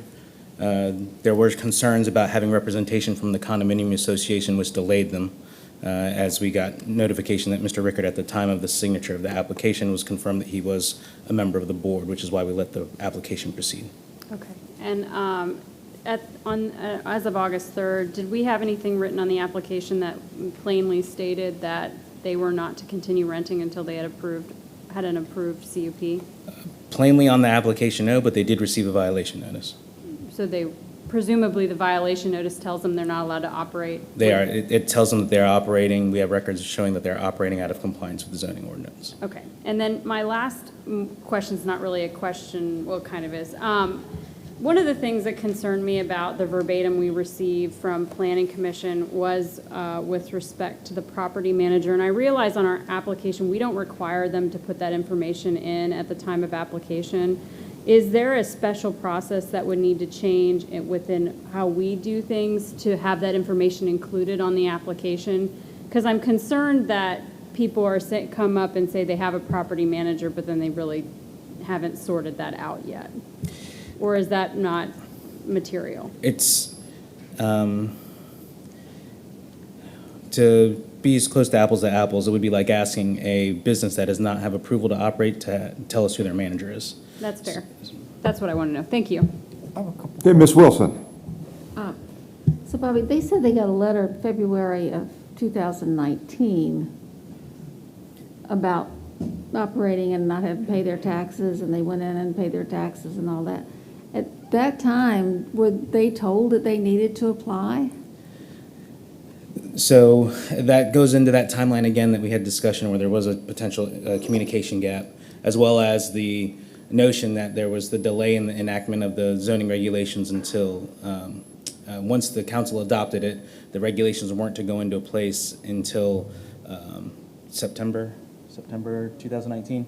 September 2019. So there was a gap where people could operate and without having to have any sort of approval. So this could have been lost in the shuffle. So I'm trying to remember, because we had a grandfather date, and I can't remember what It's that. July 2018. Oh, July, okay. Of 18. 2018, that's Okay. correct. City staff did do their best at the point in time to notify people that they needed to come in and register. And the reason being was that there was going to be follow-up from the commissioner revenue as well to find any of those that were operating out of compliance to pay their taxes. So it wasn't, the staff tried to be as transparent as possible to let the public know of that date as we were moving Right, forward. the date was coming up, and maybe they should get their ducks in a row and get things lined up, because then from November till June 30th, they didn't apply. So they were out of compliance. That is correct. Thank you. Mr. Moss? I want to follow up on the line of questioning that Councilwoman Abbott and later Councilwoman Rosemary were taking. So on June 30th, because obviously either someone called your office and complained, or somehow you became, so you give them a notice that they got to file. That application that they filed in August made it very clear that they couldn't operate without the permit. It does not say on the application that they could not, but I will tell you they received a violation notice that says you are operating out of compliance. So they had foreknowledge that they were operating without a compliance, and they had to get this conditional use permit before they could be in compliance. That is correct. And that you have sent them subsequent letters of noncompliance? Because they've continued to rent per their own testimony. That we were not aware of them continuing to rent. As the testimony from the other condominium owners, it was not reported to us that they were continuing to rent. We would have told them they had to stop and reminded them they had to stop, because staff at this point in time in August was telling, because of the concerns from the previous short-term rentals, we were telling everyone the minute we received the application that you cannot rent anymore. So I guess one last question. I know lateness of the hour, Mr. Mayor, so I won't take it any further than I need for my vote, but I do hope we can come back to this, Mr. Mahaney, because I think there's a, city manager, there's an issue when we issue a notice of noncompliance, knowing that there's been a behavior that goes back many months, and then they file an application. To me, it just seems that you would say, I wonder if they're still renting, because the receipts and the commensurate revenues, getting his receipts or other things are taking place. And that's more issues that they have with state statutes and city ordinances. I just would hope that we got to think about, and I mean that's part of the budget and the staffing, but to send a letter that has no consequences and then have people continue to rent really sends a bad signal to people watching. And I just want them to know it's not because, as Mr. Tower said, Councilman Tower said, that we don't care and aren't interested and aren't eager to get compliance.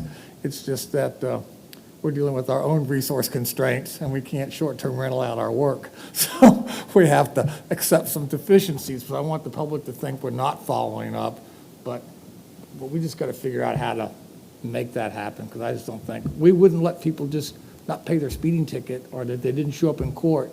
We would be following up, and here people basically didn't comply, and then they're coming now asking us to reward them for that. But I thank you very much. Mr. Wood. So, Mr. Shahan, I just wanted to follow up on something you said. So you indicated there were 5 violations, 2 of which were unfounded, and 3 of which were operating a short-term rental outside of the parameters. That is correct. So there were 3 separate violation notices sent? When were they sent? No, that's for the entire. For the entire complex. I'm sorry. Okay, so Yes. not just for this one? That is correct, yes, Okay, sir. all right. All right. Okay, Mr. Tower. Well, this is another tough one. As far as I've been to this property as well, I've been inside and outside of this property. I believe that it is located in an area and where if a short-term rental is properly managed, it can take care of itself. I think I cannot get out of my mind the thought that it's pretty clear that while these folks have got real concerns about short-term rentals, they don't constitute a majority of the, I assume they don't constitute a majority of the folks in the association, or we wouldn't even be seeing these, because they would have their own rules that would prevent this from happening. But they certainly have made a strong showing of a significant minority, at least, of folks in the unit that really do not believe these are suitable for their units, and I understand that. I will say, as I've said before, I think it's unfortunate that we didn't have in place clear guidance from and uniform advice from whatever office people showed up, whether they went to the planning department or they went to Phil Kellum's office, that they weren't getting the same clear advice. I think it's become clear to us over time that that was just simply not done. And I have a hard time pinning that on the Rickards or other people who were operating in time. I also suspect that the continued operation in some cases, and I'm not necessarily justifying it, but was that they may have stopped taking rentals, but they probably had people that they had booked a year, who'd booked their vacation a year in advance. And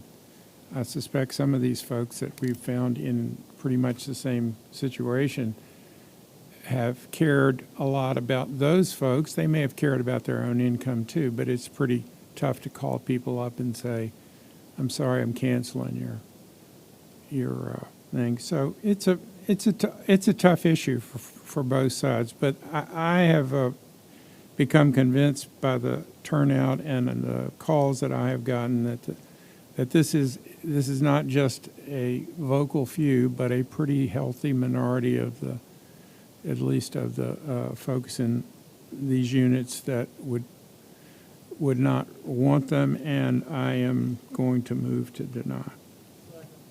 We have a motion and a second. Any other discussion? Okay, call for the vote. Councilmember Abbott? Aye. Councilmember Berluci? Aye. Councilmember Henley? Aye.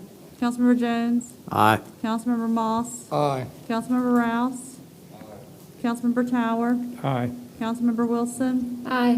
Councilmember Wooten? Aye. Vice Mayor Wood? Aye. Mayor Dyer? Aye. By a vote of 11-0, this application has been denied. Okay, at this point, Mr. Wood, can you kindly do the appointments? Yes, sir, Mr. Mayor. Make the following nominations to the Clean Community Commission: Carmen Maddox. To the Historic Preservation Commission, Lee Lockamy and Becky Livas. To the Resort Advisory Commission, Randy Thompson, John Zirkle, and William Almond. To the Transportation District Commission of Hampton Roads, Mark Shea. To the Virginia Beach Community Development Corporation, Jeremy Johnson and J. David Crane, Jr. Okay, could we have the roll call? Councilmember Abbott? Aye, except for on the rack. I'm voting no.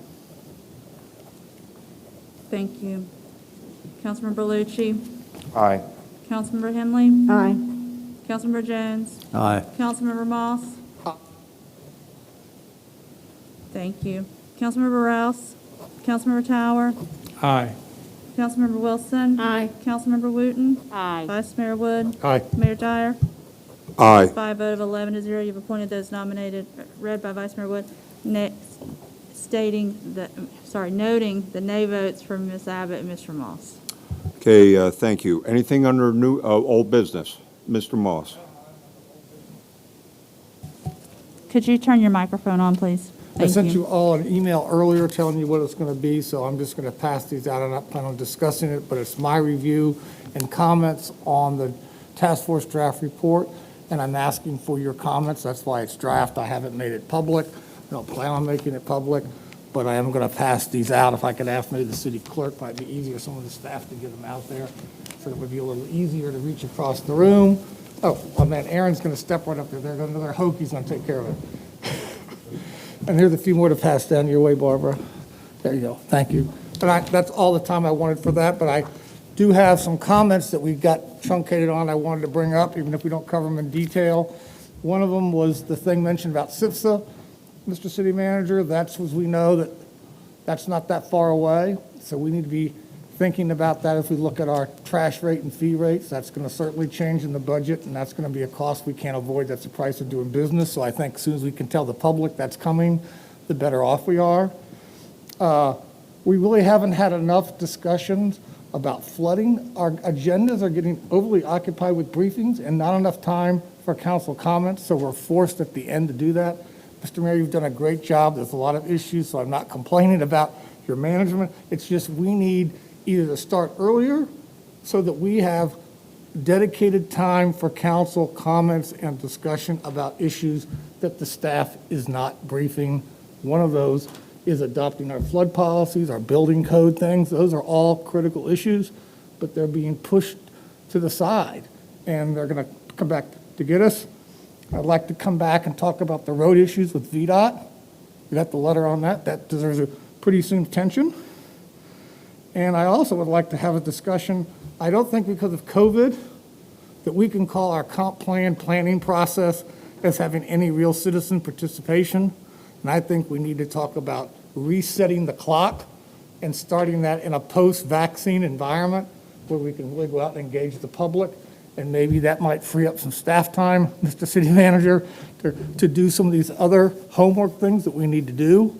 So I just think we've been overconsumed tactically, and we're losing time on strategic issues. And council comments is a place for us to make that happen, Mr. Mayor. We just are not having, that's the one thing that's always compressed, that and appointments, Mr. Wood. But we've got to make time for ourselves, and we've got to make a way for that to happen. Thank you, Mr. Mayor. Okay, thank you. Any other old business? Okay, under new business, we had a beginning of a discussion a little bit ago about the viability of potentially canceling the next workshop that we're doing. But let me just say this, and in a chat that I did have with the confirming with the city attorney, under the rules, we can have meetings with up to 5 people on virtual. Is that correct? Yeah, as long as we have a majority? Yes, as long as there's a majority physically present, you have a policy that is consistent with the Freedom of Information Act that allows remote participation by other members of the body. But you under that policy, you would need to have a quorum present, physically present. Okay.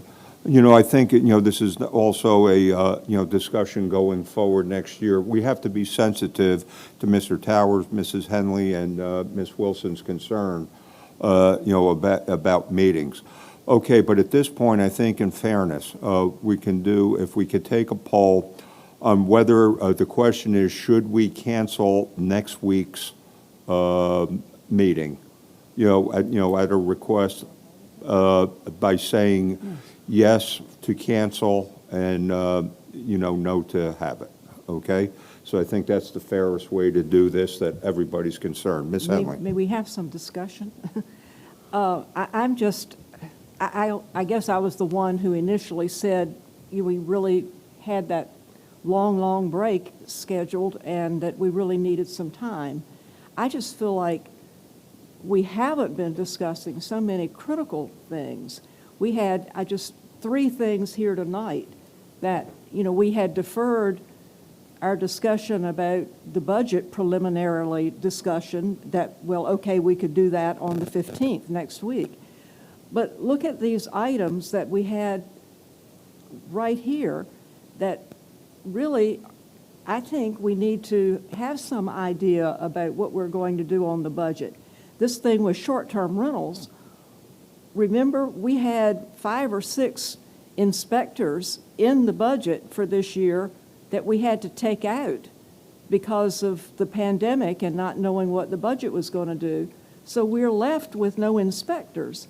And how in the world, and here we've been just approving short-term rentals, no wonder we can't do anything, we can't enforce anything. Well, are we going to get those back, or can we put them back in mid-year? We have had a hiring freeze. Is that able to be loosened at all? Then the Convention and Visitors Bureau thing, I am completely supportive of needing to do something for our tourist industry, but I really don't quite understand the budgetary implications of an authority or a 501c6, the differences. And so, but we haven't had a chance to discuss it. And of course, the flooding. I was in a meeting, a virtual meeting today with the Planning District Subcommittee on Resiliency, and they asked me the city's position on some of the things that are in the governor's mandate now, and I had to say, I'm sorry, we haven't discussed that yet, but we've got a meeting next week that I hope we're going to be able to do it. It's just that we have all of these issues that are piling up that are very, very important that we don't have time to discuss, and it just seemed to me that going from tonight until January 2nd or 3rd without having a meeting was a pretty long time. Now, I am concerned about the increase in cases of COVID, very concerned about it. And if it gets worse and the governor makes a stronger mandate, absolutely, we would follow everything. But it seems to me that with just the council and not issues on the agenda, that we'll be very able to social distance with our masks. And if some people want to be virtual, we can have part virtual and part in person. But anyway, I just feel frustrated that this council has not had a chance to have a lot of discussion that we really need to have.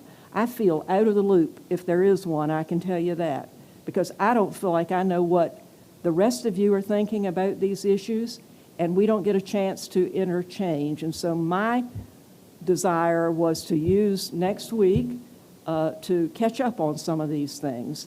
And if we're not going to do it next week, when? Because if we're going to have to vote on the CVD thing, the first meeting in January, I'm not going to be prepared because I don't understand the funding of it. We continue to spend hours and hours on short-term rentals. We don't know how we're going to resolve that, but we keep piling them in.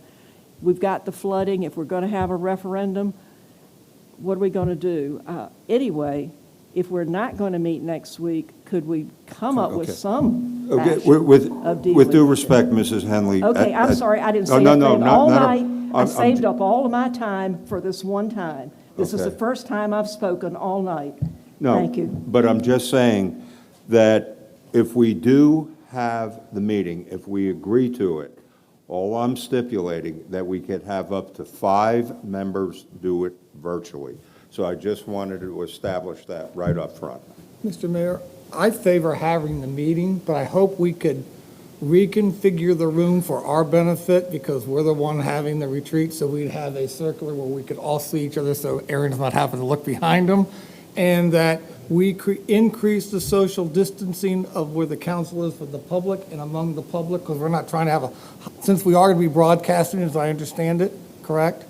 I think the retreat's going to be broadcast. It's actually a workshop, I know technically. workshop, I meant was what the workshop Yeah. will be broadcast, so therefore we can increase our social distancing distance for the attending public, and we can have more Okay. space for us to be apart, but see each other. That would be my Okay. request. You know, that, well, we can accommodate that, Mr. Dehaney, and we could also accommodate having people that feel uncomfortable coming virtually. So at this point, could we have the roll call?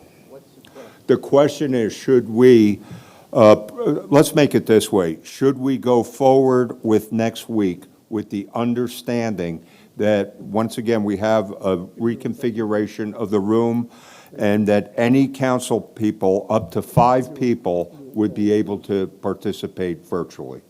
Okay, so it would, you know, the vote, it's basically, yes means we meet next week. Yeah. Who? Ms. I won't belabor this, but you know, as long as council is meeting in person, I feel an obligation, unless I am ill, I'm ill, to be here. I'm not going to participate virtually, at least not under the present circumstances. However, I meet, including a number of city meetings, almost every day of the week virtually, and get a lot of business done, and I just reject the idea that we can't meet virtually when the time comes, and I think we ought to get prepared for it.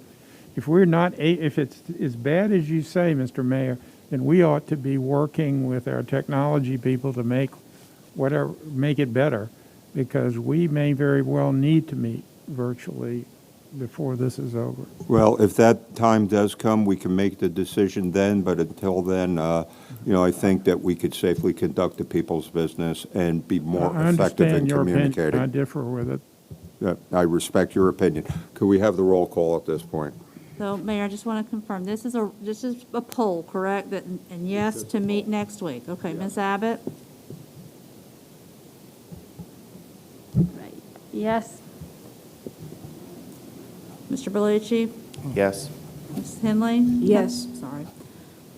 Councilmember Jones? Yes. Councilmember Moss?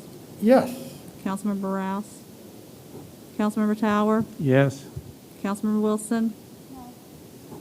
Councilmember Wooten, No. Vice Mayor Wood, Mayor Dyer, Yes. 8-3. Okay, well, we meet. will confer next week, but once again, we will accommodate the room for spacing, and once again, any council member has the option. Mayor, I'm sorry, can I ask one question? If council member would like to, if any council member would like to participate virtually, just let us know, and we will provide a WebEx link for you. Okay. You want Oh. to participate virtually? Thank you. Okay, well, we do have that option.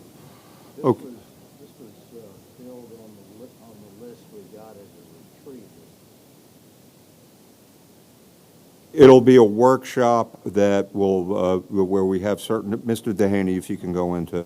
So following up from the time we had this conversation, the items are going to be, the first section is I'm going to talk about my observations at the request of Councilmember Jones and Councilmember Henley and Ms. Habit. And also we're going to talk about some budget guidance, and we're going to go over bond referendum stuff as well. Yeah. Mm-hmm. Ms. Abbott. I would just like to add on to Councilman Tower's comment. I do think we should be prepared to be forced to go virtual, or if the majority of the council wants to be virtual. And I don't think there's any reason in delaying that preparedness. I'm not suggesting that staff is or isn't, but I know that we have some concerns with WebEx, and I know that in speaking with the communications department that we're working through what our options are. But I do hope we're being proactive in the event that we have to suddenly change gears. You know, as I said, you know, as the situation dictates, you know, we will certainly take the appropriate action at the time. But once again, even going into next year, the people have, up to 5 people have the option, but if we have to go totally virtual, we will. Okay? Anybody else under new business?